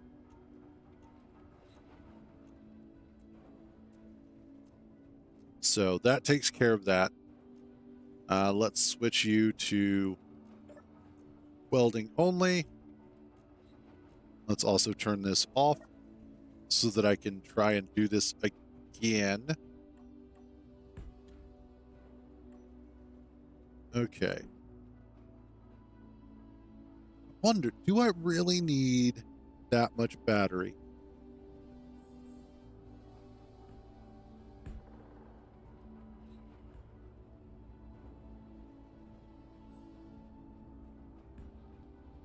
I don't think I do.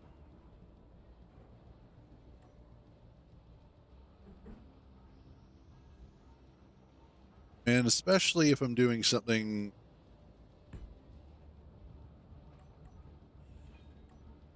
more like this.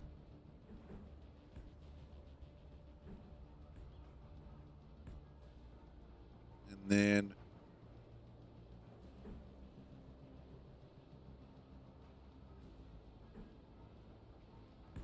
you there. And then that there and there.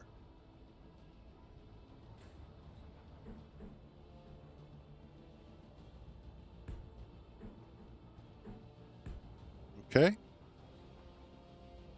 Oh, wait, nope. Let's get rid of those because what I want to do, I believe, is that.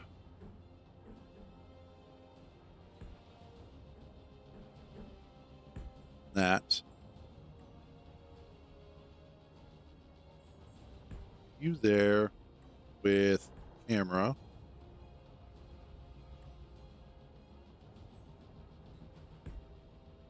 And then that. And I think that's everything.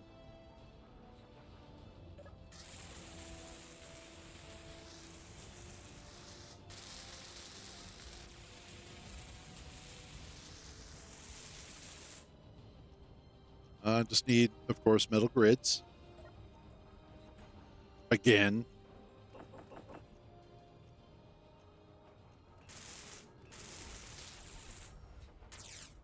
Okay, there we go.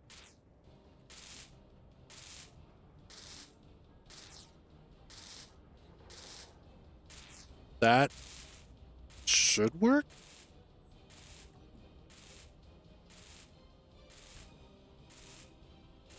I just need a seat myself.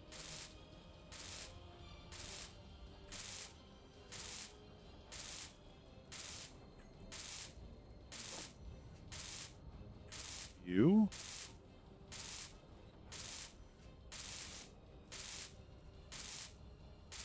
Switch lock. Okay.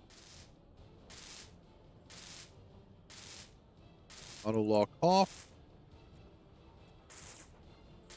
And then what about need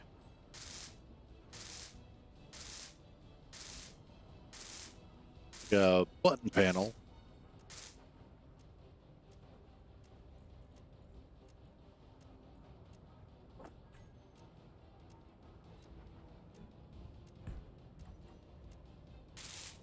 Yeah, there we go.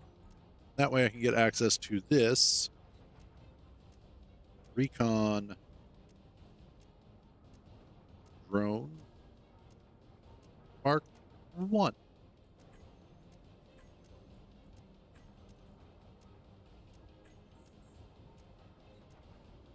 And there we go.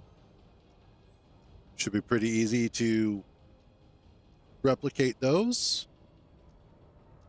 Now I just want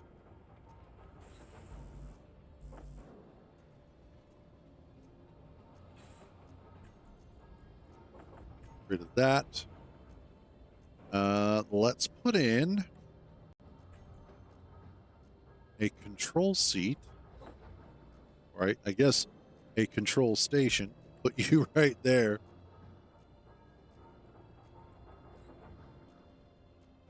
And then I don't think the base has an antenna. I just realized. So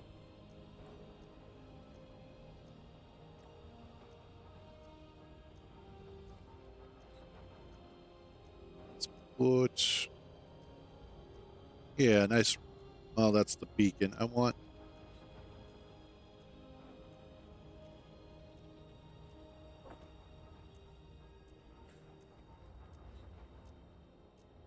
damn. Oh, yeah, there we go.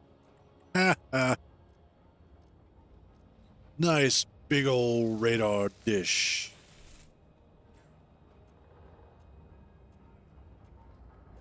Okay, so your range is 5 kilometers. Let's actually bump that up to 10 kilometers.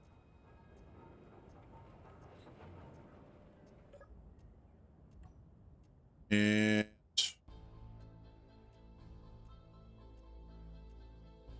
a dish. You know what? You just get the full 50. Control.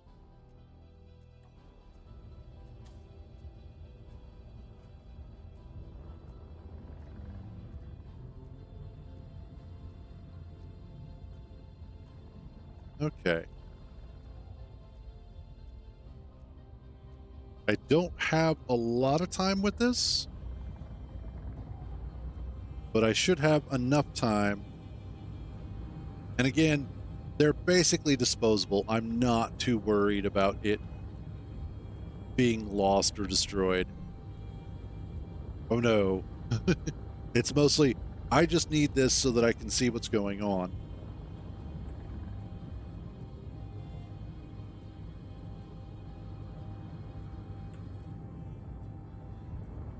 All right, our Stormfire is still there.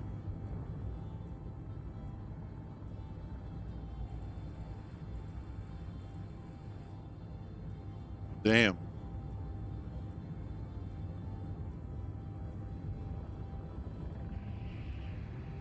Shit.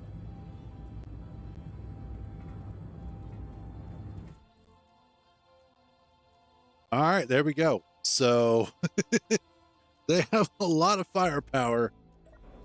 A lot of firepower. Good to know.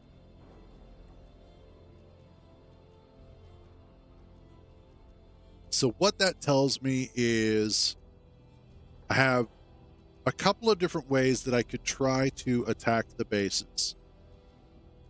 The first is full-on assault. Just go in with a big-ass ship that has tons of weapons and try and attack it from a distance, if at all possible. I could also conceivably attempt to create some sort of rockets or missiles that I can print and fire, and hopefully they will find their way to their target and explode. Or create a ship that is a bomber, and I can sit up at like 5-6 kilometers above the base and just release bombs on target and try and take them out that way. So I've got some options. Oh.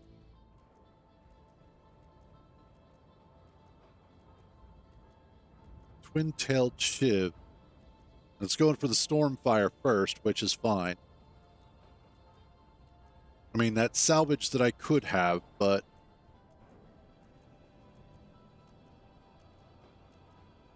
I will deal with the fact that it will be gone.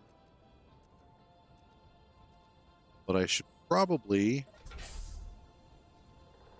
go ahead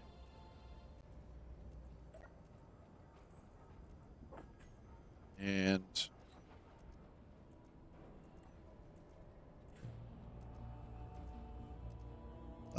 get this going, just in case that decides that it wants to come this way.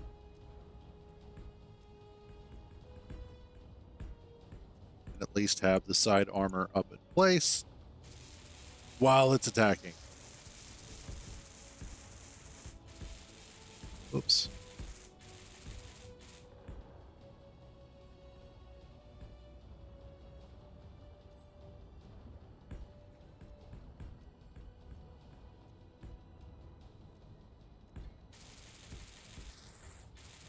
And there we go.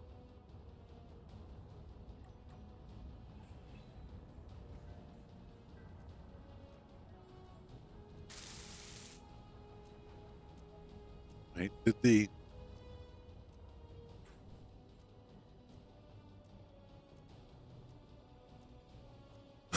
did the Stormfire take it out? Oh god, I gotta see this.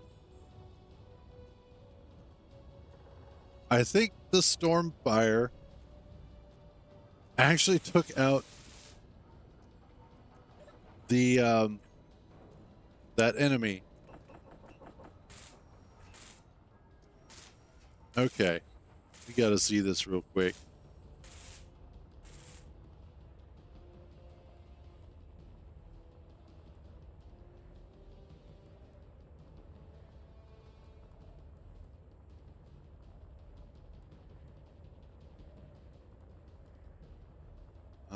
Let's hope.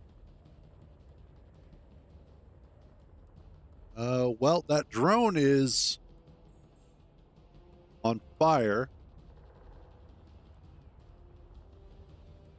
And also a little bit impotent, as they seem incapable of... Yeah, whatever.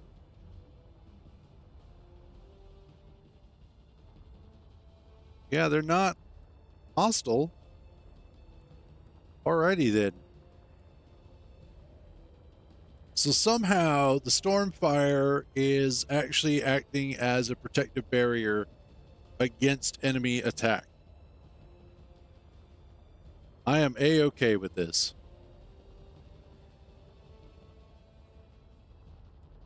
But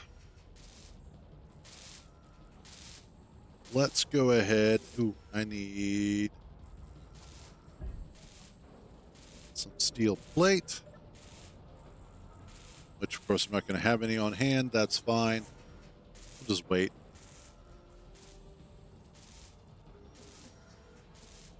There you go. Hey, Inspector, how you doing, buddy?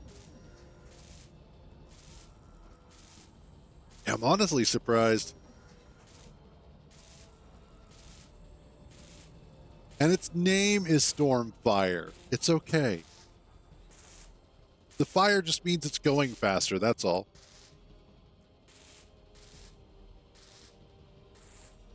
I know what I need. I need...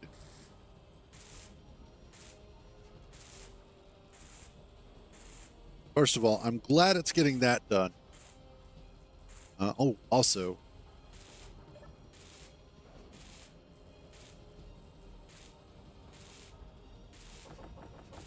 Let's get some more metal grids done.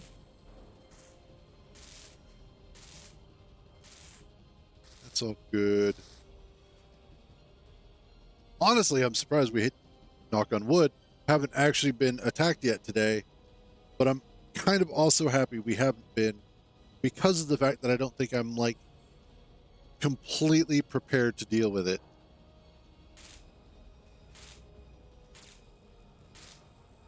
Now, this bad boy here, this AC 150, is definitely going to go a long way towards helping us stay prepared. Why do you not have any ammunition in you? Not 1,500?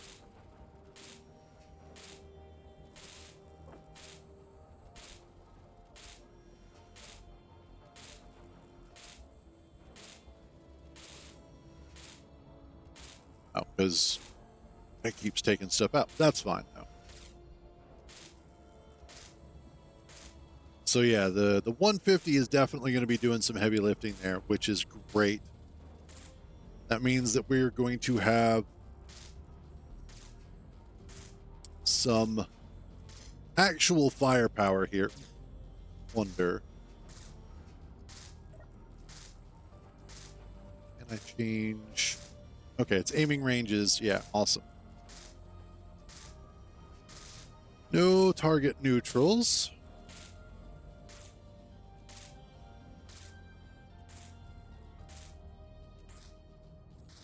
Now I kind of wish something would attack. Kind of want to see, like, something small. I want to see if it'll be able to handle that. Of course, just my luck, something small would actually be way bigger than I thought. Which is not what she said. And then I also need to put some sort of doorway or button on the other side. But first, I'm going to take a quick AFK. I'll be right back. Actually, sit down. There we go. Now I'll be right back.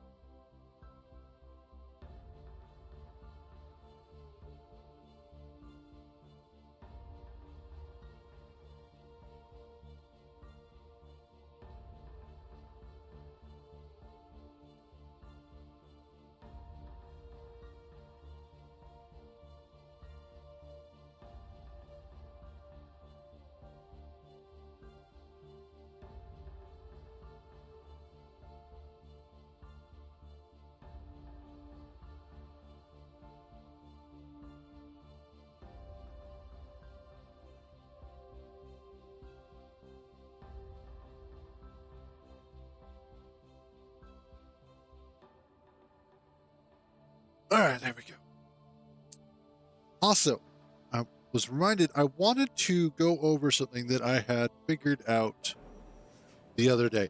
I mentioned it on the Discord, but I wanted to go ahead and demonstrate it because I thought it was actually incredibly useful going forward. Before I do that, though, let's take a look at some steel plate and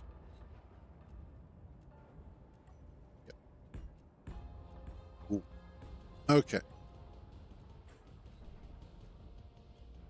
Wait for.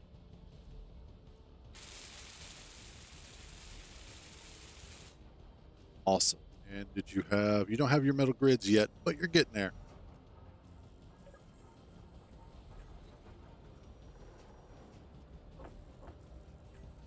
Basically, going to wind up having to just sit here and let this thing go through and construct all the metal grids, probably off stream. But one of the things that I wanted to show off, and this is something that I was looking at the other day when I had started a new save. And we're going to wrap this one up. We're going to wrap up this save for today. I'm basically at a point where I'm just kind of like done with it for today. But I wanted to show off something that I thought was kind of interesting and what makes field work one of the must-have DLCs compared to all of the others. Once we unload my world and I actually get back to the main menu.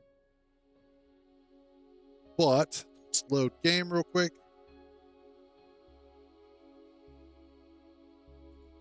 All right, my fleet. Here we go. This is one that I started again where I was like, okay, we're just gonna have fun and dick around with this and just do our thing. But of course, I'll probably change that over time.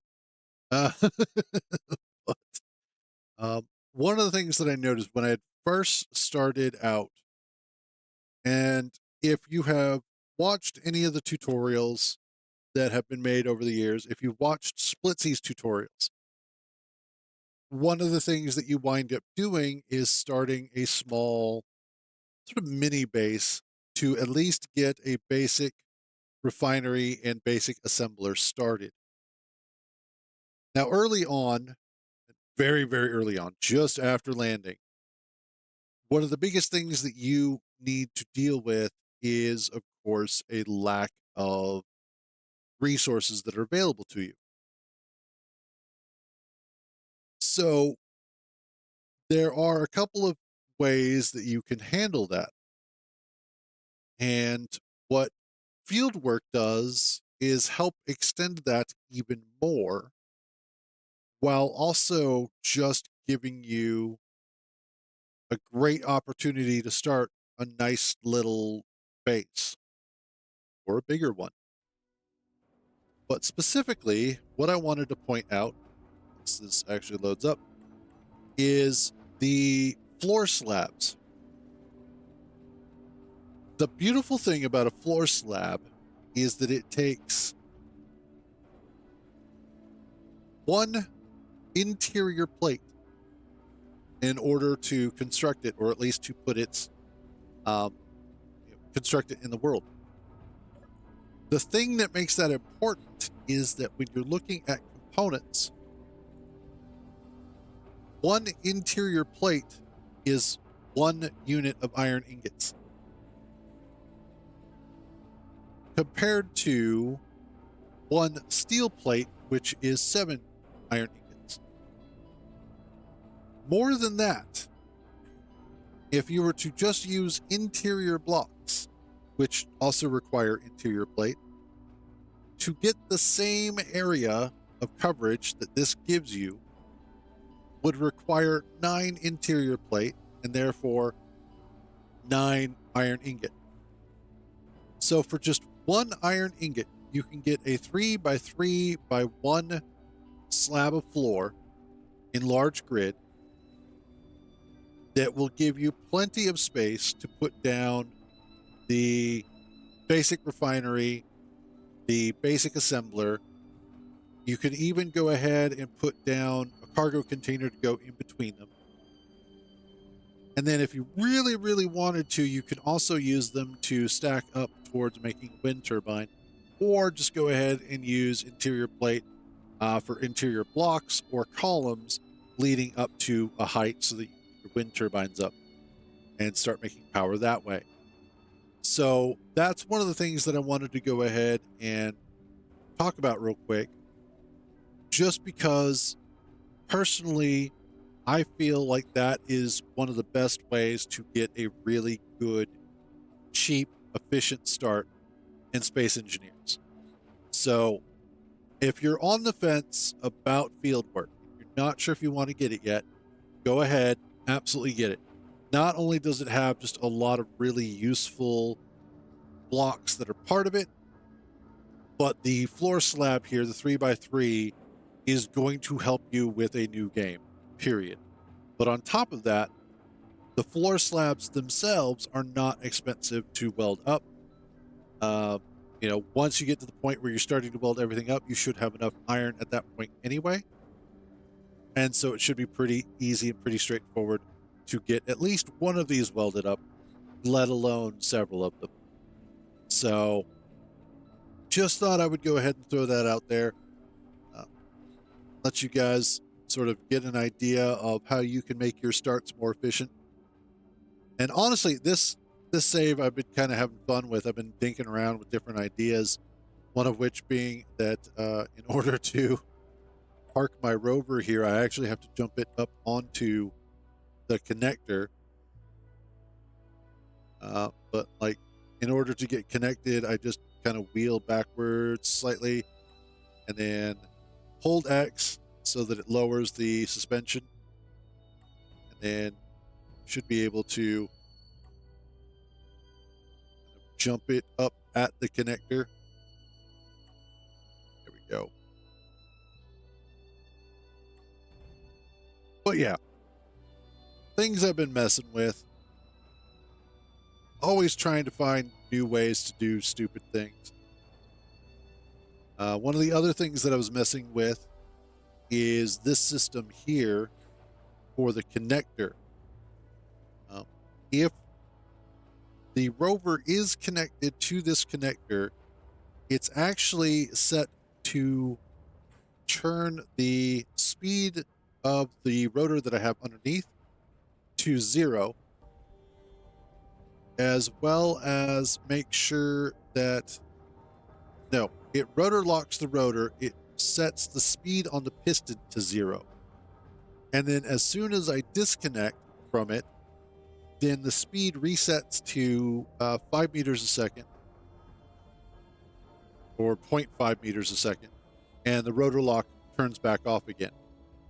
So that way, if I'm connected, this thing isn't trying to move, and this platform, this turntable, isn't trying to spin if I hit the requisite buttons.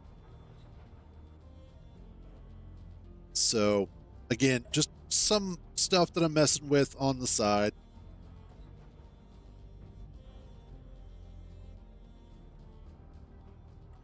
There we go. And reconnected. So like I said, I can't get, I can't get those wrong way. That one. Then I've got the turntable here. So that way I can roll up to it, and then I hit the turntable, and then it'll spin, and everybody will be happy. And it puts me in the right direction. It's a little slow, but that makes sure that I don't bounce around with the rover any. But I found this to be a fun and interesting sort of setup, and just something different. Anyway, though, we're going to go ahead and wrap up for today. Today has been a good day. We got a new mining ship made up.